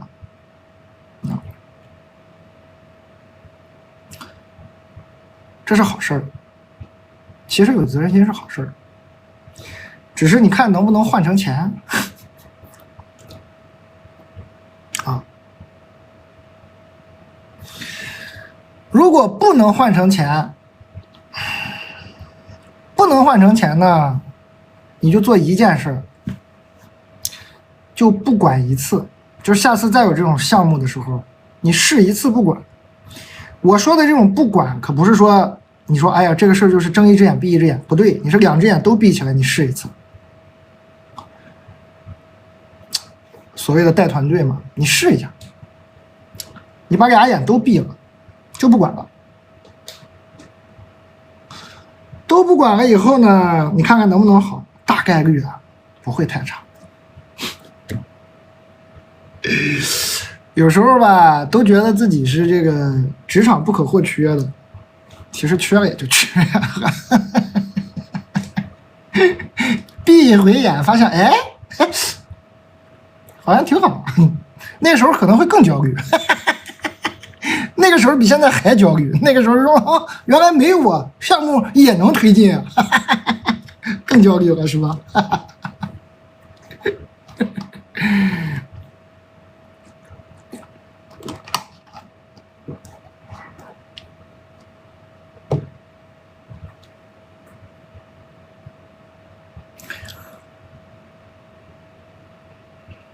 我记得我刚开始工作的时候，那个时候一个前辈吧，就是语重心长的喝多了，跟我们几个小孩说，我们在一个团队里啊，不要说那些啊，不要说太多，就是闷头做，然后让这个团队感觉到没有你他就运转不了啊。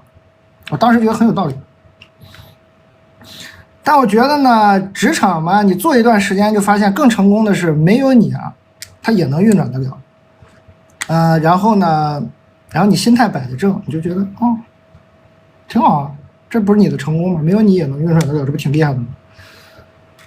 对吧？哎，就这么点事儿。那别人不用成长吗？别人也要成长。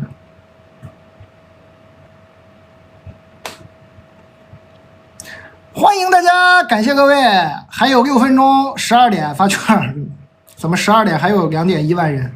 大家可以点个关注，点开这头像加入个群聊。可能还有一些新朋友啊，新朋友呢，你点开这个红色的袋子，点开销冠看看。我们今天呢，牛脆脆，我看看牛脆脆今天卖了多少？今天有没有可能1万件牛脆脆？看一下，牛脆脆现在卖了8800件。很有可能啊，今天好像有可能是在小红书直播以来，真的卖出1万件牛脆脆，还没试过。新来的朋友不知道买啥，就买这个牛脆脆就行了。然后今天我还格外推荐我们这个新品虾干，这个呢你就买这个大号的9节虾就很好吃。你要送礼买那个特大号的，送朋友那个特大号的那个，送长辈啥那个特大号的那个大虾干，视觉效果非常冲击，买那个特大号送礼就行了。新来的老朋友啊，老来的新朋友啊，就买这俩东西就行了。今天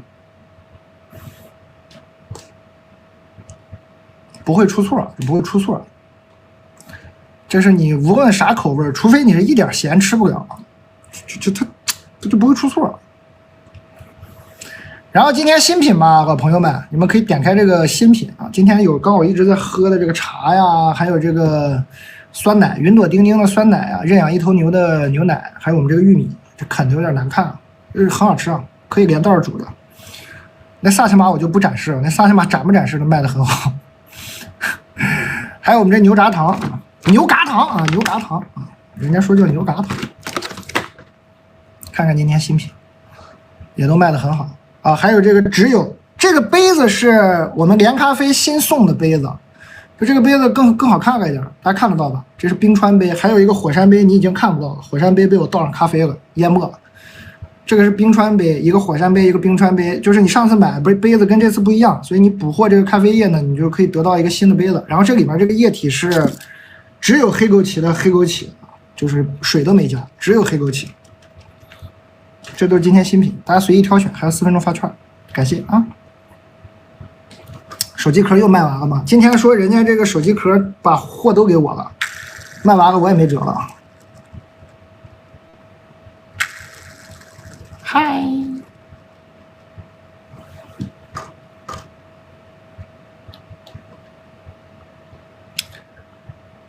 我3分钟发完券，咱们接着读信，缓缓。刚刚聊这个职场，咋办呢？责任心、责任感这个事情是个好事儿。首先你要明确有责任心是非常好的，是非常强的。其实大部分人是没有责任心，有责任心你在职场里就很有竞争力。然后你被这个责任心折磨嘛，还好，可能你现在待的这个位置不是最适合你的位置，可能再调调岗位啊，往上走一走什么的，或者往下走一走，啊，就是或者更业务一点，更不管理一点，随便啊，再调一调可能会更舒服。可以预约一下，我们9月2号还播8点钟。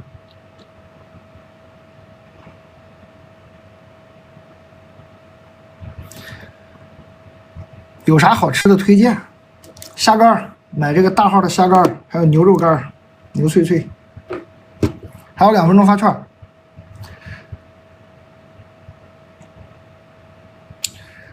我就是一个很有责任心的人，看得出来吗？是不是都不太信？我其实是个很有责任心的人，很头晕啊。最后就是负责，把自己弄得头特别晕，就自己弄个小卖部挺好啊，不用太为别人负责。其实，那最后看个人选择啊，看个人选择。那我就不愿意了，最后太累了，给别人负责，算了吧，那我就自己干嘛，我就自己在小卖部，我就很开心了。那你就是你如果很有责任感。结果你最后训练出个很好的管理团队，你能带团队呢？那未必不是一个好事儿。有的人很享受，那种管理、激发一个团队一起成长的过程。其实我也很享受啊，但是就是有的时候真的很累、很头晕，那就所以就算了，自己待着挺好。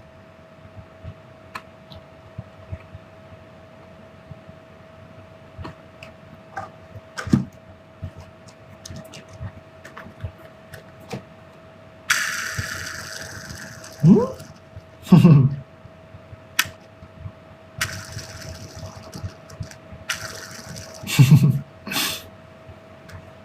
还有1分钟发券啊！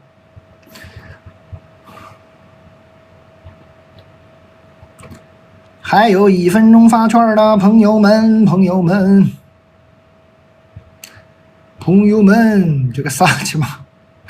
这个萨琪玛不是那个特别甜甜腻腻的，是比较松软的口感，上面那个大橄仁特别过瘾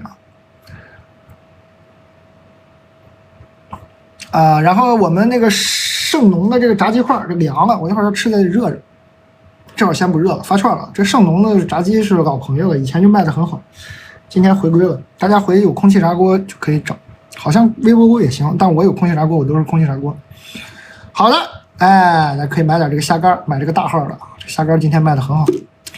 我说晚了，我要一开始就讲这个虾干，可能今天说不准它能卖个那个销冠都有可能。虾干真的很好，你们买回去尝一下。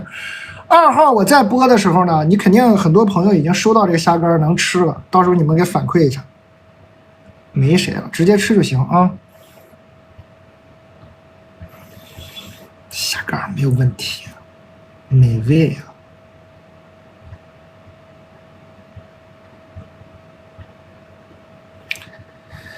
咸啊，它就是本身虾嘛，它本身海虾，然后又加了一点盐提鲜，烤的，所以它这个壳是特别好扒的，壳肉分离的啊。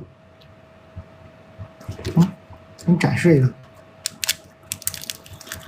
我是爱吃头里的这个黄的，看个人喜好。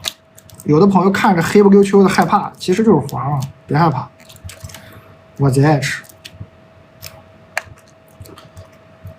然后这壳也特别好扒。它就是这种先烤的那个虾干呢，它就是这样，烤完就是这样分离的。有的朋友害怕不爱吃虾头啊，我特别爱吃。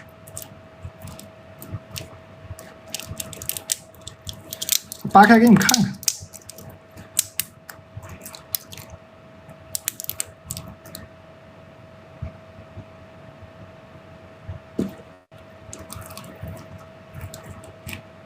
韧呢？哎，不是说扒开看看吗？我怎么又吃了？吃了，没事儿，这蛋白质有点盐，无所谓吧？这个应该不会太发胖了，肯定比吃个萨琪玛强嘛。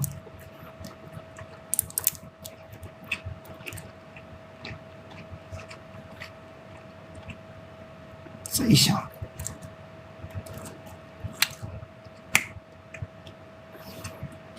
我吃的是大号的，你就买大号就行了。送礼买那个特大号的，自己吃买大号就行了。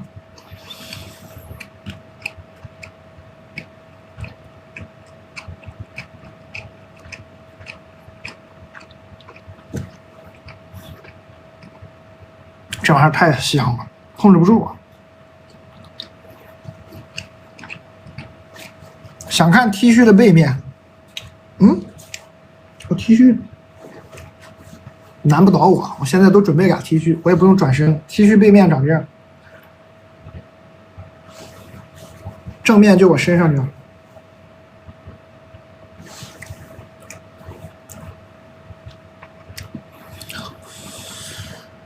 接着读信吧，朋友们。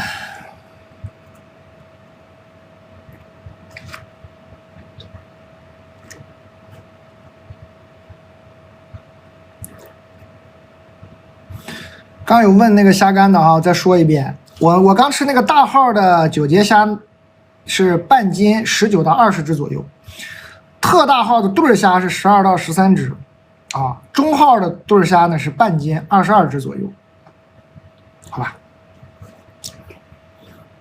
感谢各位。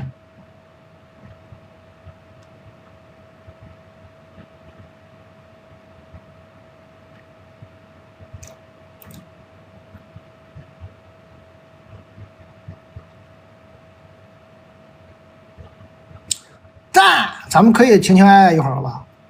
情爱爱一会儿吧。我今年27了，我非常想要爱人，不结婚的那种。啥呀？后面是啥呀？我一共谈过3次恋爱，第一次是初中，哎，这个初中就不想念了，初中就别讲了。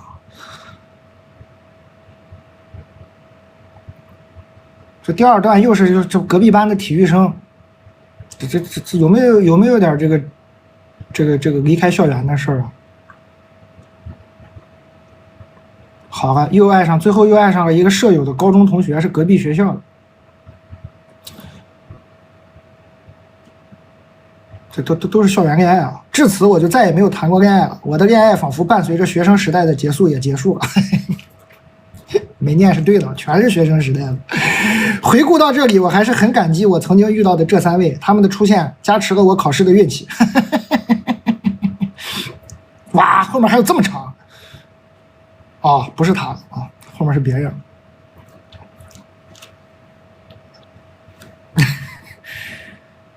可爱，欢迎你们！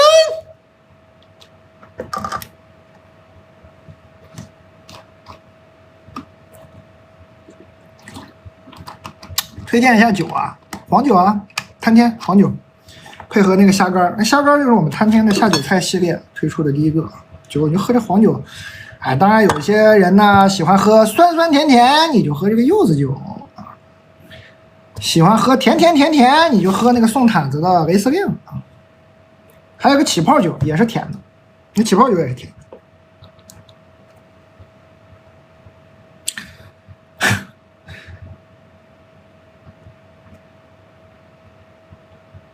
但这是一个让我从小白兔变身女魔王的故事。我看看，他是我的初恋，谈恋爱期间他精神出轨，是分手以后他来找我，我们掰扯的时候他才承认的。他在物质上对我不错，感情上却折磨我，主要是因为他的那个所谓的异性好友啊，精神出轨是这异性好友是吧？我很受伤，也很矛盾，变得自卑、自我怀疑，乳腺也经常被气痛，看个医生，还好没多大的事儿。分手的时候我也没舍得骂他一句，我那会儿真善良啊。神奇的是，分手的当天晚上开始，我就不会再做噩梦了。分手4年以后的今天，他给我发信息说觉得他跟我真的很默契很合适，能不能重新在一起。我又喷了他，因为分手的这4年期间，只要我一单身，他就来找我，我都喷他，喷到最后我对他说，出轨的男人不值得被原谅，你祸害别人去吧。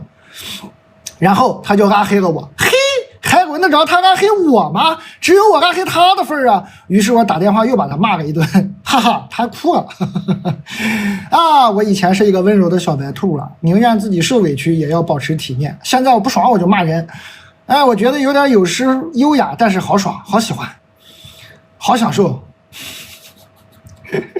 以前跟他分分合合，痛苦的死去活来，伤心到心脏痛。我去医院都觉得心律不齐了，我现在凤凰涅槃了，觉醒了，翻身了。后来无论哪一段感情，发现不合适就果断的转身，虽然也痛苦，但是我看你们也总说过得了情关才能风生水起，所以我对风生水起的期望就对冲了分手的痛苦。话说回来，他在经济上对我还可以，帮我还款几万块。分手的时候，他说给我小几十万的分手费，我当年很傲气，没有要。分手这么多年，他在工作上确实帮了我不少，就一直有联系呗。我觉得他一方面是出于愧疚，另一方面是想养着我这条鱼吧，也可能他再也找不到像我当初那么爱他的人了，也可能他再也找不到各方面都比我更好的人了，再或者他就是个爱无能吧，只是他不知道怎么爱我。但要不要彻底断了呢？哎呀，最后这个问题破功了，姐妹儿。前面是小白兔变身歹毒女王，最后这句破功了。但要不要彻底断了呢？破功了。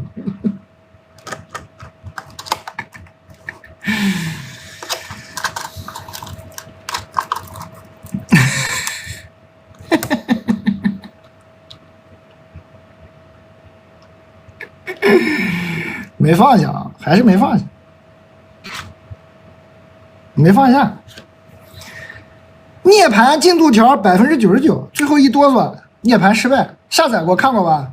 下载进度99%，但是没下载下来，那就等于跟1%没啥区别。99%还是失败，涅槃失败啊，没放下。清零了，完了，全完啊。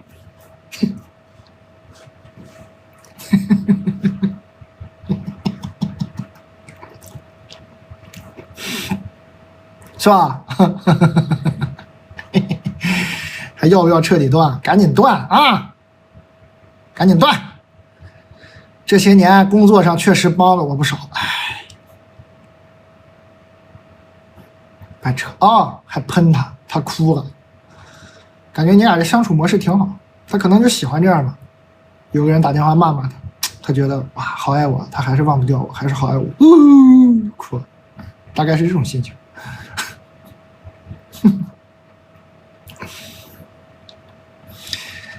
我已婚出轨，好的，这是知道到半夜了是吗？我的信快念完了，我伟大的同事，再整理一点吧，整理点今天新投的稿，整理一点吧，大家还可以投给蛋的小卖部普通店员。今天念完了，我已婚出轨，出轨对象我没有隐瞒，啥意思啊？你没有隐瞒你出轨对象，你已婚是吗？你是在骄傲吗，朋友？这你是骄傲起来了吗？说出轨对象我没有隐瞒，怎么读出了一丝骄傲的味道呢？他清楚我的情况。22年我们在一起，今年分开了。说分手的是我，纠缠不休的也是我，是我还是我？因为今年开始他对我不一样了，我就找他聊了聊。他说呢，是因为他父母不同意他跟我在一起。啥意思？他父母也清楚你的情况啊？这搞得人尽皆知了吗？他本来是一直没想清楚要怎么样，但是因为我的一个强烈的不安全感一直逼迫他提出了1个月冷静期。这光听说离婚有冷静期，你们这个已婚出轨也有冷静期啊？我在期间害怕不安，他觉得我烦，拉黑了我，我就微信跟他说分手，我又删了他。事后我放不下，想挽回，他现在完全不给我机会，回复的都是无所谓，不想继续了，没意思。我在这个过程中已经要看心理医生了，反反复复拉自己出来，反反复复的陷下去。我心里知道挽回不了他，我也想自己好起来向前走，可是老是反复的陷下去，我该怎么办？我想救自己又无能为力，是我自己让自己陷下去的，我放不下。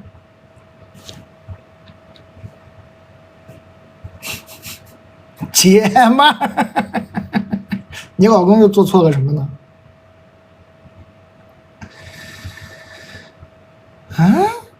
你要不顺手咱们这个出轨冷静期体验过，要不你也体验一下离婚冷静期。好像说现在离婚也没有冷静期了，那你，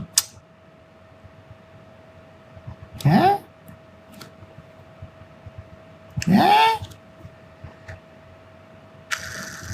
姐们儿，我不懂呀，我不明白呀。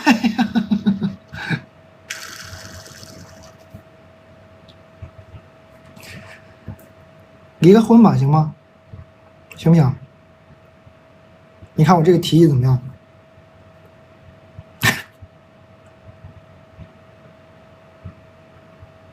有没有可能把婚离了？哎，发现一切都好了啊？可不可以？怎么样？你这个感觉不是，主要不是说跟他这个爱情的事儿啊，是你这个还有一段爱情的事儿，把这个可能爱情已经没了，还有一段感情嘛，那就先把婚离了吧，行不行？啊？虾干已经2000件了，感谢大家支持，买这个大号就行，自己吃买这个大号就可以了。给送礼买那个特大号，那个一看就是视觉效果震撼，给长辈的话，自己就买这大号吃就行。哦，对，今天这个黑巧薄脆补货了啊。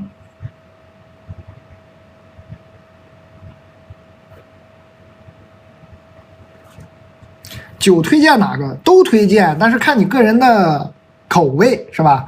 你喜欢酸酸甜甜，那你就喝个柚子酒。我这现在推的都是入门款，不会出错的。你想配点这个虾干呀、泥螺吃，就是黄酒啊，配点这下酒菜，配点这种咸的东西，吃这种喝黄酒特别来劲。葡萄酒配这种有点会有点腥了。然后呢，白葡萄还有那个起泡酒都是偏甜，你看你个人需要啊。这个酒嘛，我肯定我卖，就是因为我都推荐，但是看你个人需要啥。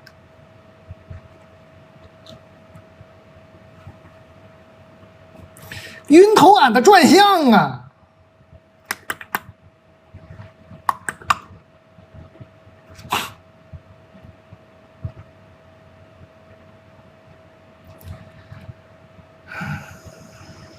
互联网知己蛋总，我没什么具体的事儿，我人生也挺顺的。当然，我对顺的定义就是乐呵就行。哎，但是我要说，最近唯独能让我略微发点愁的小事，就是咱这30多岁的年龄重看了一遍《包法利夫人》，感悟大不相同。但是才疏学浅，没在网上看到任何一篇读书笔记感到共鸣。这会儿也读了那么多具体的事儿了，想聊一聊100年前的这些往事，咋聊呀？这怎么还有这？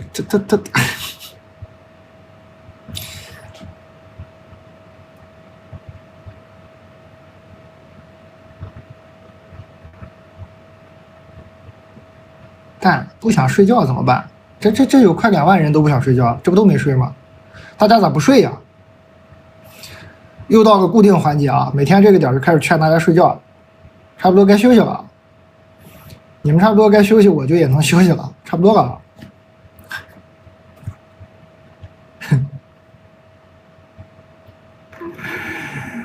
我们再谈一些卖的比较好的，大家随意挑选，随意购买。我看这虾干卖多少？啊，2000件啊，2000件。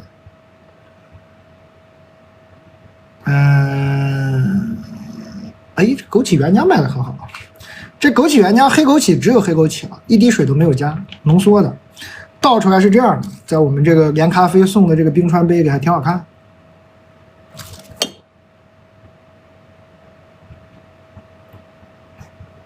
哇，这手机壳也卖这么好吗？哇，感谢大家支持，谢谢你们捧场。好的，今天牛脆脆肯定要突破1万单了。现在牛脆脆已经卖了9500件了，还差500件就1万单了，这可以庆祝一下了。这第一回牛脆脆也不是光牛脆脆吧，在我们小卖部第一回有一个单品，是第一回吧，有一个单品卖到1万件，快了啊，还有500件。这可以喊阿蒙来安排点抽奖啥的，不庆祝一下吗？马上给他发个微信。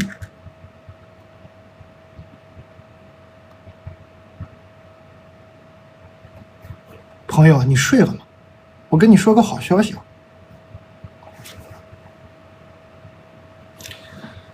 就是这个牛脆脆啊，好像马上就快卖到1万单了，咱们要不要庆祝一下？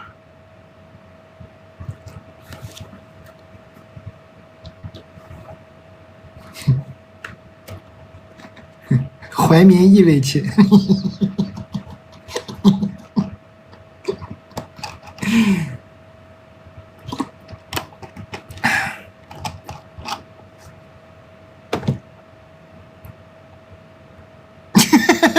阿蒙回了我一个说睡着了兄弟。那你睡着了还能碰上这么好的事儿，那不那个庆祝一下？一来庆祝牛脆脆马上卖1万单，二来也庆祝你睡眠这么好，还可以发微信。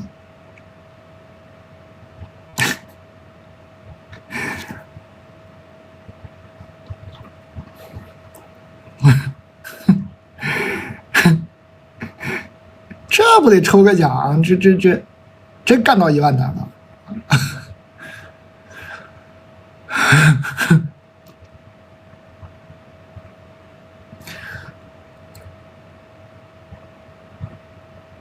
我们加送20罐牛脆脆，感谢阿蒙，感谢哈尼牧场，我们在买牛脆脆的朋友里啊，加送20罐，嘿嘿嘿，感谢。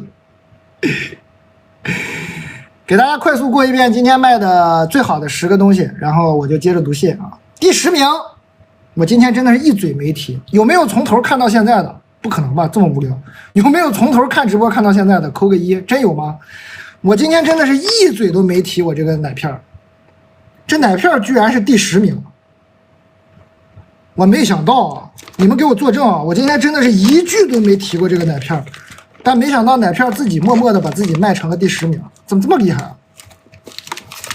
肯定是有人在回购，就是你小时候偷吃奶粉、干吃奶粉那个味儿，非常好吃啊，甜的。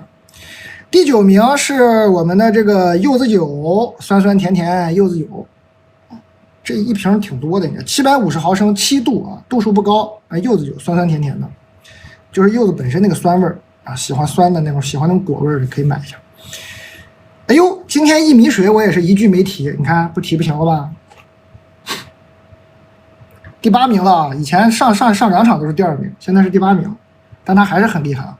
它配料表就是水、薏米和五指毛桃，喝起来不甜，有一股奶香味儿，就五指毛桃本身那个奶香味儿。这很多朋友买的很猛，广东的朋友对五指毛桃比较熟，可以说一说那个为啥喜欢五指毛桃啊？这卖的现在是1987。第7名是我们的毯子酒啊，就是买个送毯子，一瓶100出头，2瓶170出头，2瓶比较合适。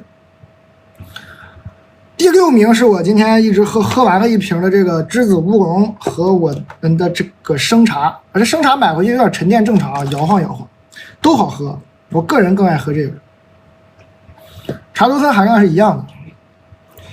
第5名是萨琪玛，这萨琪玛我真的就讲了1回。我有时候觉得这些东西吧，跟我讲不讲没啥关系。这萨琪玛我就讲了1回，他就把自己卖的这么好啊！大家还是爱吃这玩意儿。很大，但它吃起来是松软的，上面这个大大的懒人啊，这广东的朋友更熟悉一点。这个五指毛桃和懒人都是广东啊会喝汤的时候经常会放的东西，好东西。用的是西山懒人，市价差不多要600一斤，然后里头用的鸡蛋呢是黄天鹅的那个生食级别的鸡蛋，而且只要蛋黄不要蛋清。哎，这得赶紧拿走，这一不留神就得塞嘴里一口。控制不住，这玩意儿太馋人。第4名是我们的超干条啊，硬啊，牙口好买，牙口不好就别买了，好吃啊。第3名连咖啡啊，就是我们的连咖啡。上次买过的朋友在补货，应该是这个冰川都不酸，但冰川更加不苦，火山有点苦。买回去你都可以自己调配了。杯子送的不一样，冰川杯还有一个火山杯，火山杯被那个咖啡给盖起来了，跟上次送的杯子不一样，你补货可以买。你看这虾干，我是后半场才讲的，也干到第2名了，虾干第2名。大家买虾干买这个大号啊，自己吃，送人买那个特大号。第1名啊，牛脆脆1万单，买个牛脆脆的朋友，我们现在哈尼牧场再抽20个朋友加送。好了，过完了，开始读信啊！感谢各位。猪肉脯怎么样？能吃甜口你就可以买了。猪肉脯一般都是甜口啊，好像这就是广东的朋友会吃的。用的是猪里脊肉，吊龙就是里脊，整片的，不是碎肉啥的，用的整片的，有点甜口，咸鲜回甜，你能吃到甜口你就买，非常好吃。当然有的朋友受不了，我有一些北方的朋友，他吃不了这个广东的这个口味，我是觉得很好吃。这个就是看个人了。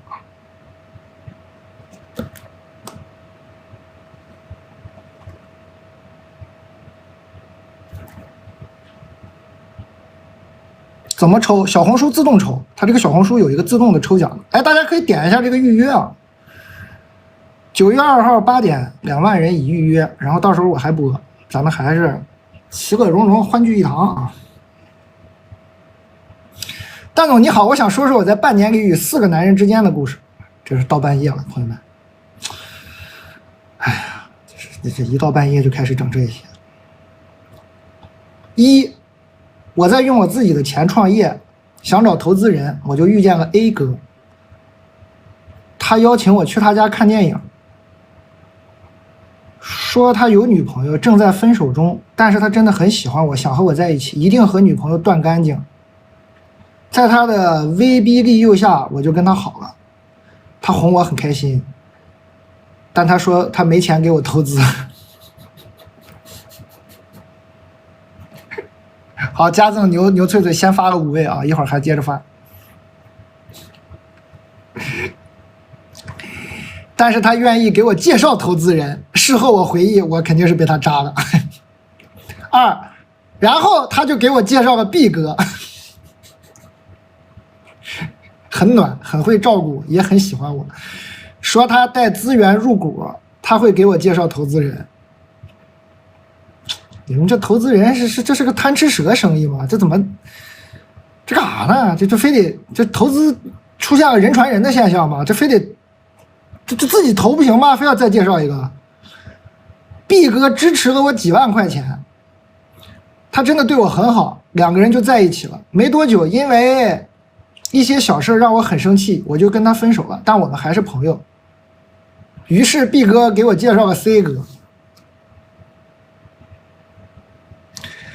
C 哥说很欣赏我，也特别喜欢我，想给我投资几十万，如果挣了股份给多少都行，亏了无所谓。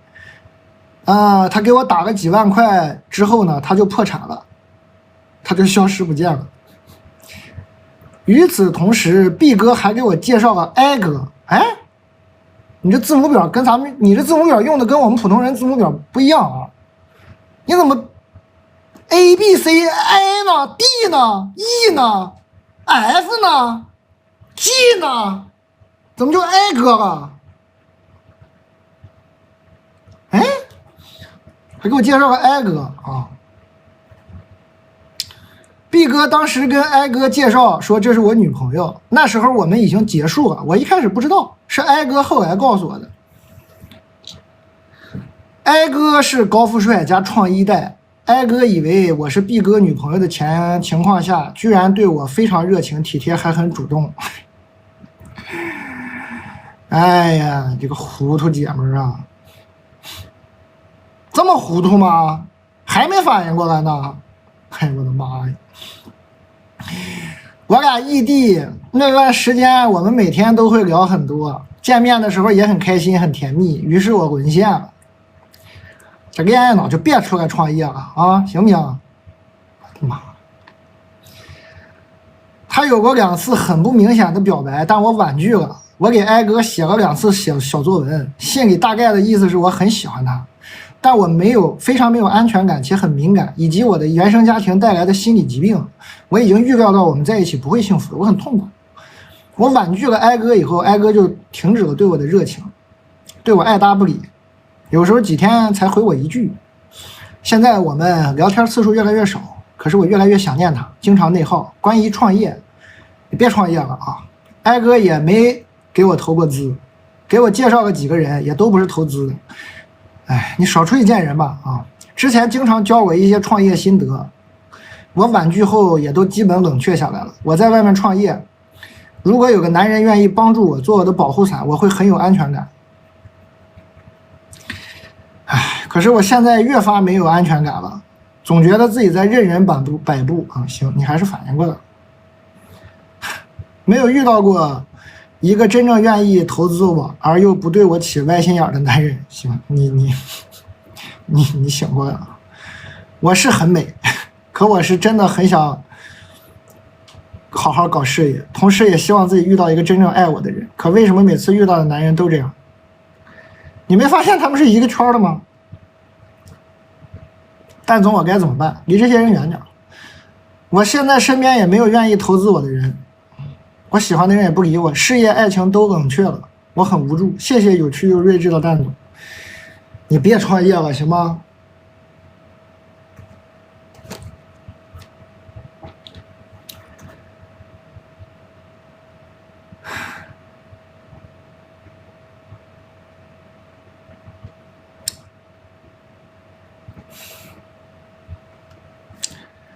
哎呀，我的妈呀！姐们儿，糊涂成这样吗？不是咱们这个世界上没有女投资人吗？你没想过这个问题吗？这个世界上没有女投资人吗？为什么他们不把你介绍给女投资人呢？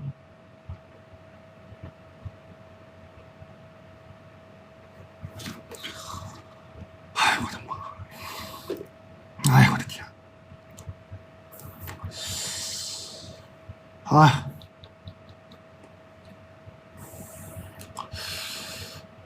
哇塞！别创业了，还创业呢！哎呦我的妈呀！发券了啊！发券了！哎呦我的妈！还搁外头创业呢，真吓人！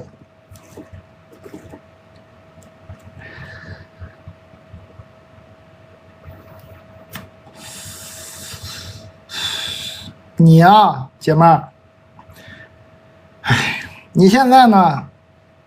你非要创业呢？我知道，我劝你，你也不听。你拿着你的项目去联系几个女投资人，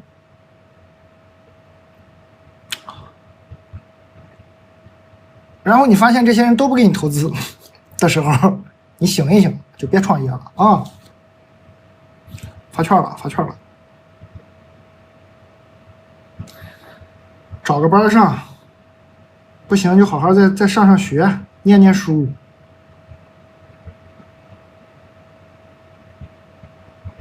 啊，找个班上或者找个学上。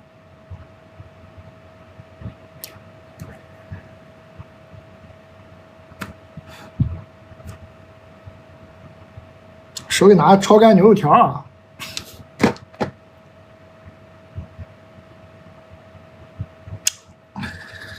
哎，我的天！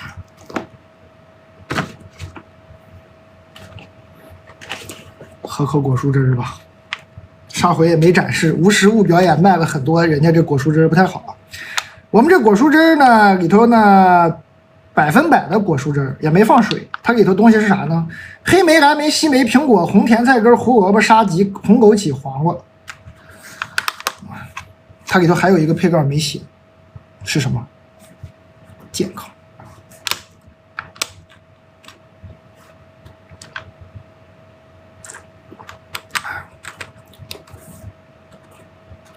太离谱，补充点营养吧，姐妹儿，醒醒啊，醒醒，醒醒，醒醒！糊涂呀你，太糊涂了。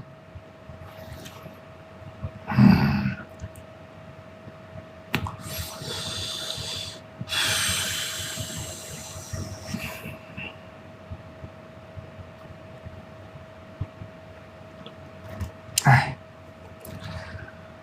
恋爱脑，完了呢又遇上坏人了，这坏人吧一来还一窝一窝的，哎我的天，遇到一个坏人小组，本来就糊涂，这恋爱脑，哎，找个地方上学啊，找个地方念书，或者找个班上，别创业了啊，别创业了，你可真不能创业了。你非要创业，就像我刚说，你找点女投资人，你聊聊项目，你看看，人家愿意投吗？当我没说是吧？当我瞧不起人了，对不起，我希望是这样啊，我会给你道歉的。真的还是有那个女生愿意给你投资，那我真的觉得那是非常好的，我给你道歉啊，算我那个瞧不起人了。哎，我希望能发生，但我觉得呢，以我对世界的理解呢，不会发生的，你就是会被拒绝，然后就好好找个班上，别创业了。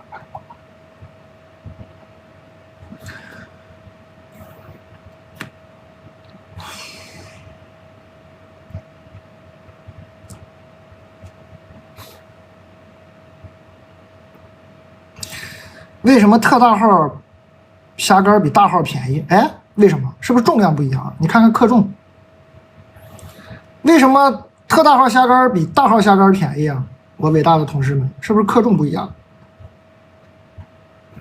自己买就买大号就行，送礼送特大号。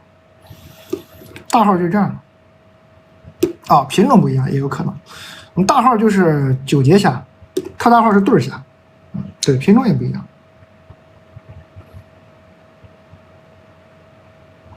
这一口一个还割呢，哎呀，这帮缺德的，品种有区别啊，不是克重不一样。这个是九节虾，对虾视觉效果惊人啊！但我真觉得自己吃就吃这个大号的，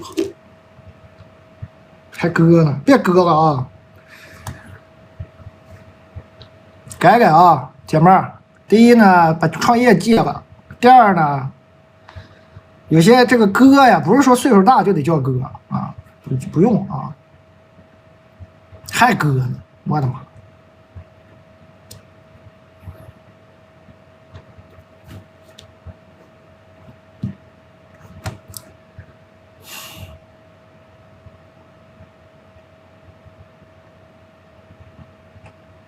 啊，阿蒙又来了啊，阿蒙又来了。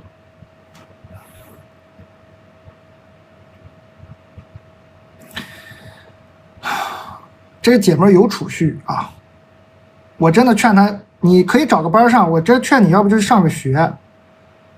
你太不知道这个社会险恶了，你在学校里再待一待吧，再学点这个科学文化知识吧，先。他有点积蓄啊，这个他有点积蓄，就是他在用。他说他第一句说我在用自己的钱创业，他有点积蓄，要不就是家里有点钱，别创业了。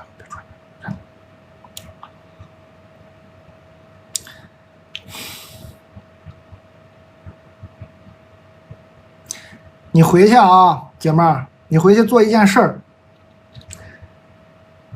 你回去搜这个法治进行时或者今日说法，然后再带个关键词，带一个金融啊，再带一个男女，你把这个涉及金融和男女方面的这个法治进行时和今日说法，你给我看全啊，每一集都不许落，听到了吗？你现在上学都解决不了问题，你这缺少常识啊！你回，天，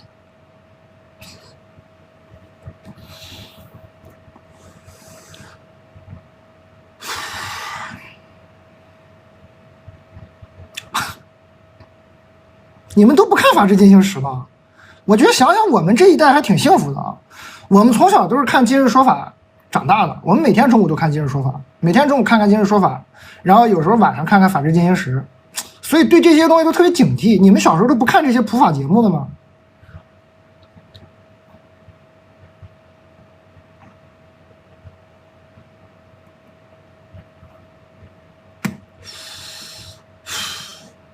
编的故事，我也希望是编的，我特别希望是编的啊，最好是编的，最好是编的。蛋总，我受伤了，帅哥使我受伤。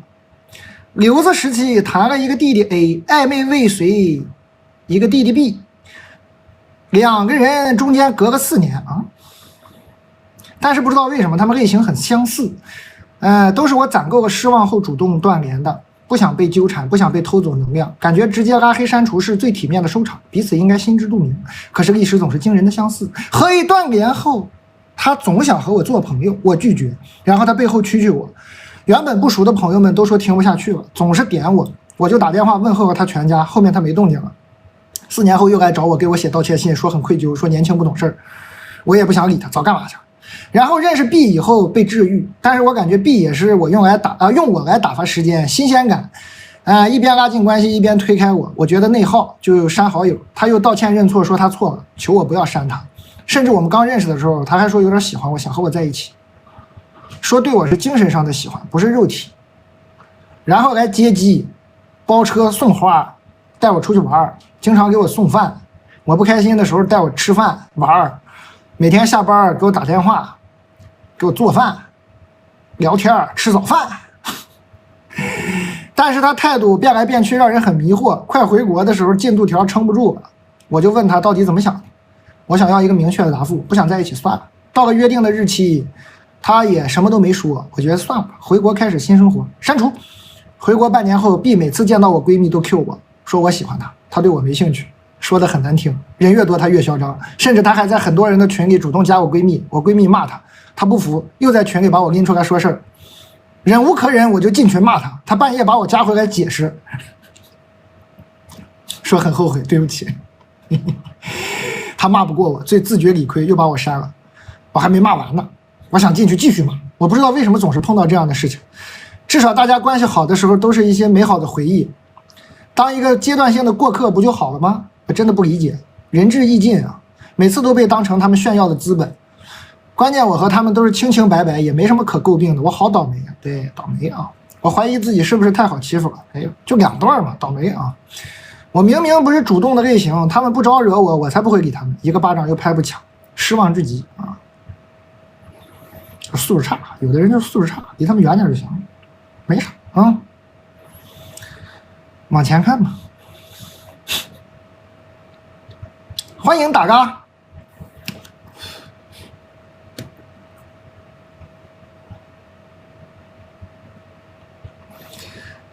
有些人就是素质差。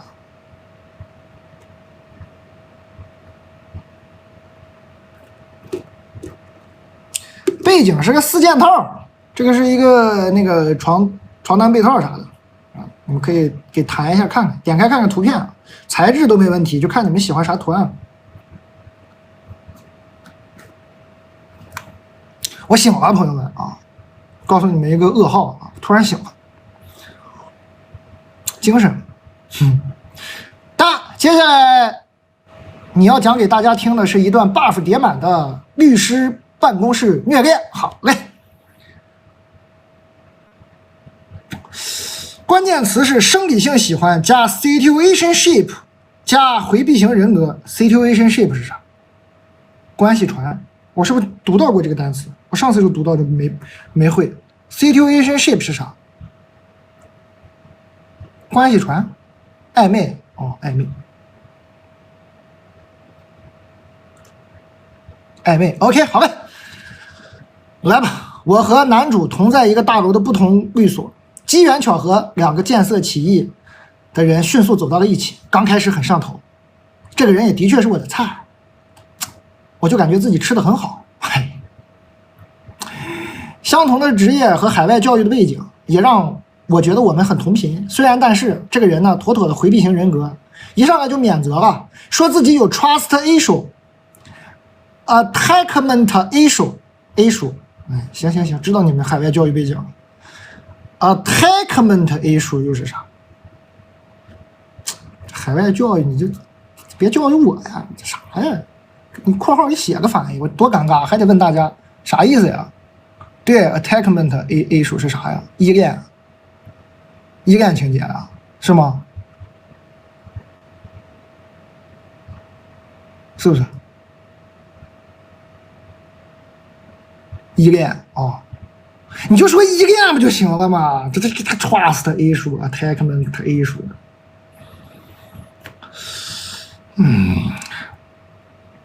无奈当时我太上头了，忽视了这里面的危险信号。相处的几个月里，他各种的 ghost，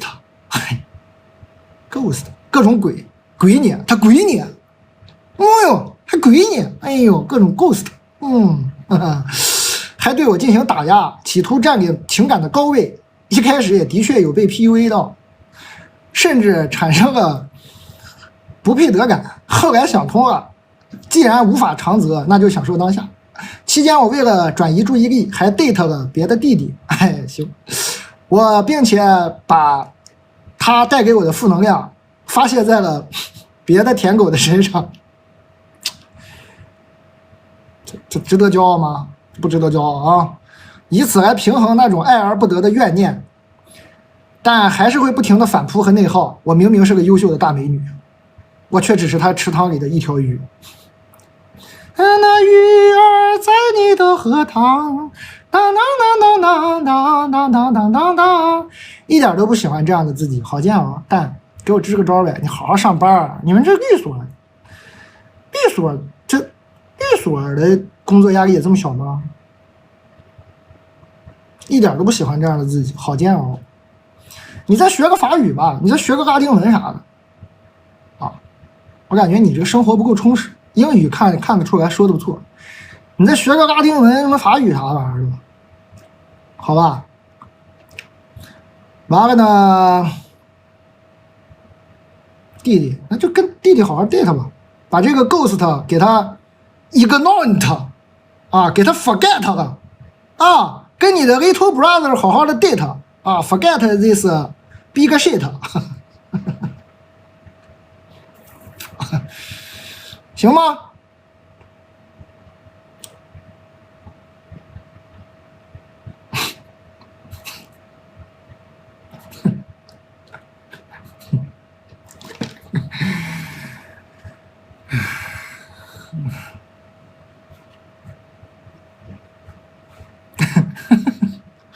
好吧，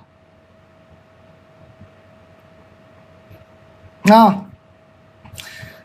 给他那个什么吧。Abandon him， 对 ，abandon him， 啊 ，forget， ignore it， 哎，learn some French，Latino， 啊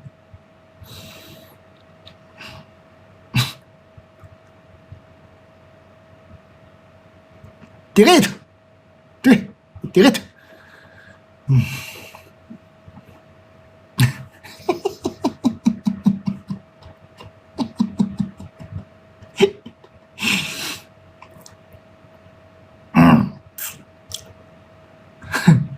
Next，OK， 蛋总你好，我的故事很难很短的一段话介绍，我尽量简洁吧。首先，我是一名男生，好的，我和我前女友啊，是我初恋，也是我唯一谈过的女朋友，是大学同学，我追了她好久好久才同意在一起了，但是后面毕业因为距离的问题分手了。我承认那段时间自己的爱意也变淡了，所以也没有特别难受。隔了一段时间之后，我又开始疯狂的想她。期间她也谈了一段恋爱，后面分手了。后面呢，她考到老家的就是单位去了啊，然后搬家的时候我去了，后面零零星星的见了几面。然后去年很用心的策划了他的生日，准备了好多好多东西，也问了能不能复合，被拒绝了。后面因为距离问题，基本就没怎么见面。但是我还是很想他，很喜欢他。今年过生日，我又准备礼物，又写信表白，又被拒绝了。他说不明白，隔着网络怎么会有这么深的感情？但我现在就是喜欢他。这两天我看他微博，好像因为什么问题情感波动挺大的，我很担心，很想找他聊聊天，想做些什么。又因为他那句话不敢有行动，我到底应不应该再去找他呢？我真的很难受。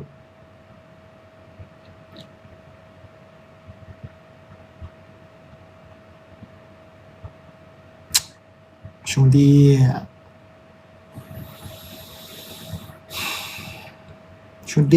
理解你难受啊，但是呢，你这个前女友拒绝你已经拒绝的很明确了啊，不明白个人网络怎么会有这么深的感情啊？拒绝的已经很明确了啊！问个能不能复合，被拒绝了。很想他，很喜欢他啊！算了吧啊，哥们儿，算了吧，好吧，咱也努力过，咱生日呢是吧？又准备又写信，又准备礼物，又写信表白，又被拒绝了，是吧？策划生日又拒绝了，这下看人家微博情感波动大，你这一上去又会被拒绝一次，算了啊，算了，把自己日子过好吧啊，兄弟，缘分已尽啊，至少这一段缘分已尽，后面可能还有机会，但你现在别，你现在他只会觉得你是纠缠你只会引起他的反感，你先放一放。你先过一段时间啊，也说不准，人的感情很奇怪的，是不是？可能过段时间又好。你现在这样的只会起到反作用，哥们儿，别追了啊！现在爱情就像流沙，钻得越紧，流出的越多啊！不要钻太紧。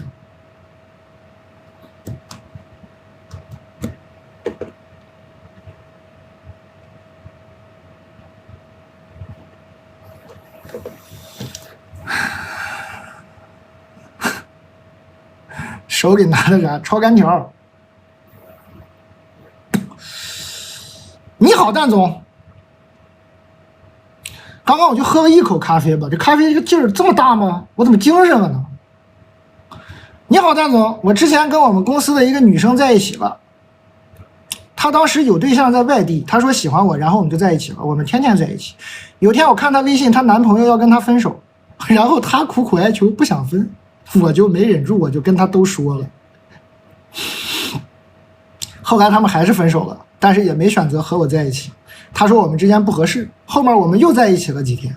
最近他通过相亲又找了一个对象，然后我们就彻底断了联系。但是在公司还能见面，我现在该怎么办？怎么办？好好上班啊！怎么办？好好工作。我在小口的啜饮，那个字是念啜吗？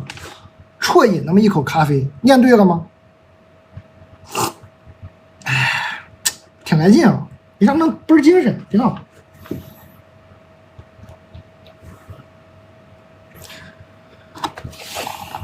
我喝的这个咖啡啊，冰川，然后我兑的是我们的这个认养一头牛的牛奶啊。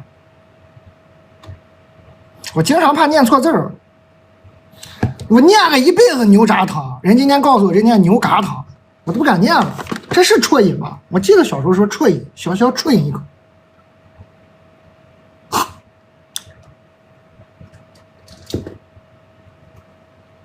我是这个冰川咖啡液，我配的啥？我配的这个牛奶，我正经拿铁，啥豆浆拿铁啊？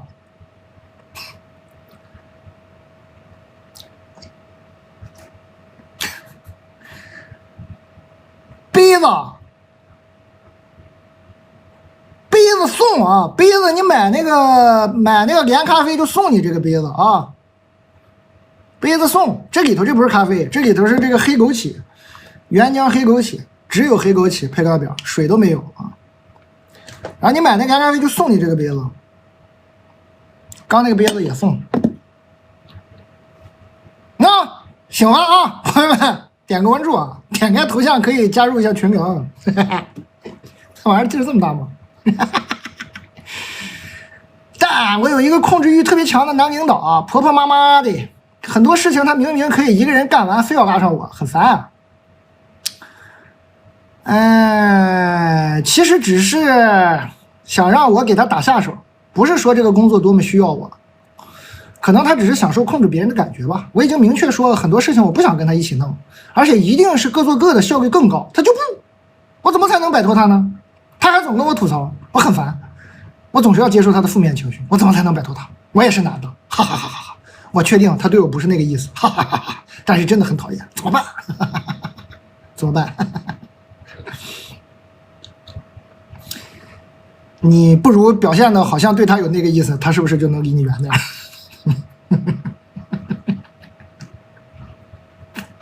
馊主意啊，别听啊，瞎想的，别听啊。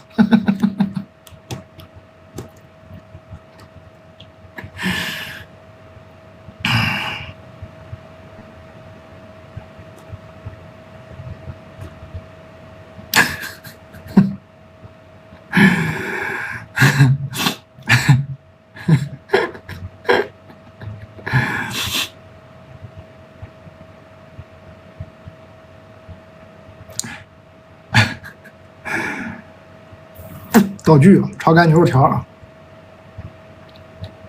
道具了，道具。大家可以点这个预约啊，我们2号还播，在其他平台你看到的都是假的，不是我。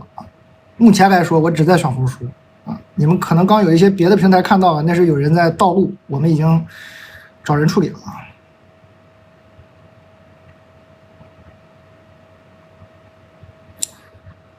这咋整啊，兄弟？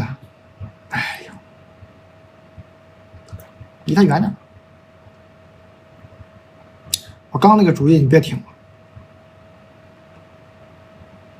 你把自己弄得更忙一点得了。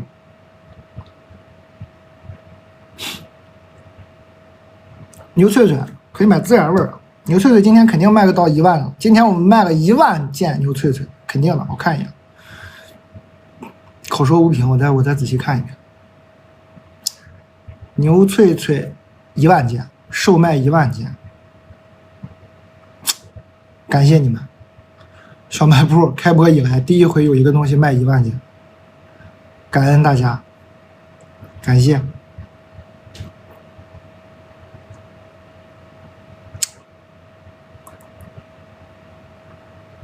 太猛了，太猛了呀！这虾干也卖了2000多个，2200多件，大家自己吃就买那个大号就行。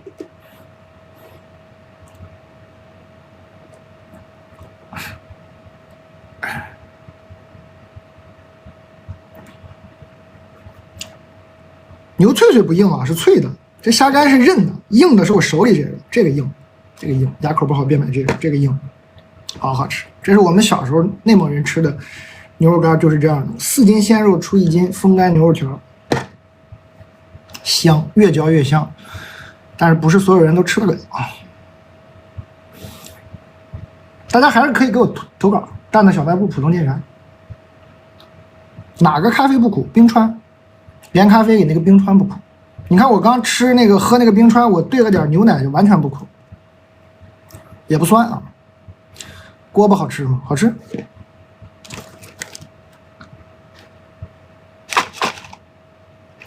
淘米水还在不在？可以给大家谈一下薏米水。薏米水的配料只有水、薏米和五指毛桃，它就是奶香味不甜的。但怎么办？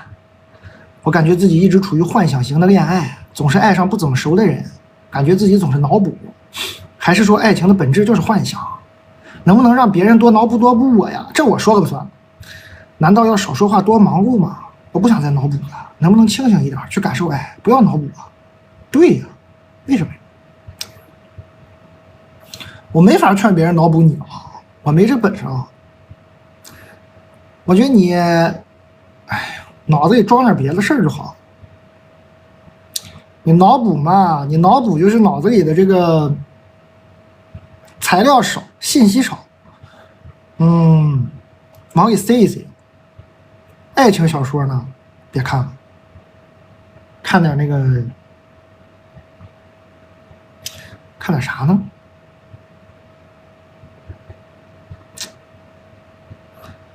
哎呀，看《卡拉马佐夫兄弟》吧，看完你这脑子就装满了，啥也装不进去。蛋总，我好想结婚，忍不了自己了。我们俩刚在一起半年，我感觉我被下蛊了。从现实层面有好多不合适的地方，爱情层面他对我其实也不是特别好，但我每天都想和他结婚。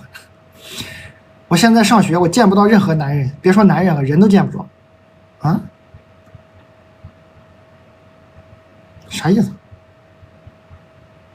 你上学见不到任何男人，那你俩是啥意思？啊？还要结婚？头晕了，别结了啊！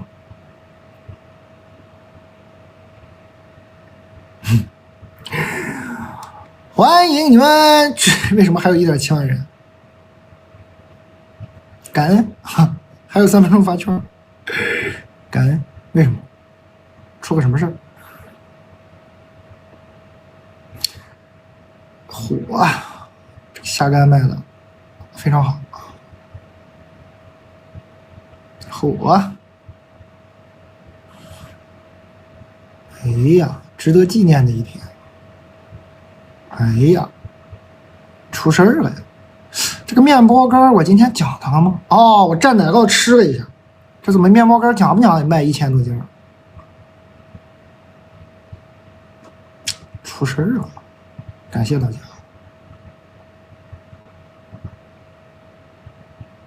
感谢各位。它就是这个，就是火腿月饼，就是有人让我介绍这火腿月饼，酥皮的，咬开里头是火腿，就没有那么油。你吃过上海那种鲜肉月饼就比较偏油嘛，它这个就没那么油，热一下更好吃。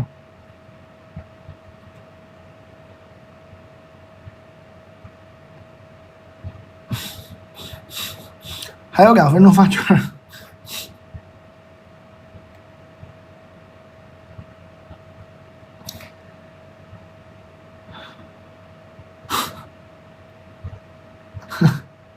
哎呀，哎呀，我这哥们儿在埃及看金字塔呢，这确实不错，有点想去。冲啊！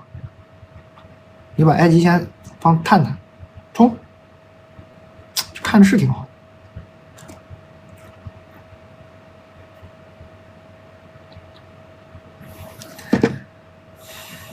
不是你不想去，好的 ，I don't want to go 啊。蛋总你好，我是一名大学生啊，不会要跟我要牛脆脆吧？我看看，哈，不是啊。然后听了你很多直播，真的太搞笑了。然后我也来投一下我自己吧。是这样，我是一个很容易喜欢上，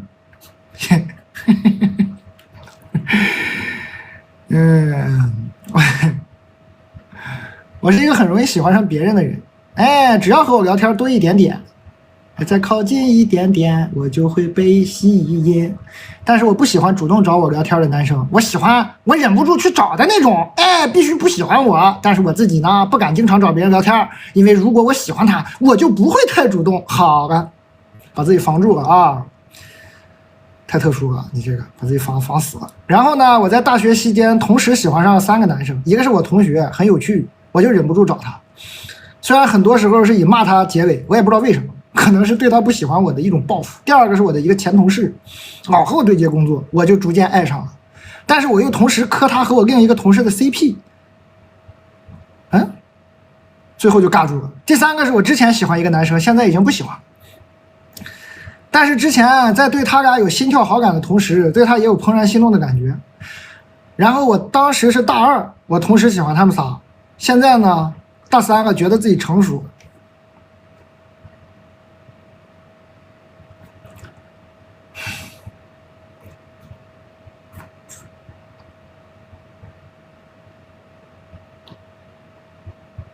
太成熟了，肯定大3肯定成熟了啊，肯定成熟啊。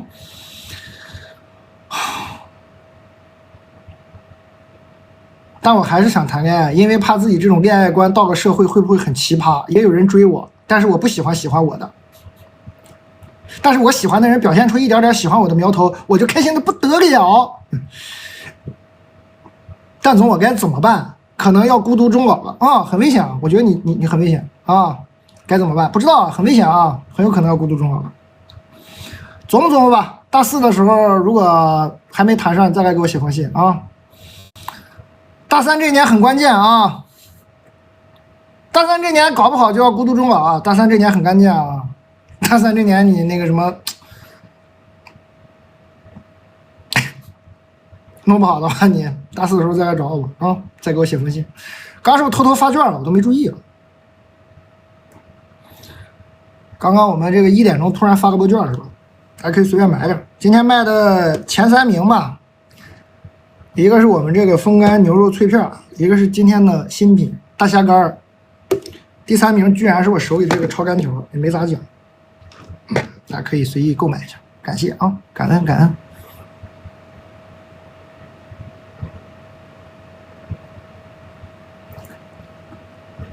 连咖啡好喝吗？好喝，我刚喝的不就连咖啡吗？我的妈！我朋友这个团太累了，参与不了，走的地方太多了。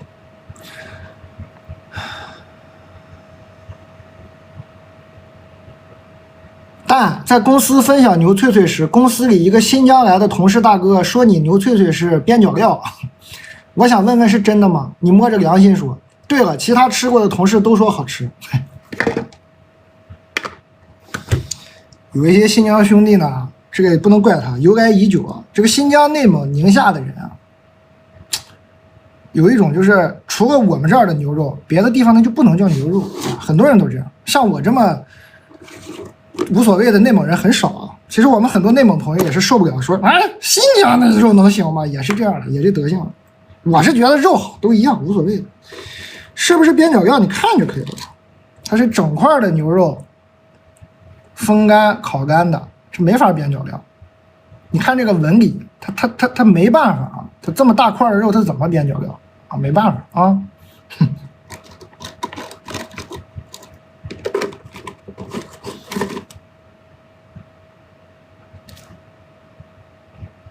好吧，能理解啊，你这新疆大哥呢，这很正常。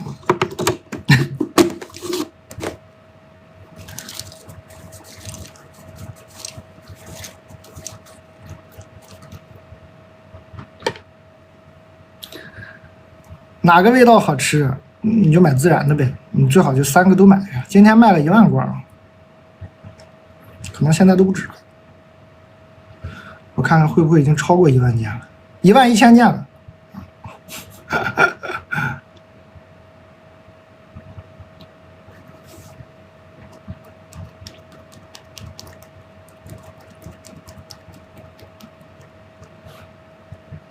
这很正常。我小时候也那样，我小时候就觉得，它除了我们内蒙的牛羊肉，那外面的还能叫牛羊肉吗？但我后来在宁夏、在新疆，我都吃过很好吃的牛羊肉。这个东西就是把心态放宽就好了。我们肉保证是好肉啊，放心。我们这样吧，我们1点半的时候给大家把今天的所有券发一下，然后再跟大家玩一会儿，读会儿信。逗一会儿，减肥能吃牛脆脆吗？看你啥流派啊。我觉得肯定行，这不就点蛋白质吗？这有啥不能吃？但有一些流派就不让吃啊，这是不知道，这减肥看流派了。给你们把风扇拔一下，是不是觉得世界瞬间安静？我现在不说话，是不是觉得世界安静了？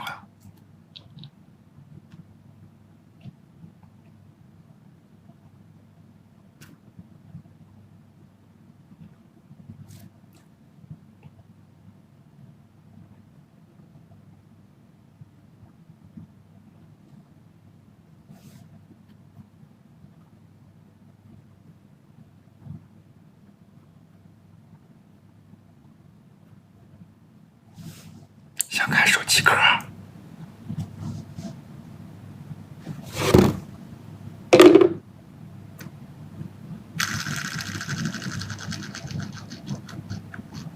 非常解压。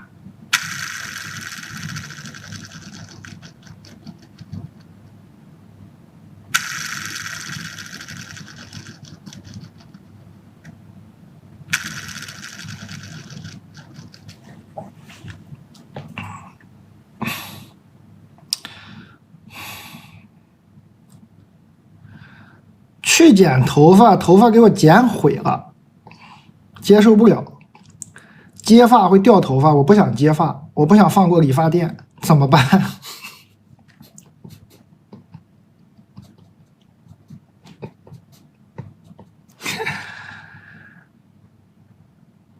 嗯？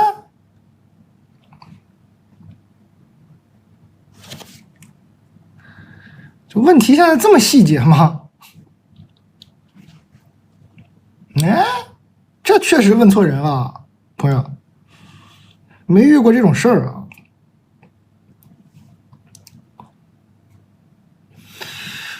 我觉得呢，学会跟自己的丑发型和解呢，是人生成长道路上必不可少的一个重要环节，好吧？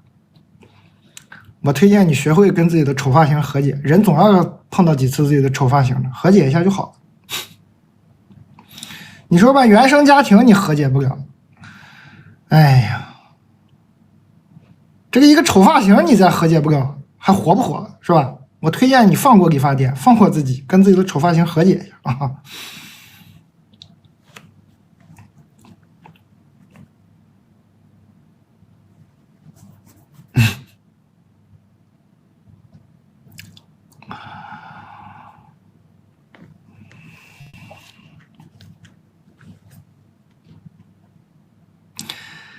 但我已经和他分手，分手的原因很抓马。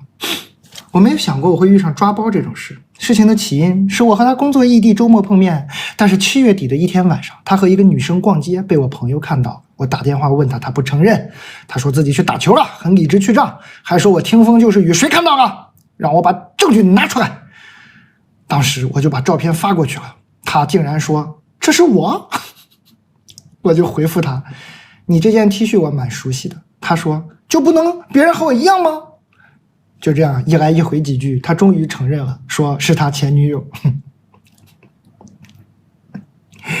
有些话要当面说清，他就去了，我不相信，就分手了。分手后我气不过，在他恋爱期间让我很憋屈，我就发短信骂他。在他生日前1个月，我在实体店买了衣服裤子当做给他的生日礼物，我就提前给他，让他试一试，想着这样不适合好退。他生日第2天，我俩因为琐事吵架，他就开始倒苦水，说我买的生日蛋糕是他吃过最小的。问题是说过生日就我们俩人啊，4寸的蛋糕2个人吃怎么了？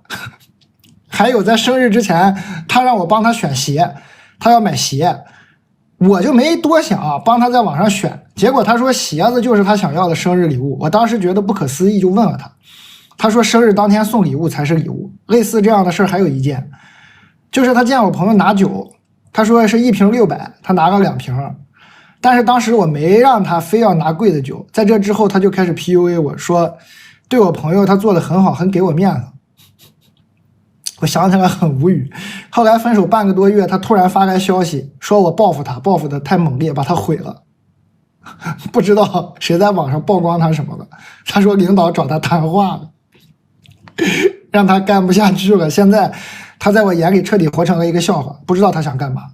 我什么也没干，他扣这种屎盆子在我头上，也不知道欠了多少风流债。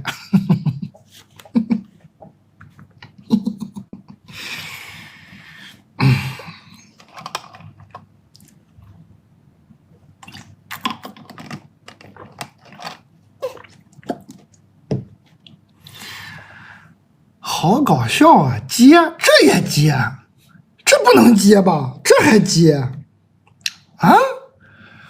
说好搞笑啊！接不是这啊？搞笑也接呀？别接了！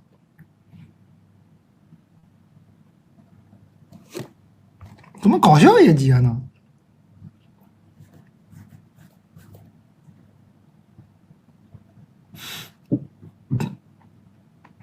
蛋总，我同事为了减肥不吃饭，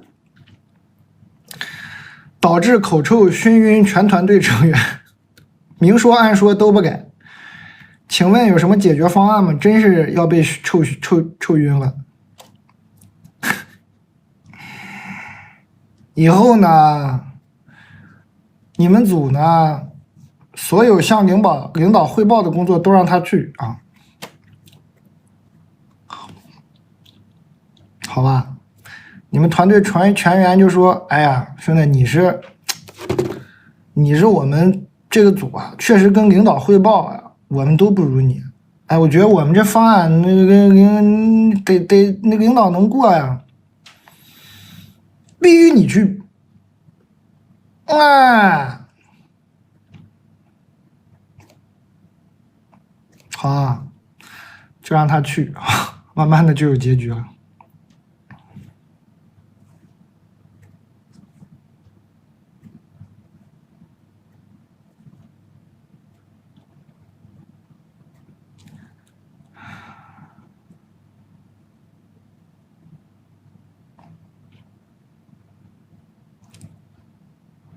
嗯，但请问你知道地球上有什么地方适合退休的中年人走走停停边学习几年的吗？本人的妈妈还有2、3年就要退休了，想提前为她做一些规划。小城市中学老师啊，我们那儿的善良坚韧，非常好学，一辈子都在以自己能知道的最好的方式了解世界，向外拓展。他也很愿意退休后出去走走，但与其打卡式旅游，他可能更愿意在一个地方多待一段时间。所以想问蛋，此时心里有蹦出什么地方吗？哈哈哈，没有也没关系。祝你生意兴隆。太多了啊，太多了。先把国内走明白吧，也不用世界上，地球上，国内有好多地方适合啊，哪儿都挺适合的。小城市中学老师，善良坚韧，非常好学，太多地方了。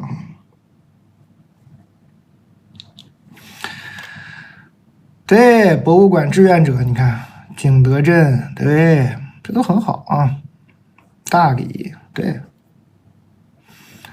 很多地方，山西看文物，对啊。景德镇，对，景德镇很合适啊，太多了合适的地方。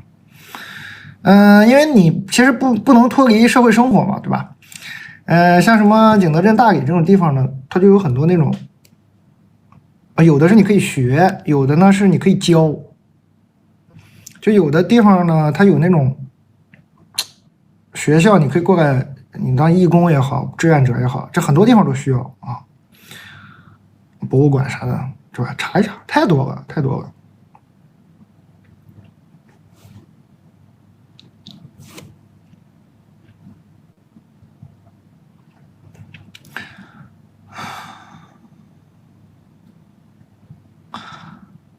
蛋总这几天和舍友回忆大学有趣的事儿，想起来刚上大学那会儿你刚红，晚上和室友吃冒菜，我为了证明你很搞笑，找了个片段给他看，结果咔嚓手机掉冒菜里了，穷苦的学生党只能继续拿起来用，手机3天3夜都有一股冒菜味儿，我现在一吃冒菜就能想到你，我看见你就能想到那碗冒菜。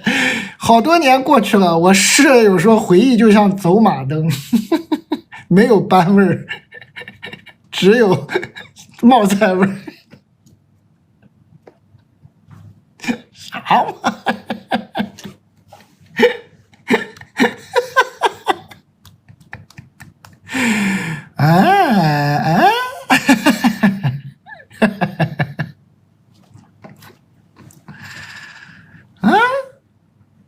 干啥？这什么呀？10年前掉在冒菜里的手机，终于击中了10年后的我吗？是吗？啥呀？哎呀，10年前的冒菜正中眉心。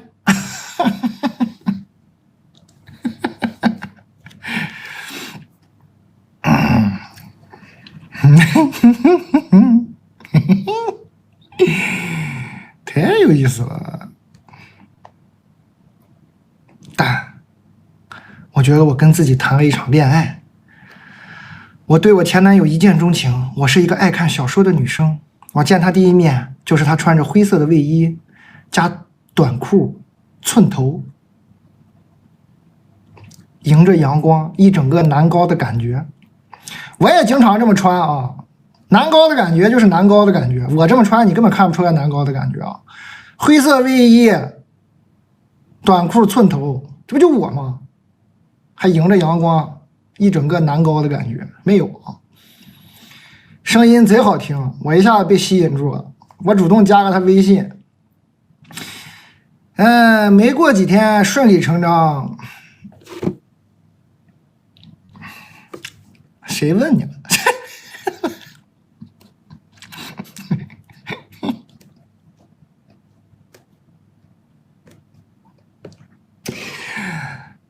哎，我不是跟他分析，就意思不是说打扮的事儿啊。跟他在一起经历了各种美好，各种吵架。每次想分手的时候，我就想象我们认识的过程，哎，我就觉得太偶像剧了，然后就分不了。你看，他就容易弄得特别偶像剧，我就给他破除一下这个迷信，是吧？没有偶像剧。我们在一起快2年了，我一直认为他是那种我自己出轨他都不会出轨的人。我觉得他很恶，平常敷衍我就够了，他怎么可能有时间去敷衍别人呢？我想给他买个东西，我说我看看你手机，然后他支支吾吾的，我说哎，你是不是有别的小姐姐了？他就沉默了，我就震惊了，我说啊，这都被我猜到了。后来他说是他家里介绍了，他们聊了1个月，见了1次面，吃了1次饭，我震惊了。我看他跟别人聊天1个月我都不知道，然后我看了他和那个女生聊天的记录，然后平淡的说那我们分手吧。但是可能分手不在计划之内，我后来找他和好过，他说既然分了就分了吧。过了大概10几天，我发现他有女朋友了，我又震惊了，怎么可以这么快？但是我后来发现他变丑了啊！我拿他的照片跟我朋友说，他长这样吗？我朋友说对，是你的爱给了他滤镜。我们分手1年多了，但是我还没有男朋友，这是为啥？我想问你，蛋，咋找男朋友啊？你接着去啊！你这在哪碰着的？穿着灰色卫衣、短裤寸头，迎着阳光，你蹲点去啊！你可能还能碰着。这种打扮的还是挺多的。我不知道你在哪儿遇着的，你就还去你遇着他那个地儿就行了，守株待兔。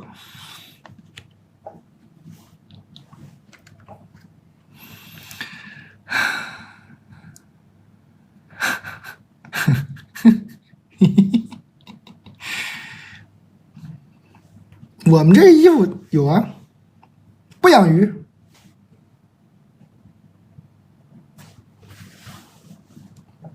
不养鱼啊，不养鱼。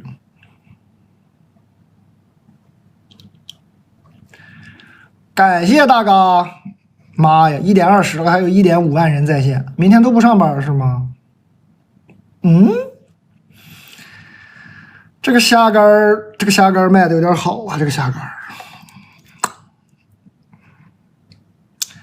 整一个吧，朋友们，大半夜的，我就不吃一个气你们了，我吃一个现在你们得崩溃，太好吃了，你们就自己买吧，好吃啊，相信我。连咖啡也快又卖3000件了，咖啡卖的也很好。我们这次连咖啡送的杯子跟上次不一样啊，有新朋友上次来买过连咖啡，这次这个杯子更好看一点，但你现在看不见，因为我这个倒了枸杞汁儿，黑枸杞，只有黑枸杞，连水都没有的黑枸杞。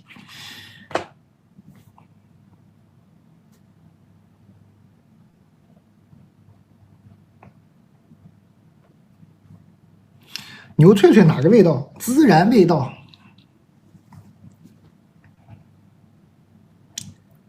但救命救命救命！很需要你的意见，很重要。我不信啊，我看看啊。蛋总你好，今年1月份参加了一个朋友婚礼，认识了 H， 他在大厂工作。H 的工作能力呢，在我们身边同龄人里算很强，年纪轻轻，年入50W 左右，但是家里是农村的，一点基础都没有。我的工作能力不强，目前没有在工作，在家当全职女儿。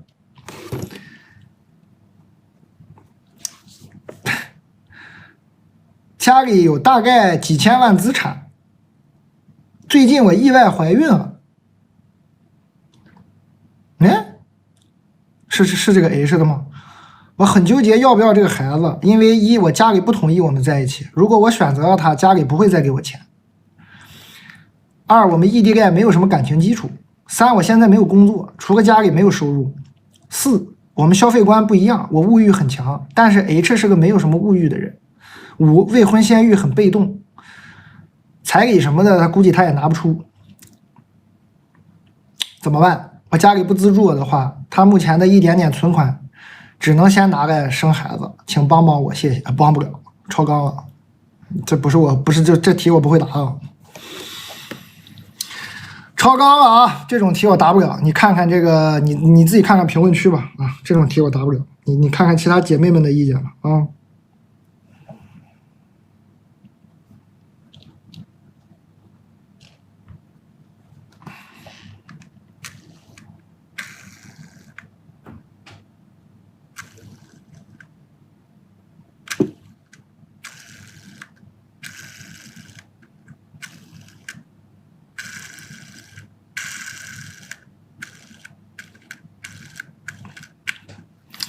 好吧，但是这个意见也不是很统一，反正你参考一下，这我真回答不了了。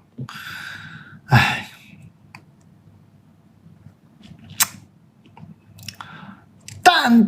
蛋，我分手了，我前男友失业快1年，最近找到了中大厂工作。啥？中大厂？那不就中厂吗？怎么还有中大厂？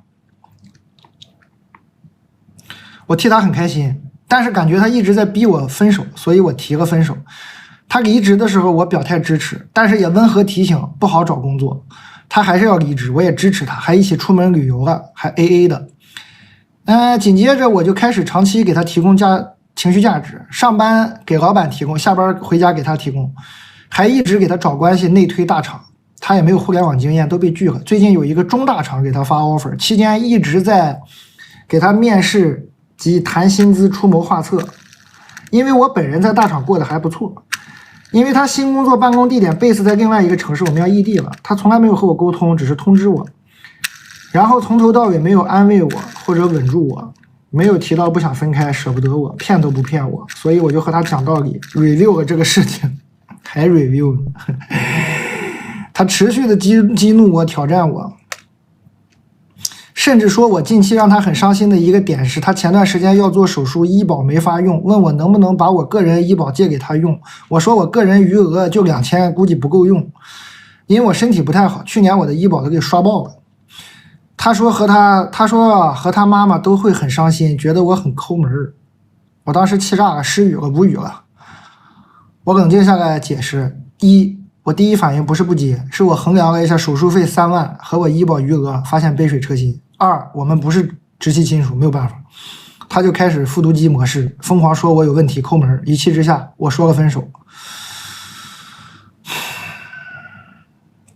在他身上发生的抠门事情，其实有很多件。目前我很伤心，但我有点气不顺的，不知道他到底什么意思，请你帮我分析分析。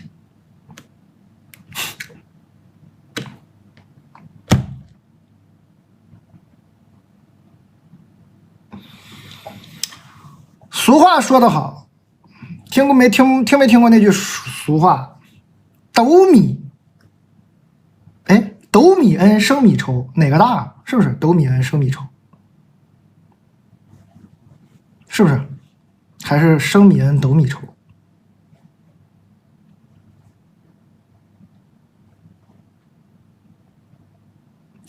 生米恩，斗米仇啊，还是斗米恩，生米仇？反正就那么个意思。大恩成仇啊！大恩成仇啊！赶紧分啊！这个就是大恩成仇啊！这个有点社会经验就知道我在说啥。对一个人太好呢，他还不上你这个恩情，他就会恨你。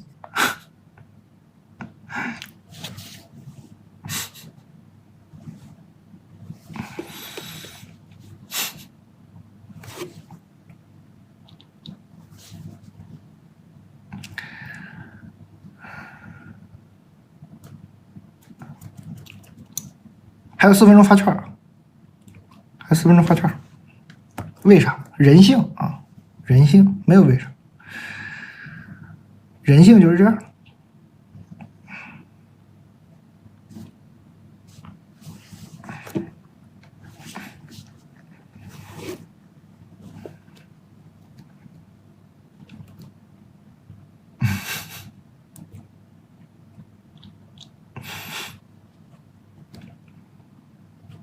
展开讲讲，不用展开啊，人性就这样，你经历多了就知道了啊。大恩成仇，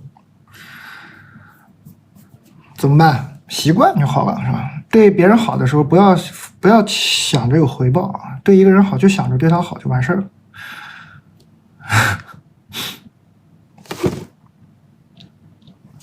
有回报呢，哎，当中奖了是吧？大概率是没有的。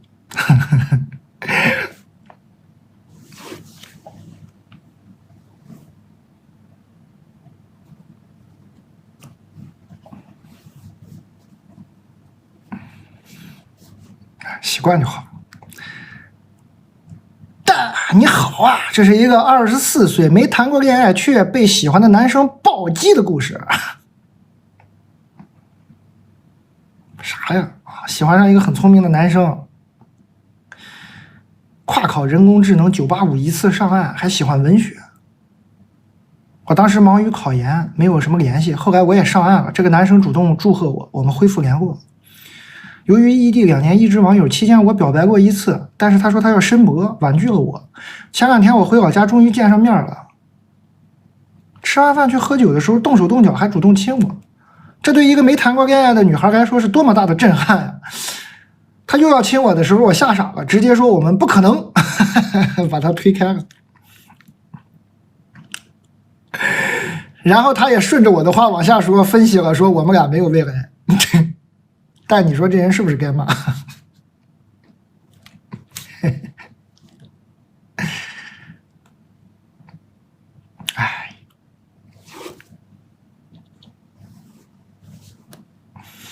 哎，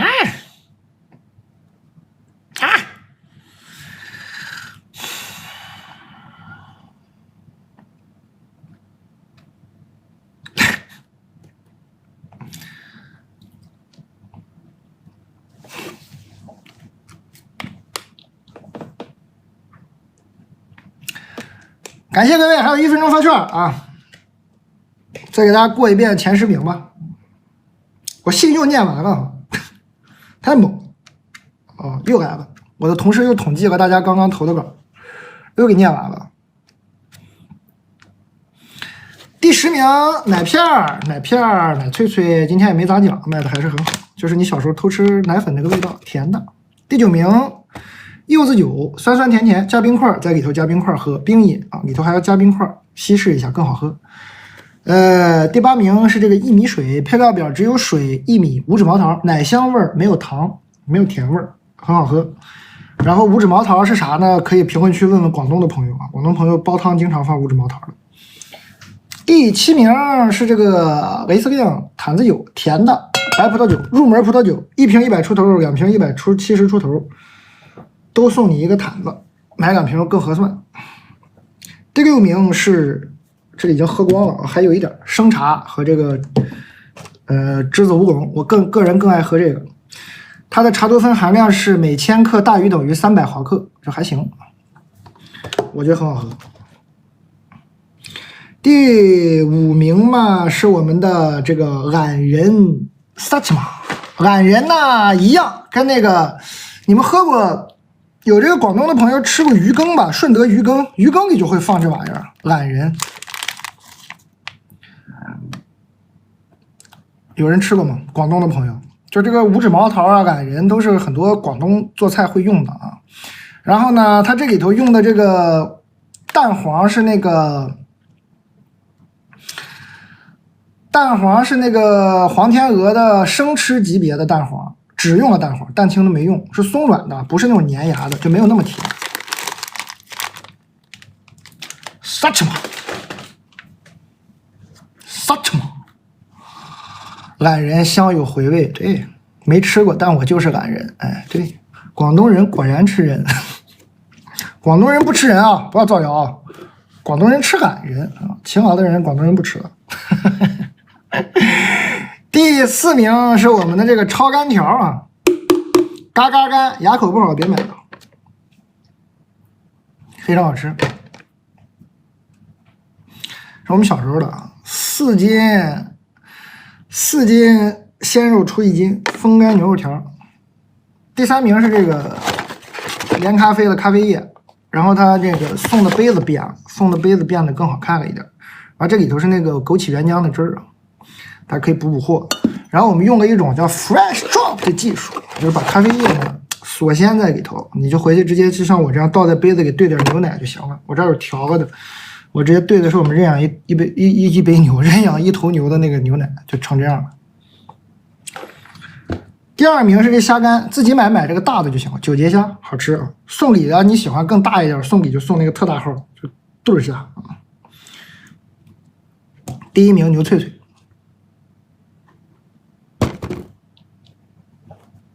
一口假牙，太想吃风干条了，咋办啊？你要干什么？没有必要啊！你最爱吃啥？哎，这好问题，真不知道。我今天没少吃这个虾干，这挺埋汰的，一堆壳，我刚扒了好几个这个虾干吃。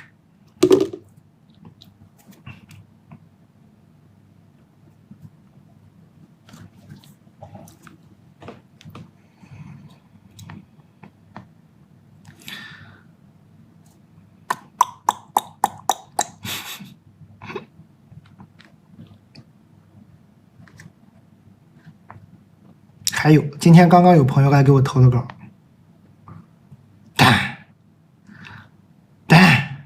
我和我老公在一起5年，结婚3年半，23、24年异地。刚在一起的时候，他刚去读博，今年暑假毕业。21、22年他也在国内，我承担家里的经济开支。23、24年他出国，他爸妈负责他家务活，双方都有承担。我性格不太温柔，偏强势。所以他有给我提供情绪价值，包容我，总体双方都有付出吧。他妈妈特别强势，所以一直都有一点矛盾，而且我感觉他有一点妈宝，很看重他爸妈。婚前我就说了不和长辈住，他答应了，但是今年年初他爸妈因为一些事儿说要搬过来过渡，但是住好几个月，反复推迟搬走的时间。我为这事经常和他吵架，我甚至提出我们出去租房买房，但是可能临近毕业的关键期吧，他一直逃避解决问题。冷战半个月，甚至1个月不联系。他毕业回国后第一通电话就是约我去民政局离婚，我答应了。从他回国不告诉我，我就死心了。结果他又反悔了，我没看到他有任何行动，只是打电话跟我说他不想离了。过去的我挺恋爱脑的，如今的现实状况让我不知道该怎么走下去，但又不忍心主动提离，因为我知道他也包容我挺多的。我性格确实有点不太好，我也有不对的，可以指点指点我吗？谢谢你。哎呦，他要离，他又不离了，做了个假动作。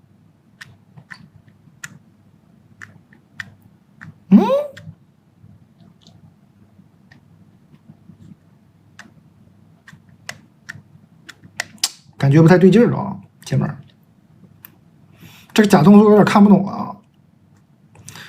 要没这个假动作吧，我可能还劝你们聊一聊，挽回挽回，可能就是异地，是吧？俩人坐在那好好聊聊天，可能还能有缓。但他这一个假动作把我晃飞了呀，啥意思啊？这什么意思啊？这是？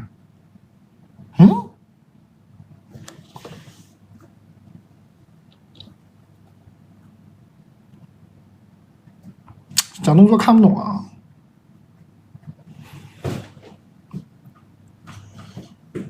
哎，反正你这个姐妹应该也在，你能看得到下面的人评论啊。哎呀，第一，保护好你的财产；第二，好好坐下来谈一次啊，就离你也得谈一次嘛，体面一点是吧？啊，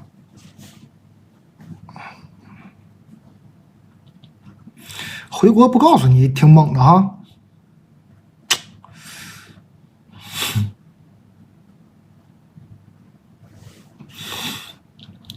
我隐隐觉得他爸妈没起好作用，但我也不知道是发生了啥。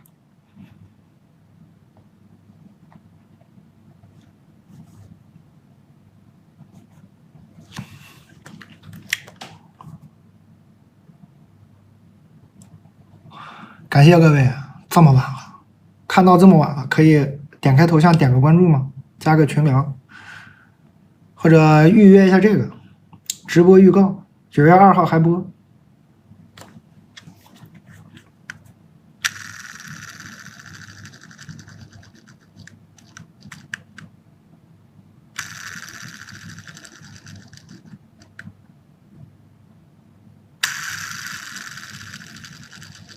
火山更苦一点啊，火山和那个冰川，冰川没那么苦，加奶就完全不苦。7点钟看到现在，真行了，真行了。手机壳也卖啊，也有。牛脆脆常温保存就可以了。7点钟看到现在，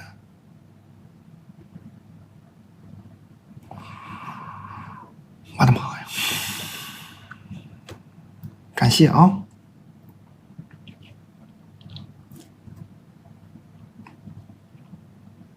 感谢各位。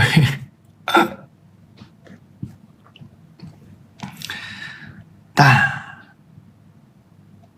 你快成我的树洞了，我要气死了。自从看了你的建议之后，我就在家对男朋友很好，也不发火了，还多干了好多家务。你看的是我吗？他干离谱的事儿我都没骂他，你看的是我吗？你是不是认错人了？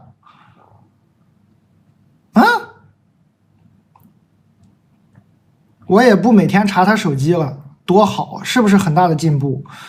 昨天他轮休，早上我没起床，他在沙发上抽烟，给沙发烫个洞，吓得那哥们儿一天在那个窟窿眼上坐着不起来做饭。我拽他起来的时候才发现，开始他还心虚等着挨骂呢，我忍住了说没事儿，以后去楼下抽，别弄得屋里这么大味儿。我是不是进步了？我是不是该感动的热泪盈眶？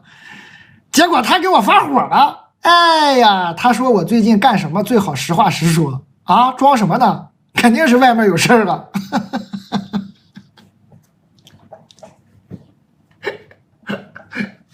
这男的适应不了，你不发火他崩溃了是吧？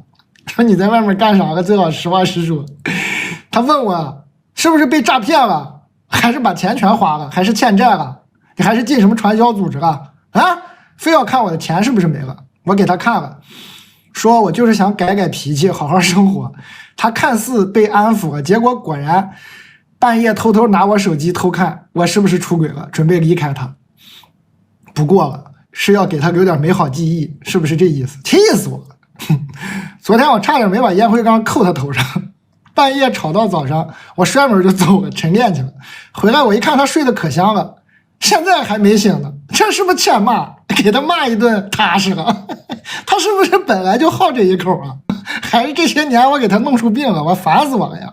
我真是不能审视我自己的生活呀，一审视都是神经病。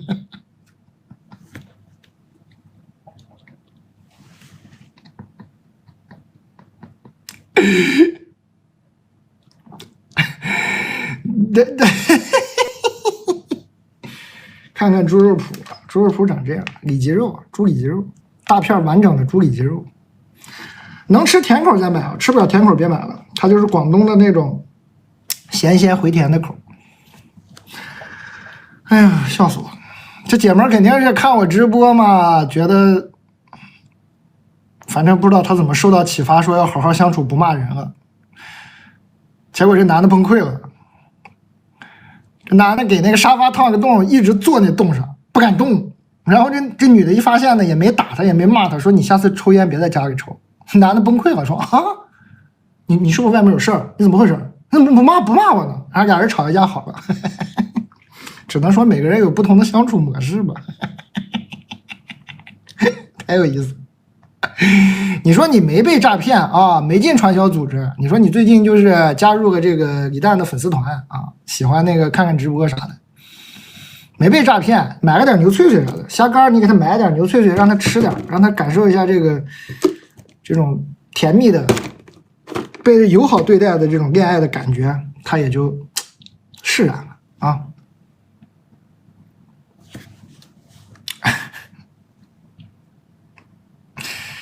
这是后续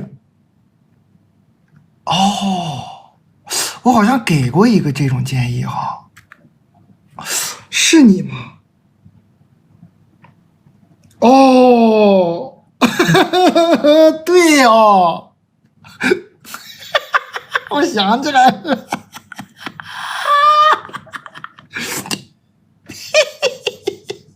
我想起来了。对，这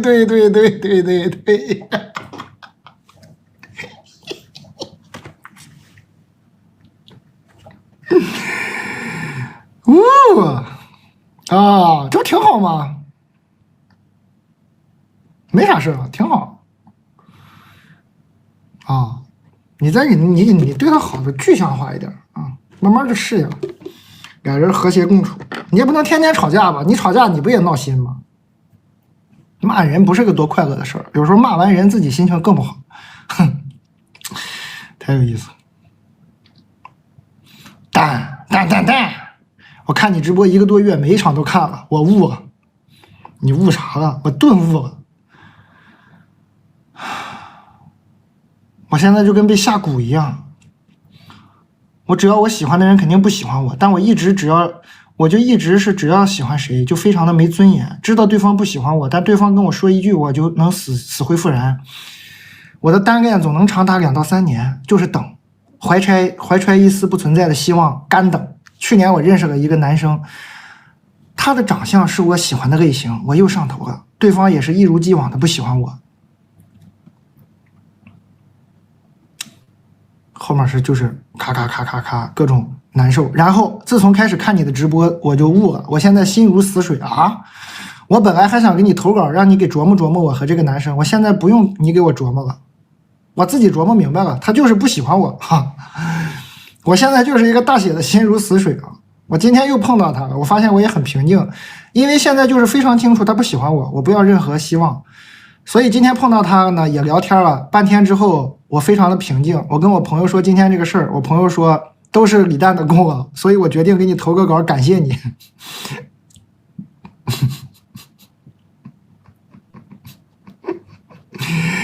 最后从我上大学到现在也快10年了，只要是我喜欢的都不喜欢我，我也去相亲了，但相亲看上我的我又不喜欢，我感觉我陷入个死局，有什么能破的方法吗？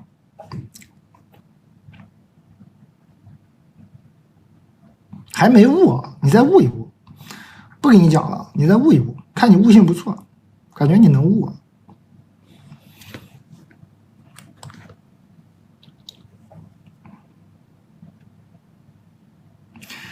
感谢各位，我们今天到2点吧，怎么样？也挺晚的了，从7点到现在还可以了，我连厕所都没上过。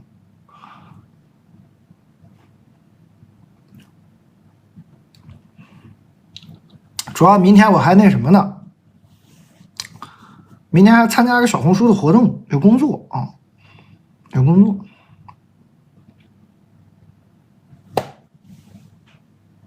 7小时没上厕所。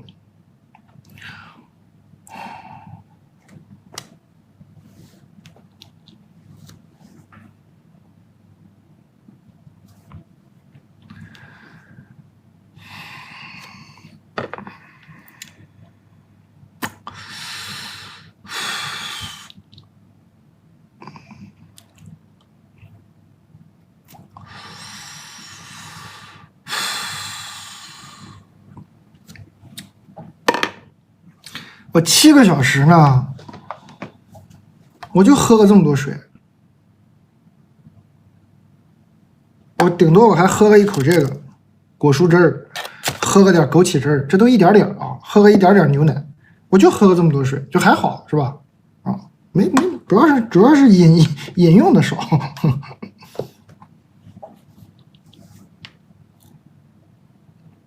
我们就喝了一点咖啡。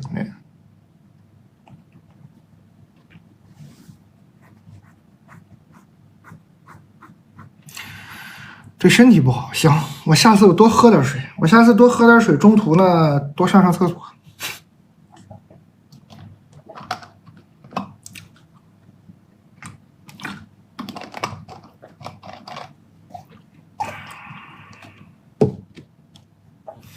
还发券吗？还有券吗？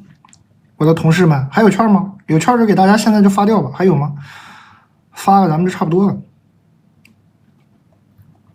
我不知道还有没有，我问问他，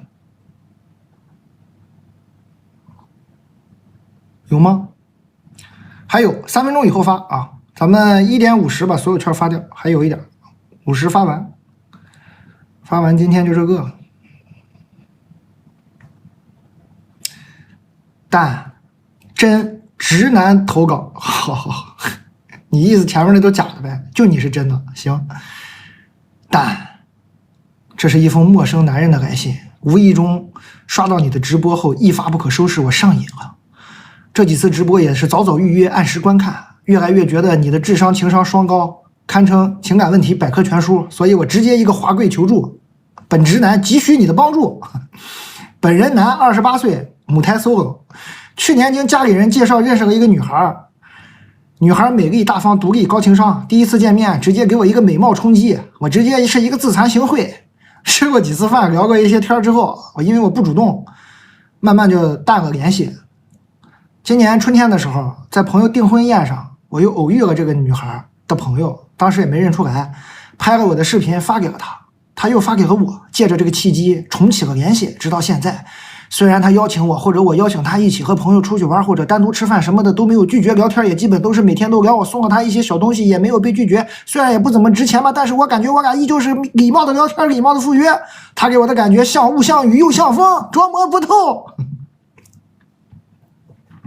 像空气一样难抓，像雾像雨像飞沙，三生三世十里桃花。我也是每次尽量礼貌，不敢逾矩。我的朋友都劝我七夕节给他送个小礼物表达心意，可是我知道我俩还没走到那一步。你不走你怎么走到那一步啊，兄弟啊？最后只能看着你的七夕直播暗自纠结，期间也为姐妹们的精彩投稿拍案叫绝。真有这个事。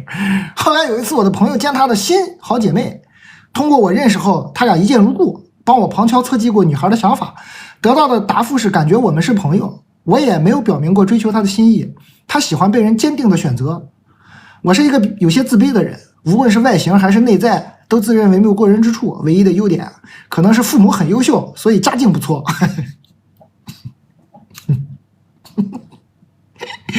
有时候遇到来电的女生也都不敢表露心迹，害怕被拒绝。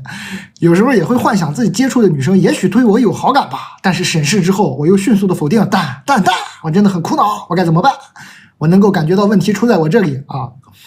但是爱情之于我真是个难题，爱情它是个难题，让人目眩神迷。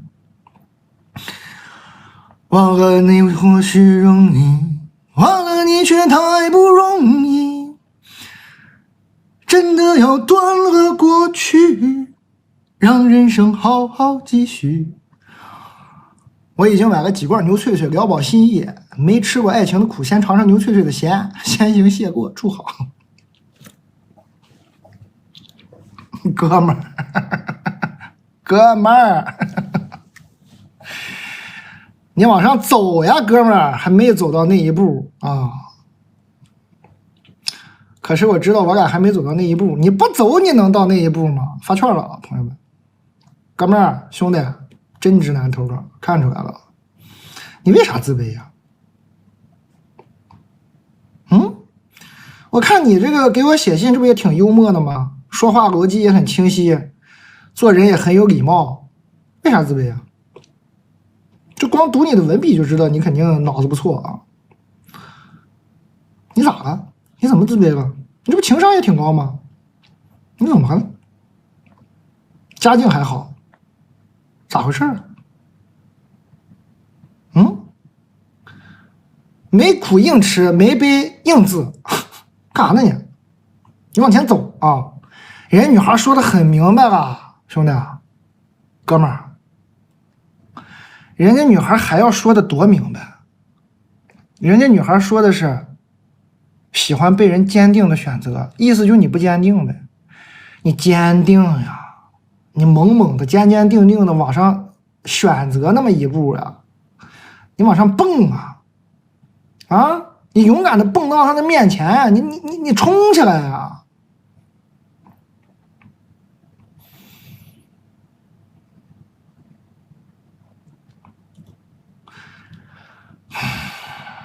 这不家境好吗？你买点值钱礼物，猛猛的那种啊！送了一些小东西也没有被拒绝，你送点大物件啊！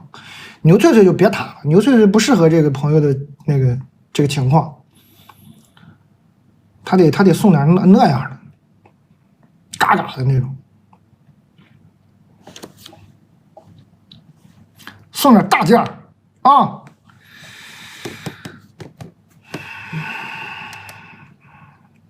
冰箱、彩电、洗衣机啥的啊，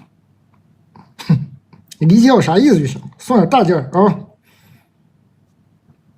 坚定的表达一下。送大虾干啊，大虾干也行啊，你买虾干送那个特大虾干也可以。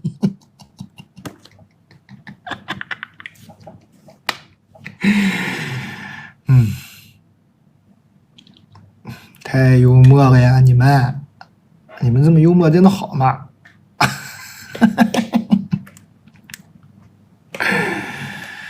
可以啊，咱们今天最后一封信就这个吧。我怕再读那种读到那种不开心的，咱们影响咱们睡眠的心情。我觉得这很可爱啊，这男生读起来感觉是个挺好的人。自卑不知道呀，没谈过恋爱啊，自卑啥呢？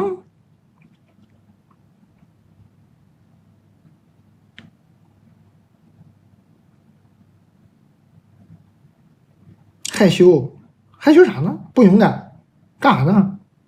放不下啥？好面是吗？哥们儿，你是不是好面啊？有可能是好面哦，不是自卑，可能是好面。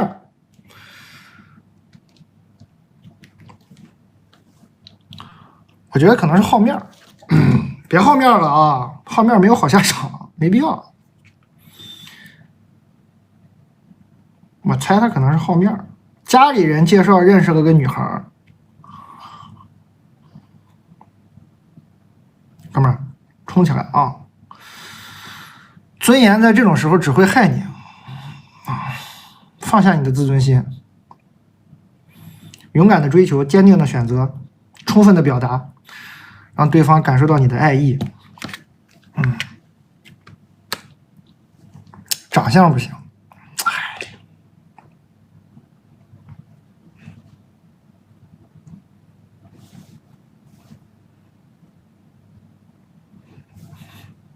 兄弟，再不行能有这么不行吗？不至于吧？不会这么不行吧？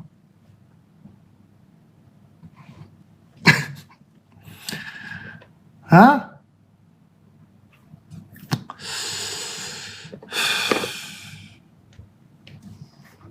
不是，人家那女孩说的很明白了，人家女孩都说了，说希望被坚定的选择，这也没嫌弃他，无论是长相呀还是啥，就各方面其实都没嫌弃，就是想要他一个勇敢，要他一个坚定，啊，他现在就差一个坚定，哥们儿就差一坚定啊。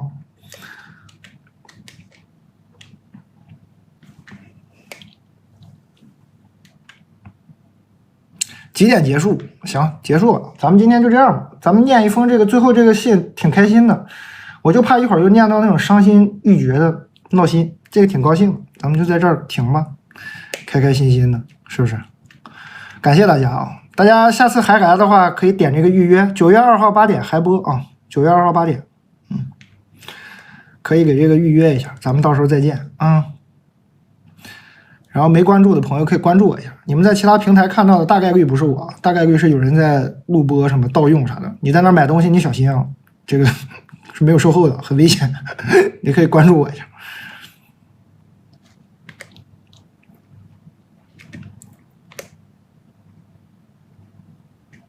其实就这个了，感谢各位，感谢各位。明儿还有事儿，明儿答应人家小红书一事儿。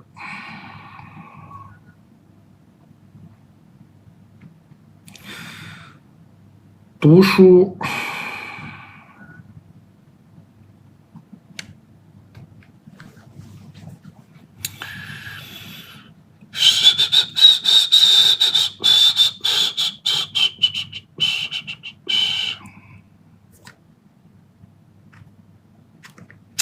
不知道读啥呀？刀与星辰。岛屿星辰吧。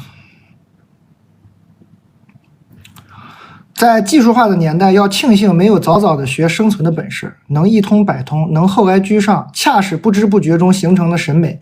别急着学什么，别急着当个能人，青春本就是用来浪费的。选择做个挣不到钱的人，选择过狼狈一些的生活，总有人来相依为命，总有急中生智的一天。徐浩峰写的好不好？写的太好了，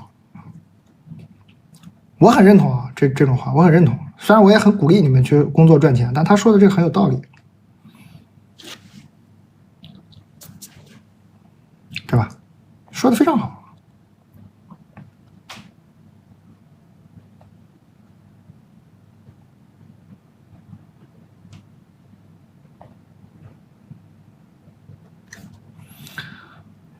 我觉得是很有道理的，有的时候就是这样的，很奇怪的，有的时候就是，哎，硬去要吧，要不到，哎，不要吧，他就来了。